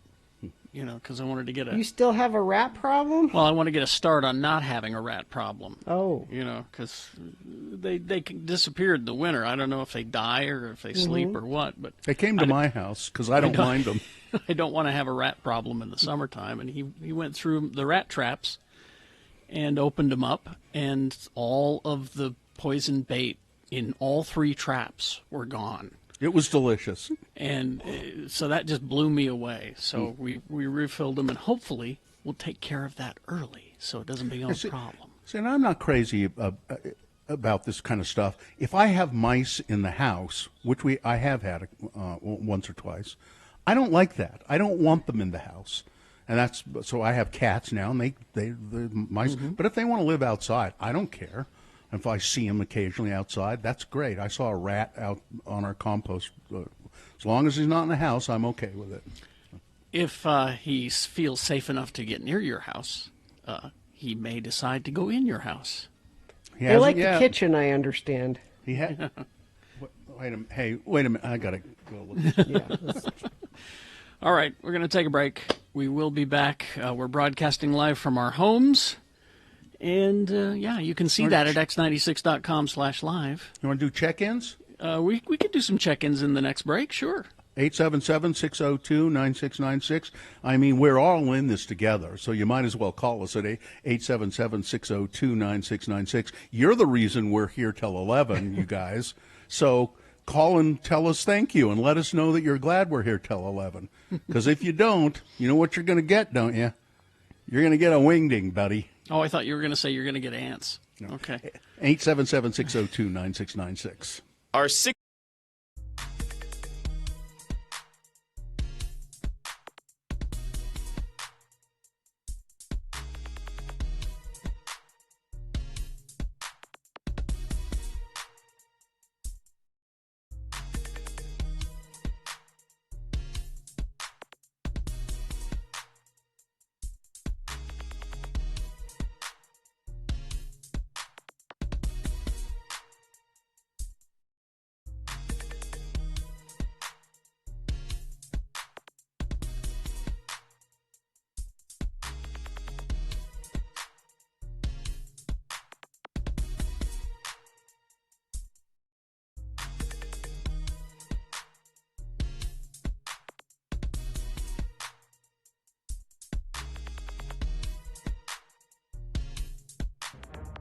It is the 23rd century. Humans have left the lowly confines of planet Earth and have sought their destiny among the stars. While many things have changed, one constant remains: the need for young men to venture forth and do the work of the Lord. This is the tale of 2 such men who at the age of 19 have answered the call of their general authorities and are embarking on a 2-year mission to spread the gospel throughout the galaxy. This is the story of Space Elders! We join our elders as they pursue leads given them by Zone Leader Hansen. This episode finds elders Christiansen and Jensen trying to catch up to a rather well-known starship. Captain, scanners show 2 small one-man craft closing fast. Captain, they're hailing us. Analysis, Mr. Spock. Readings coming in now, sir. 2 single-occupant warp-capable 10-speed bikes. Spock, enough with the details. Who are they? There is a 99.7% probability they are LDS missionaries. Mr. Sulu, go to red alert. Evasive maneuvers. Arm photon torpedoes. Aye, Captain. No good, Captain. They're still closing in on us. Mr. Sulu, ready phasers. Phasers ready, sir. Damn it, Jim, don't you think that Starfleet would disapprove of you blasting away at unarmed missionaries? As much as I hate to agree with the so-called doctor, I believe his logic is sound on this matter. Don't bite me, you pointy-eared half-breed. Bones, that's enough. Report, Mr. Sulu. While you and the others were bickering about our strategy, we were boarded by the missionaries. Mr. Sulu, where are they now? Turbo lift number 7 en route to the bridge. Hi, my name is Elder Christiansen, and this is my companion, Elder Jensen. We represent the Church of Jesus Christ of Latter-day Saints. You know, the Mormons. We're here to ask you if you've ever heard of our church, and if so, would you like to know more? Spock, what does the computer have on these Mormons? Fascinating, Captain. Church founded in the 19th century, has grown steadily since, preach a belief system involving an eternal afterlife, and encourage their members to abstain from drugs, including caffeine, gambling, and sex outside of marriage. Elder Christiansen, is this accurate? Yep, the pointy-eared half-breed is fairly accurate. No sex outside of marriage. My God, how barbaric. We wouldn't be able to fill an entire hour of TV time if I didn't stop to have sex with green, large-breasted women with blue hair every week. It would cause some difficulties for the riders, Captain. Spock, see if you can sneak around behind them and use the Vulcan nerve pinch on them. Excuse me, Elders, but you seem to have some lint on the shoulders of your dark suits. Let me be of assistance. Quick, put them on their bikes and beam them into deep space. Could this be the end of our elders? Would Starfleet really frown upon firing photon torpedoes at missionaries? Why was Dr. McCoy always hanging out on the bridge when he should have been in sickbay? Find out the answers to these and other questions on the next nerve-pinching episode of Space Elders!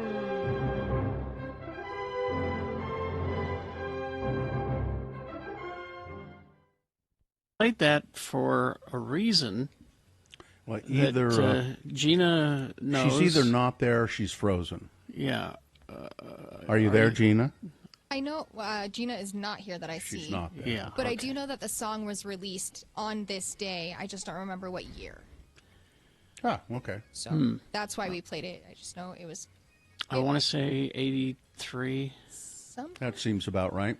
Yeah. Well, we'll find out when Gina decides to come back. Any check-ins at 877-602-9696? You know, if you call us, we'll stay on till 11, but if you don't, we're going home. Oh, wait, we are home. Yeah. No, we're signing off. On this day, 1983. 83. There you go. Oh, wow. I'm proud of myself for guessing that correctly. 877-602-9696. That's the number. Check in with the Radio from Hell show. Like to hear from you. I hope Gina's okay. Yeah, I don't know. Maybe she thinks we're playing the 7-minute version of that song. I wonder if she... we... Because we talked about it. Yeah. Did you think we were playing the 7-minute version, Gina? Oh, yeah, no? We're back? Am I late? Yeah, well, we've been back for 3 minutes. Oh, I'm sorry. I thought Mohammed is in the middle of a Zoom meeting. Oh. And he thought it'd be funny if he was eating some popcorn while he was watching. Oh, well, you don't want to do that in front of the shareholders. No. Why did you... So Mohammed is in a Zoom meeting. He thought it was funny if he would eat some popcorn during the Zoom meeting, which meant you had to be out of the room. I don't get what the I had to go bring him popcorn. If he thinks it's funny enough, if he thinks it's funny enough, here's how he has to play the joke. Excuse me, I'm going to go get some popcorn, and then go get it and come back. I mean, even, Carrot Top is the only person who will assemble his own props. Mm-hmm. So, I mean, really, Mohammed shouldn't have had an assistant. Okay. And I also thought the song was longer than that. So maybe we should have played the long version. I'm sorry. Did you make him some popcorn? No, we had a bag of Skinny Pop, so I threw some in a bowl. Did you do the why on this day? Did you know why we were playing that? I guessed it correctly. It was, Katie had it was released on this day, but we couldn't remember the year, and I guessed 83 because that seemed right. Yeah. And, yeah. And it was right. All right. Tim the Tree Guy is checking in. Tim. Hello. Tim. Hi, Tim. How are you? Okay. Hi, Tim. Oh, I'm just dandy, I think. Tim? You guys were talking about this. Am I breaking up? No, you're okay. No, it's the delay. We had the delay last time we talked to you, Tim. Yeah, I know. It's harsh. Anyway, you guys were talking about Bill was talking about the spider raining down thing. Mm-hmm. That happened to me and Meg, the manager.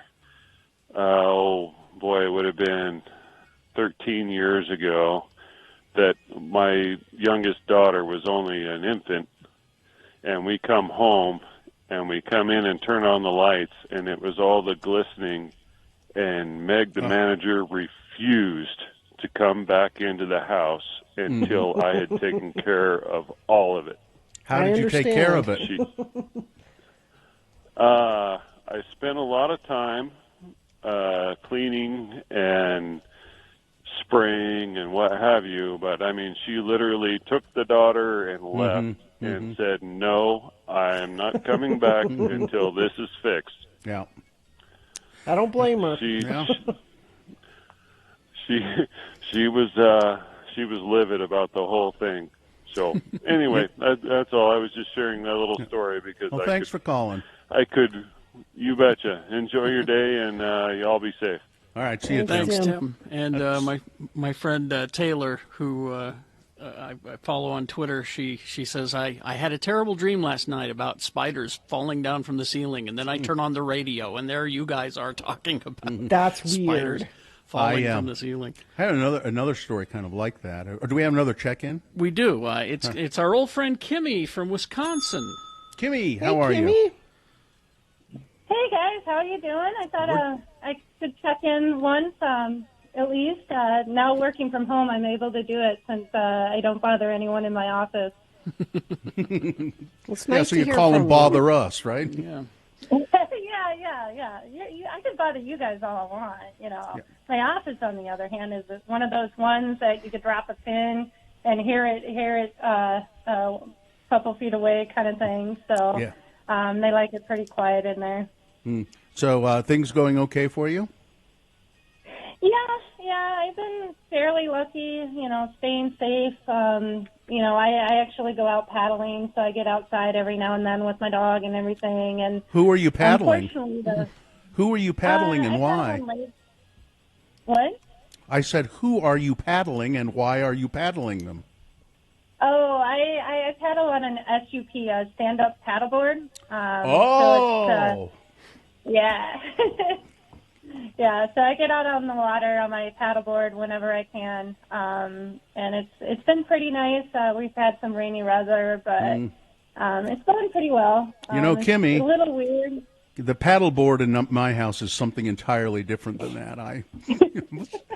I'm going to get out the paddleboard. Yes. It's considered foreplay. I remember that when I was young. Oh, no, this in my house, again, it's something different than that, too. Oh, yeah, okay. Okay. I'm on the same wavelength now. All right, Kimmy. But, nice to hear from you. Anything else? No, not much. Just wanted to call in and say hi. I'm waving at you even though you can't see me. I can see you guys on the computer. So we're waving at you, Kimmy. Thank you for staying on the air. I love your radio show. I mean, the politics in Wisconsin are just so strange. I mean, so it works out nicely. It's nice to have your guys' voices. I listen to you every day, even though I haven't checked in a while. So that's nice to know you're there, Kimmy. Yeah, we're happy you're there, Kimmy. Thank you. Stay well. See ya. All right, so let's go to Stuart. Stuart! Good morning. How are you? Good morning, Stuart. What have you for us? So, I was listening several years ago, and Carrie was talking about how he didn't particularly like touching people when he was out on remotes. Yeah. Mm-hmm. And I brought him down a gift. It was a hand on a stick. Yes. Remember the hand on the stick, Terry? Yes, I remember that. I think I still I'm have hoping that you still have that, because I think now that things are starting to open back up, that might come in handy. Yeah, I think I still have that somewhere. Handy, I get it, Handy. Stuart. Yeah. Actually, Stuart, you'll love this little tool that Katie's fiance got her.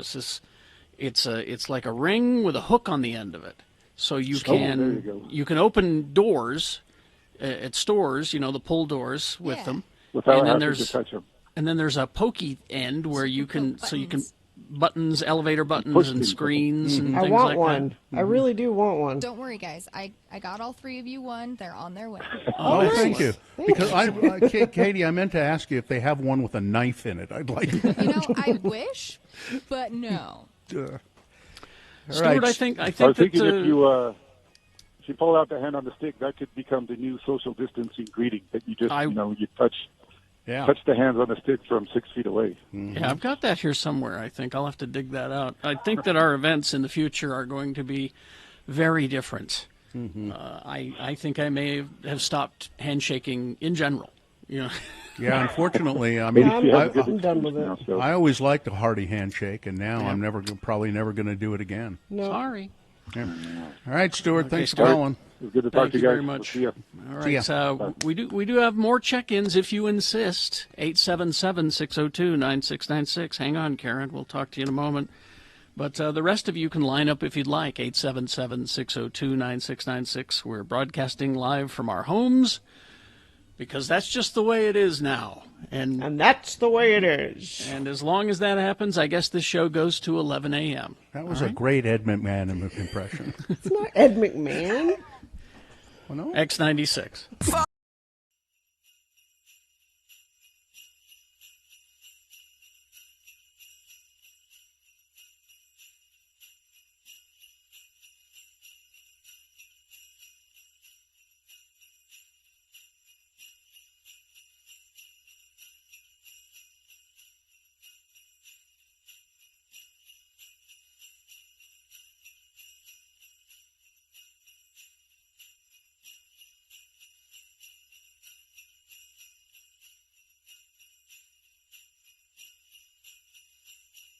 It is the 23rd century. Humans have left the lowly confines of planet Earth and have sought their destiny among the stars. While many things have changed, one constant remains: the need for young men to venture forth and do the work of the Lord. This is the tale of 2 such men who at the age of 19 have answered the call of their general authorities and are embarking on a 2-year mission to spread the gospel throughout the galaxy. This is the story of Space Elders! We join our elders as they arrive on Vulcan. They hope to find a cure for Lehi, who is suffering from Ponfar. Ah, Vulcan, world of logic, place of pointy-eared people.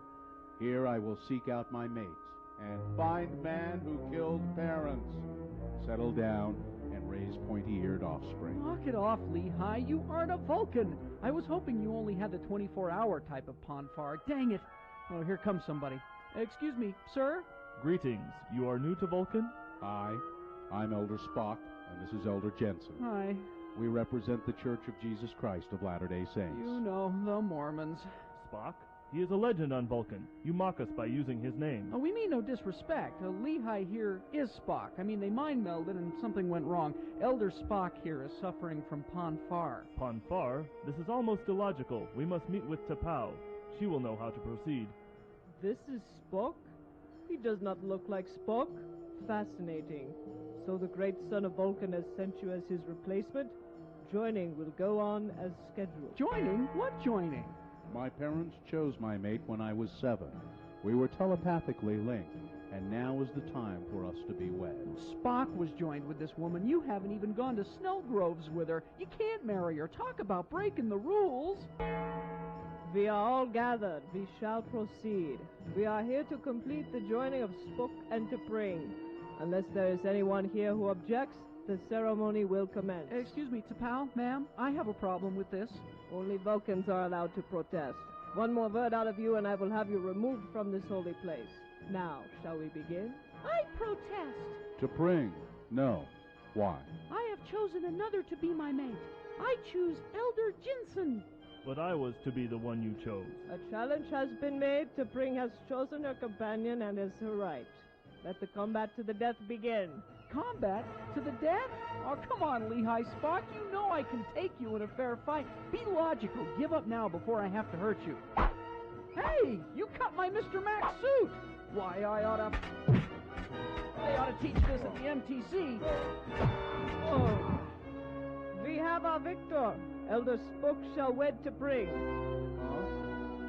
Excuse me, ma'am, but I don't think I can go through with this. You see, I just killed my companion, and we're way out of our sector. My zone leader won't be happy at all. I really should be going. And I will be free to take Ston as my husband. Is this the end of Butch? Will Zone Leader Hansen really be upset at Lehigh for killing his companion? Will Spock show any emotion when he finds out that his fiancée has married another? Tune into our next episode to hear Butch say... Hey, man, be careful. Do you have to drag my body all over every rock? Butch, you're alive! Keep it down. I faked my death so I wouldn't have to kill you. I'm glad to see you're back to being your old self. I didn't kill you. I didn't. I don't remember much of anything about the past week, though. Look, just drag me back to my hyperbike and I'll tell you all about it. Well, we left the quadrant. What's Zone Leader Hansen gonna say? Well, maybe we just won't tell him. Oh, that would be the logical thing to do. Huh? On the next finger-crossing episode of Space Elder!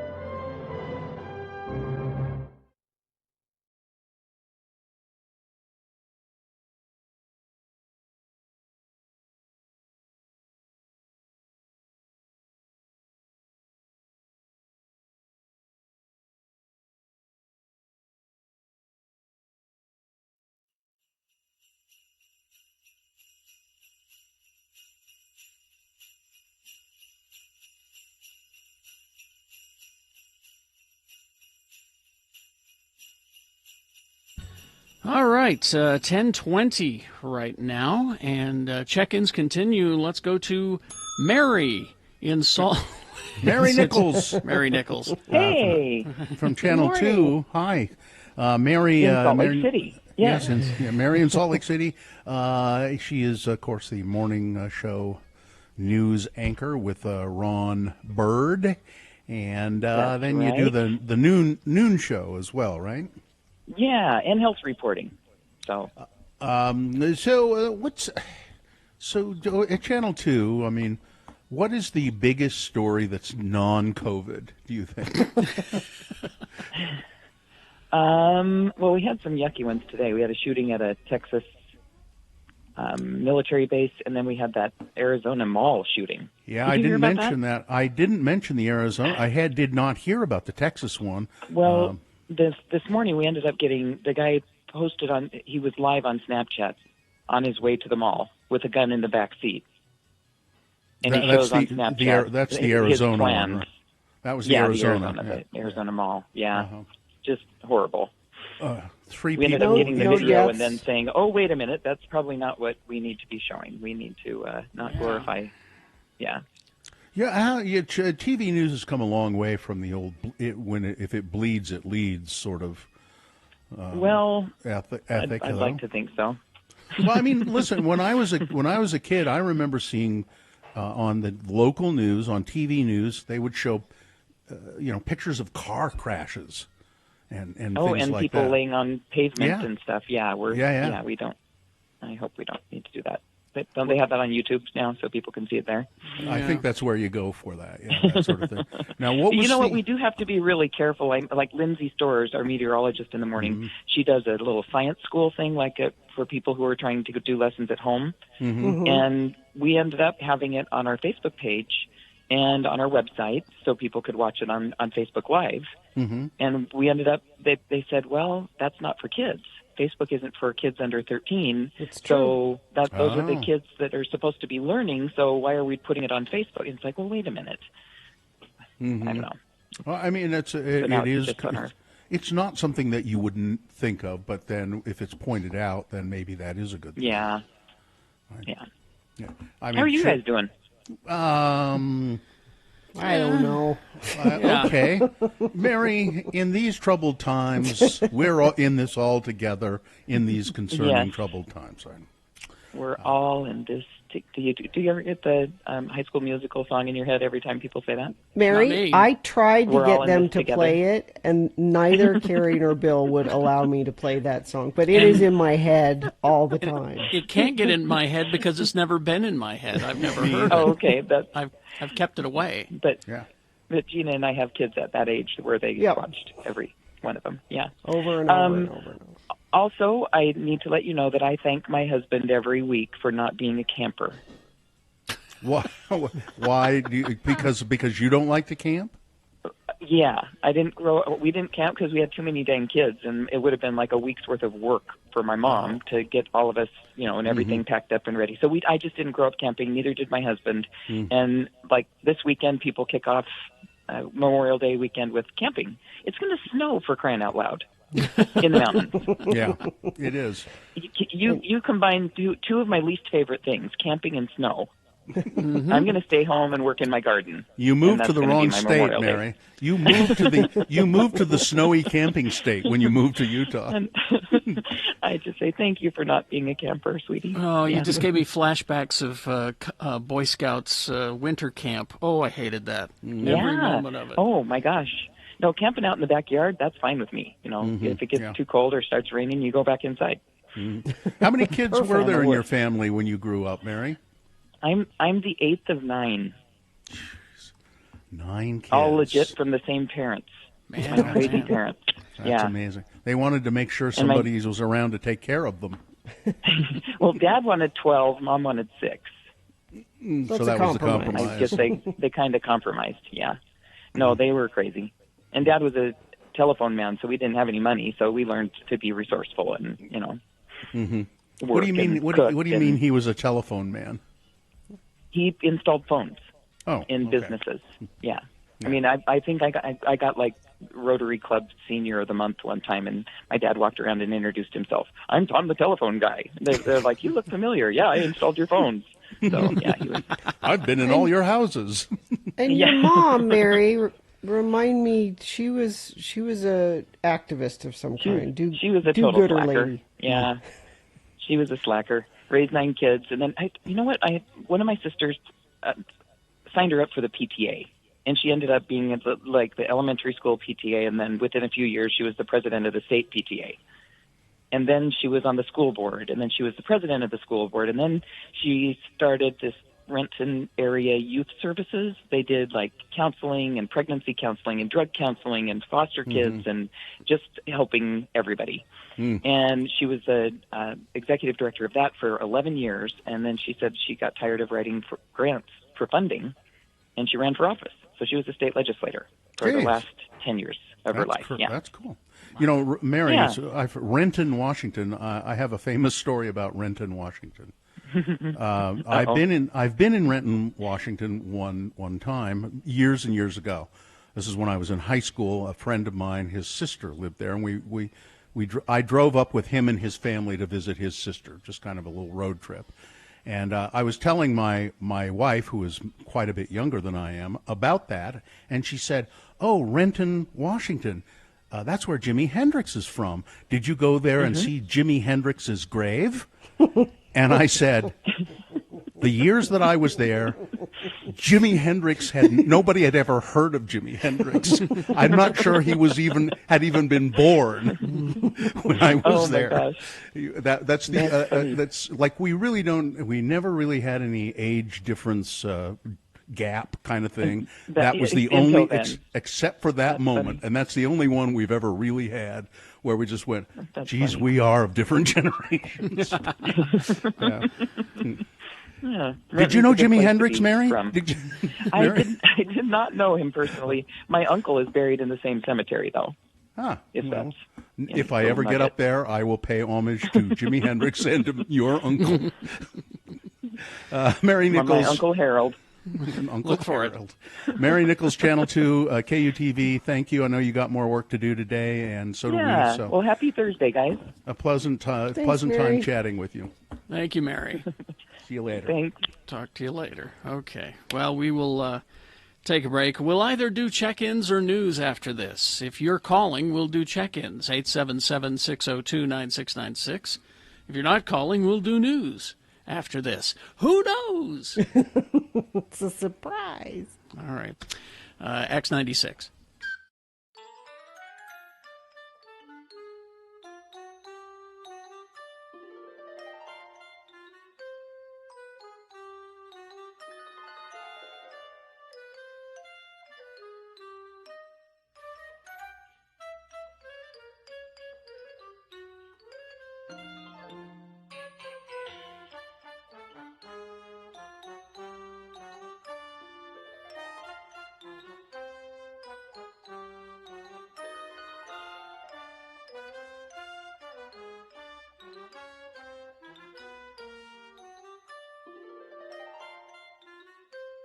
Now, I have a little bit of advice for people for St. Patrick's Day. Okay. I saw this online today, and it says these are clever things that you can do. I bet they're not clever. For your St. Patrick's Day shenanigans.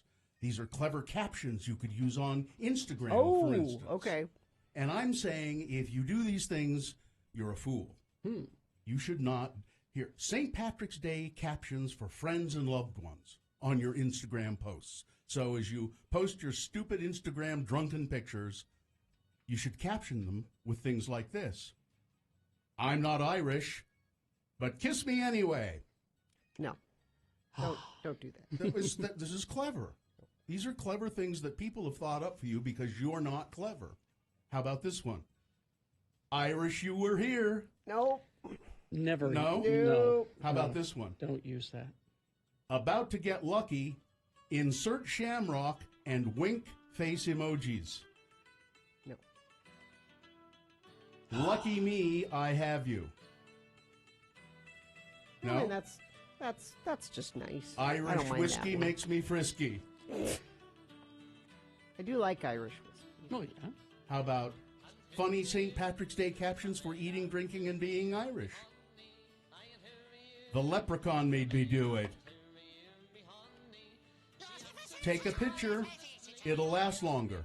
Picture like as in picture of beer. No, Okay. boo. That is bad. The patty don't start till I walk in. That was kind of funny. It is. It made me laugh. The patty don't start till I walk in. It's a Kesha reference. The patty don't start. Okay. Ready to get shamrocked? No. No. How about, cute St. Patrick's Day captions for babies and kids. Oh, okay. Okay, here we go. I'm telling you, don't use any of these. Little Miss Lucky Charm. So if you put a picture of your kid This there. is like Instagram stuff. Wee bit of trouble. Oh. My little good luck charm. Yeah. Okay, Irish blessings and proverbs to use for St. Patrick's Day. Let's try these. Maybe these. Wind at your back and road racing. May your pockets be heavy and your heart be light. May good luck pursue you each morning and night. Well, that's okay. Okay. A little wordy, but yeah. How about? Now these are all terrible. Yeah. What do you do? What are you doing for St. Patrick's Day? Nothing. I'll be in Las Vegas. Oh, that's right. Oh, that's right. Oh, crap. Oh, my. Oh, Bill, that's a horrible time to be in Vegas. You just realized that? I just realized that. Oh, no. Oh, this is now, bad. wait a minute. That's almost like being in Mexico on spring break. Yeah, now, this is bad. Wait a minute. What? St. Sunday. Pat's is Sunday. Wait a minute. It's on Sunday, right? Yeah. So what exactly am I going to be doing on Sunday? Let me see. Oh, this is bad. Don't leave your hotel room. Yeah, don't leave the pool. Sunday, I'm going to be. I'm going to be at the Piff the Magic Dragon show. It's on Sunday? Yeah. Well, then you might be okay if you're at. I just wouldn't be out on the street. Everybody in the audience is going to be drunk. Yep. Oh, yeah. Really, really, really Oh, drunk. yeah. Absolutely. So you should be just No, well, so you fit in. no. I wouldn't. Yeah, don't go to Vegas on St. Patrick's Day New Year's Eve. or New Year's. I know I did New Year's in Las Vegas, and oh man, what a mess! What an absolute mess. I mean, I didn't even think about that. I just... Oh, wow. So... Well, maybe you should take one of those cute sayings with you and use it. Kiss me, I'm Irish. Yeah, no. No. So I will be sober so that I can fend them off. You would take your cudgel. I have one on my desk. I know. Take it. I will. You can beat people away from you as you go through the crowd. And I wouldn't be sober if I were you. Otherwise, you wouldn't be able to take. If you're sober, it's going to be worse. Well, I'm just afraid I won't. I'm just afraid if I'm not sober, I will get in a fight. If I'm drunk, I'll get in a fight. Stay in your pool. Yeah, don't get in a fight. Yeah, don't do that. Because my defense, I'll just be. Your defenses are down? My defenses are down, and I'll just be, I don't take that kind of crap from anybody. Okay, it is 10:33, and I guess they're pushing the news back for us because people are checking in. 877-602-9696. Let's go to Karen from Wendover. Good morning, Karen. Well, hello, you guys. Just calling to say hey. Thanks for hanging on. Hi, Karen. Karen, how are you doing? We're doing well. How are things in Wendover? Are you in Wendover or West Wendover? You ask her that every time we talk to her. No, I don't. I actually don't live in town. I live west of Wendover, out in the valley. So, well, isn't that West Wendover then? If you live west of Wendover, isn't that West Wendover? I guess you could count it as that if you want to. But did you get my text that the dispensary and Lee's are open? No, I don't think so. Well, I sent you a text last week, I think it was, telling you they were open. So Lee's Discount Liquor and the dispensary in Wendover are both open. Yep. Well, yeah, in West Wendover, yes. Then you don't have anything to worry about. Except there's still no casinos and no restaurants except fast food. Have you visited the dispensary yet? No, I don't have any reason to. I'm confused about Wendover. I never can remember which one. So part of Wendover is on the Utah side. Well, it would be the east side. Because Nevada is west of here. Wendover, Utah, and then West Wendover, Nevada. Yeah. Okay. All right. So if you're just saying, you should say if you're going to the casinos or to the dispensary, you should say in West Wendover, not Wendover. But everybody, we're all one town. We all include each other. No, not the Utah people are not going to have any of that. Karen, do you know the history of why that town straddles the border? Well, it started out because of the base. It actually, a long time ago, was a railroad area, and it was called Wendover because the railroad tracks would wend over the mountains. And then you had Jim Smith came out. Oh, sorry, just went by one of those street cleaners. Anyway, Jim Smith came out and decided to open a gas station, and then he decided to do a casino, and he was on the Nevada side. So, yeah, old Jim Smith. That's what happened. Yeah, he became the biggest man in town, didn't he? Yeah, he was a good. Yeah, he still is. Yeah, he's right there over the boulevard. Oh, okay. Oh, our Wendover Willie was actually was Bill. That was William Smith, but. Yeah, he's loud and proud still. Your roots go deep in Wendover, I can tell. All right, thank you, Karen. Thanks for calling us, Karen, and stay safe, okay? Well, all right, well, good to talk to you. Take care, you guys. Thank you, Karen. All right, let's go to 877-602-9696. Let's go to Mark. Hey, Mark. Hello, how are you today? We're doing okay, Mark. How about yourself? Doing good also, thank you. So a few minutes ago, the four of you were talking about those metal hook tools that are popular these days. Yeah. And I have to chuckle when I hear about those or see the ads because my left hand is a metal hook. So I've already got it built in. Oh, I know who Mark is. Oh, yes, Mark. Yeah. We spoke about a year ago. Yeah.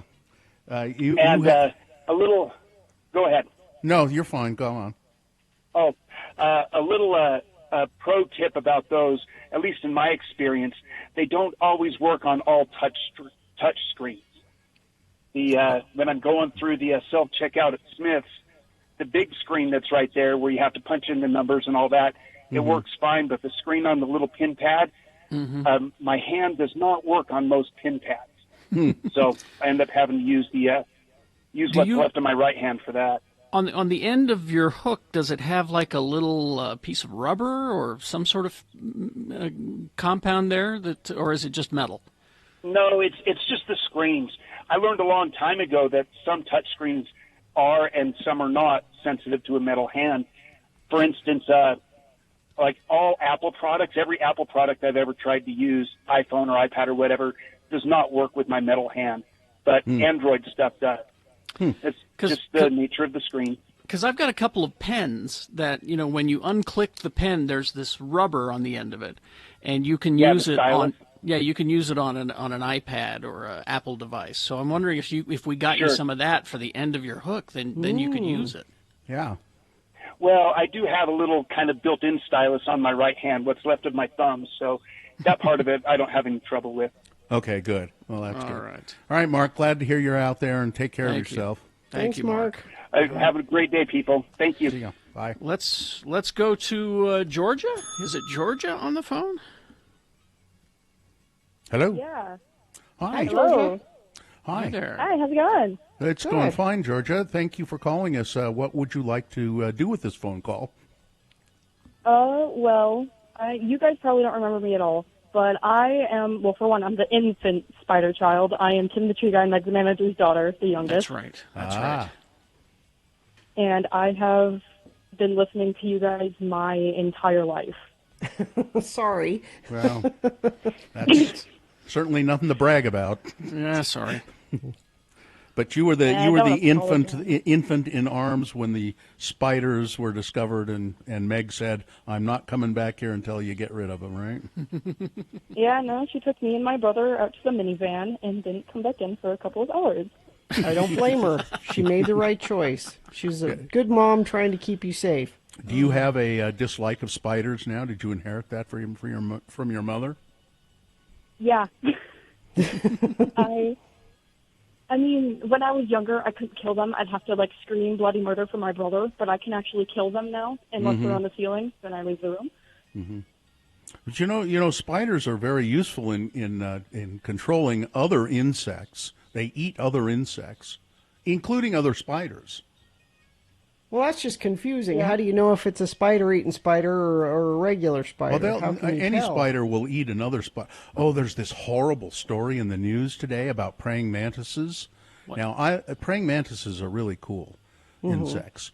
And you can, if you are a human and you pick up a praying mantis, it won't do anything to you. It'll just sit there in your hand, or but they are they're such killers in the insect world. And there's some stories about them and some slow motion video of them catching other insects and devouring them. They have these praying mantises were getting onto hummingbird feeders. Oh. And getting hummingbirds. Oh no! What? Don't let that happen. Yeah, there are pictures of it in a New York Times article about praying mantises actually getting hummingbirds. Can you imagine that? I just got the the hummingbirds are just chronic fear of praying mantises, man. No, they won't hurt you. They won't do a thing to a human. They're just they get down on their knees and give prey. But man, that's a great name for the insect too, because it does look as though they're in the act of preying, but they also prey on other. I love that. Well, listen, Georgia, we've now dominated the conversation. Is there anything you'd like to add? I've held a praying mantis as a pet before with a friend of mine. That was interesting. Yeah, they're really quite docile. They're not docile. Carrie Scott. Yeah, we named him Steven, and we had him for a week, and then he died, and we buried him in her backyard. We're not docile. My mantis army will get you all. I am Zorak. Sorry. Visual jokes for the Radio from Hell show are available at x96.com/live. Hey, thanks for calling us, Georgia. Yeah. See ya. Bye-bye. No, I don't want praying mantises on my hummingbird feeder. They just started showing up. No. I'll send you the pictures if you want to see them. That's pretty bizarre. I don't know. I think it's an uncommon occurrence, but it has happened. Okay, let's see. Well, I guess this means that when we come back, maybe we'll have some news. Okay. All your leftover news, because you always over-prepare. I do. I got tons. All right. Stand by for that. X96. Technology.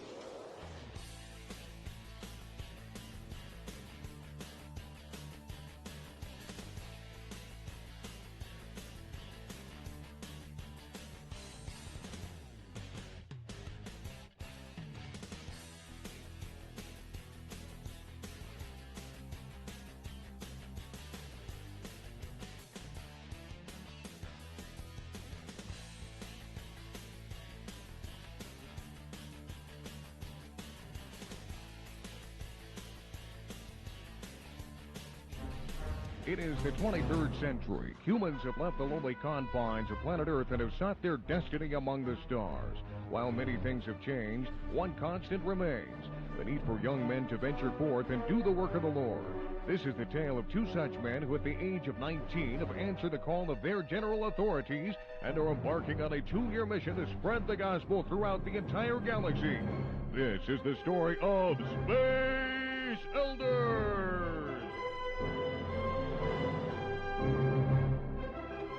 Today, we join our missionaries as they land on a remote planet called Triskelion. Hey, Lehi, ever wonder where Zone Leader Hansen finds planets no one has ever heard of to send us to? Well, I'm sure these folks just call the 1-800 Subspace Channel and request visits by missionaries. Well, we've been on Triskelion for over a minute now, and no one's made an attempt on our lives. I'd say so far so good. But these are the agreed-upon coordinates. We were supposed to wait here for them to contact us. What the flip? Hey, where are we now? You are in a cavern miles below the surface of Triskelion. Looky, Butch, disembodied brains. Who are you guys? We are the providers. 200 quatlus for the tall one. 300 quatlus for the tall one. Excuse me, providers. I'm Lehi Christiansen, and this is Elder Jensen. 500 quatlus for Elder Jensen. As I was saying, we represent the Church of Jesus Christ of Latter-day Saints. You know, the Mormons. 600 quatlus for Elder Jensen. We was wondering if you had heard of our church and if you'd like to hear more. 700 quatlus for Elder Jensen, and I'll let you have the fat one for free. Hey, wait just a minute. Missionaries come in pairs. You can't split us up. We are a package deal. Okay. 800 quatlus for both of the Mormons. That's my final offer. Did we just get sold to that glowing brain under the glass doodad over there? That's what it sounded like. We'd better get to the bottom of this. Excuse me. It's me over here, Lehi. You know, the fat one. But you're not helping. Sorry. If you brains are done talking amongst yourselves, we'd just like to talk to you about joining our faith. Silence! You are now a drill thrall. You will fight in the arena for our amusement until you are dead. I don't like the looks of this. Come on, don't be such a wussy. We have these big stick thingies to defend ourselves with, and our opponent is a scantily clad woman with big breasts. Come on, lady, take your best shot. Ow! Hey, I wasn't ready. Try that again, I dare you. Ow! Hey, that's gonna leave a mark. Hey, provider guys, care to make a new wager? 300 quatlus on the missionaries. 400 quatlus on the scantily clad woman with big breasts. How would you like to wager your eternal souls? Make this good, or we will teleport you onto the surface of Triskellion's sun. Okay, here's the deal. If we win, we get to go free, and you donate 1,000 quatlus to the LDS Church Missionary Program. We lose, and we will remain drill thralls and fight for your amusement. I don't know. That's a lot of quatlus. Oh, you chicken? You have a wager. You two against all of the other drill thralls. Oh, well, it was nice knowing you, Lehi. Don't sweat it, Butch. I got a plan. Is this the end of Butch and Lehi? Will they spend the rest of their very short lives as drill thralls? Can quatlus be used to pay tithing? How exactly would you baptize a disembodied brain anyway? Tune in next time to hear Lehigh say, "Put down your stick, Butch, and follow my lead." But we couldn't take a Percy girl thrall, and you think we can take on all them without weapons? Trust me. Excuse me, drill thralls. I'm Elder Christiansen of the LDS Church. My companion, Elder Jensen, and I were wondering if you'd like to learn more about the Mormon Church. Hey, where's everybody going? Foul! You cheated! I demand a rematch! On the next eye-gouging episode of Space Elders.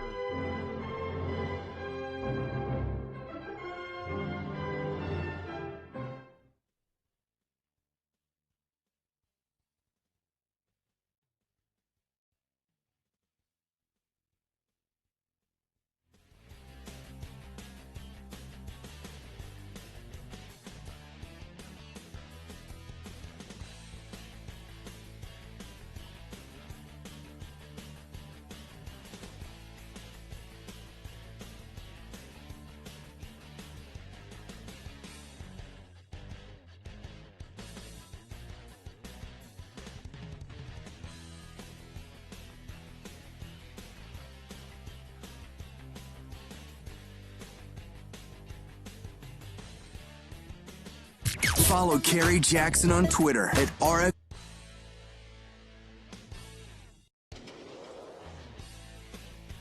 Okay, it is 10:49 right now. And before we crawl away, how about some leftover news? Brought to you by anyone, Gina? A1 steak sauce.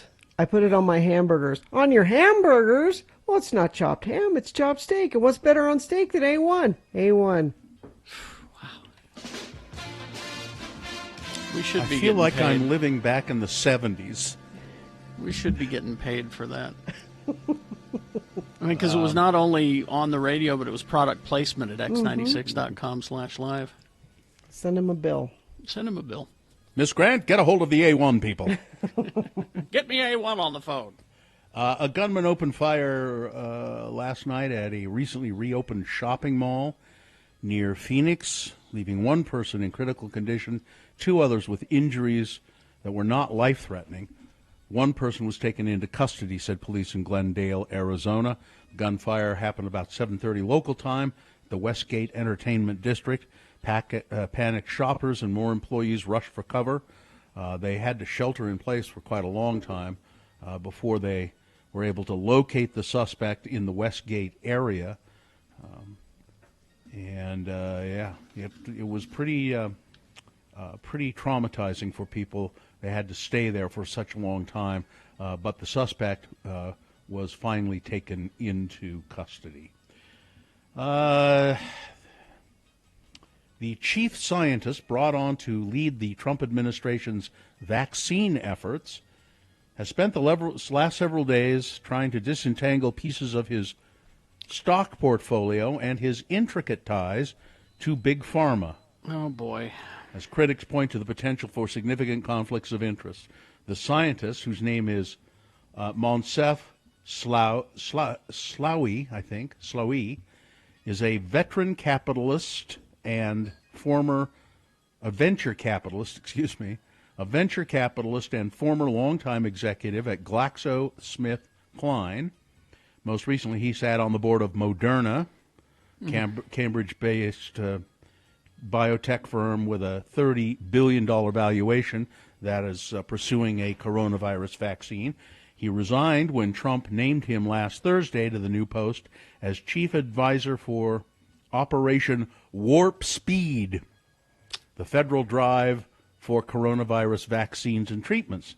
Just days into his job, the extent of Dr. Slaoui's financial interests in drug companies has begun to emerge.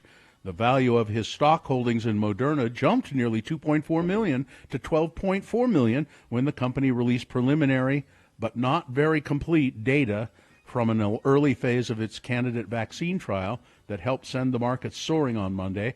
Dr. Slaoui sold his shares on Tuesday, and the administration said he would donate the increased value to cancer research, but the Moderna stock is just one stock or one piece of his pharmaceutical portfolio. much of which is not available to the public. Some ethics and financial securities experts have voiced concerns about the arrangement that Dr. Saloy has with the Trump administration. The White House has defended its lack of coronavirus screening at airports. They say. No, I remember the president saying that everybody was going to have their temperature checked, and the president I remember him saying that. The president is working with the TSA. He's working with the airlines, said Kayleigh McEnany at a White House press briefing. We want to ensure that our TSA employees are safe and those who are traveling are safe. And he, the president, has had those conversations, and we are keeping people safe at the TSA and the passengers as well. But that's really not the case. According to the Transportation Security Administration, over 500 of its screening officers have gotten COVID-19. Yep. 6 TSA employees have died from it, after McEnany said that the Trump administration was keeping TSA employees safe. Because that's how she's learned from Trump how to do this. You say it. That's how you do it. You say it. It's the happy talk. The happy talk will cure everything. Here's a story about the hummingbirds. Oh. Tom Vaughn, a photographer living in Colorado's Mancos Valley, kept a hummingbird feeder outside of his house. One morning, he stepped through the portico door and noticed a black-chinned hummingbird dangling from the side of the plastic feeder like a stray Christmas ornament. At first, Mr. Vaughn thought he knew what was going on. I had seen hummingbirds in a state of torpor, he said, when they were just so sated with drinking the nectar that they couldn't move. Mm-hmm. He said it was hanging straight down by its feet. I thought that's what was going on. On closer inspection, Mr. Vaughn saw that the hummingbird was hanging not by its feet, but by its head. And forget about jumping its batteries. The bird was in the grip of a 3-inch-long green praying mantis. Wow. The mantis was clinging with its back legs to the rim of the feeder, holding its feathered catch in his powerful front legs and methodically chewing through the hummingbird's skull to get at the nutritious brain tissue within. It was staring at me as it fed, Mr. Vaughn said. Well, of course, I took a picture of it. Startled by the clicking shutter, the mantis dropped its partially decapitated meal and crawled under the feeder and began menacing 2 hummingbirds on the other side. Oh, man. That's evil. He said, I've always thought of praying mantises as wonderful things to have in your garden to get rid of bugs. Well, it turns out that they go for larger prey, too.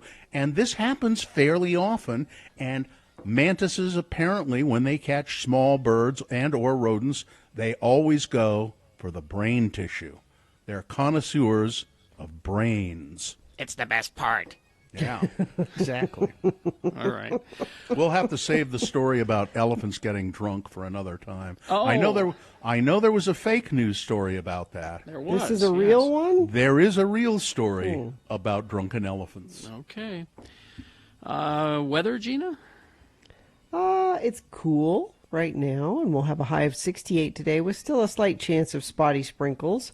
Tomorrow, 73, and tomorrow night, rain will be likely, but then we should have a sunny weekend for your holiday weekend. Does it feel like a holiday weekend? It kind of doesn't feel like a holiday weekend. You bet. There's going to be fireworks. Oh, boy. All right. I'm sorry I also didn't get a chance to mention that 40,000 pounds of macaroni and cheese were spilled all over the highway in Nashville, Tennessee. No. Yeah. All right. Let's do the promo and then crawl away, shall we? You've stayed with us this long. Stay a little longer for Friday's Radio from Hell show. On Fridays, we like to answer the best question of the week, if we get one, which is at 7:45. We need your questions. You can ask us via email anything you want. Send it to radiofromhell@x96.com. Then at 8 a.m., if you're thirsty, join us. We have another drink with Jimmy the Wine Guy, and we'll have our cocktail of the month, so you don't want to miss that. Plus, Mayor Wilson will be with us at 8:45 to give us some insight into the COVID status in Salt Lake County. And don't forget, I should say, Dave the Flower Guy, who will be coming in to crown Boner of the Week at 9:45. So start your Friday morning the right way with Radio from Hell on X96. That good? That all right? Do it. It's all right. It's all good. I just see a new TV show that Ted Levine is in. What? Coming up. Yeah. You reminded me of Ted Levine for some reason, the way you were saying that. Everything okay? Is it okay? Would you help me? Would you? Okay. Punchy. We're too punchy. Yeah, it's time to go. Yeah, I think it's time to go. I think we took care of everything, got all the business taken care of. Good job, Katie. Thank you. Live long and prosper, bitches. Don't you know who I am? And that's the way it is. Ed McMahon. It's not Ed McMahon. Is it? Corey Walter is. Cronkite. Is it? What? Corey is next.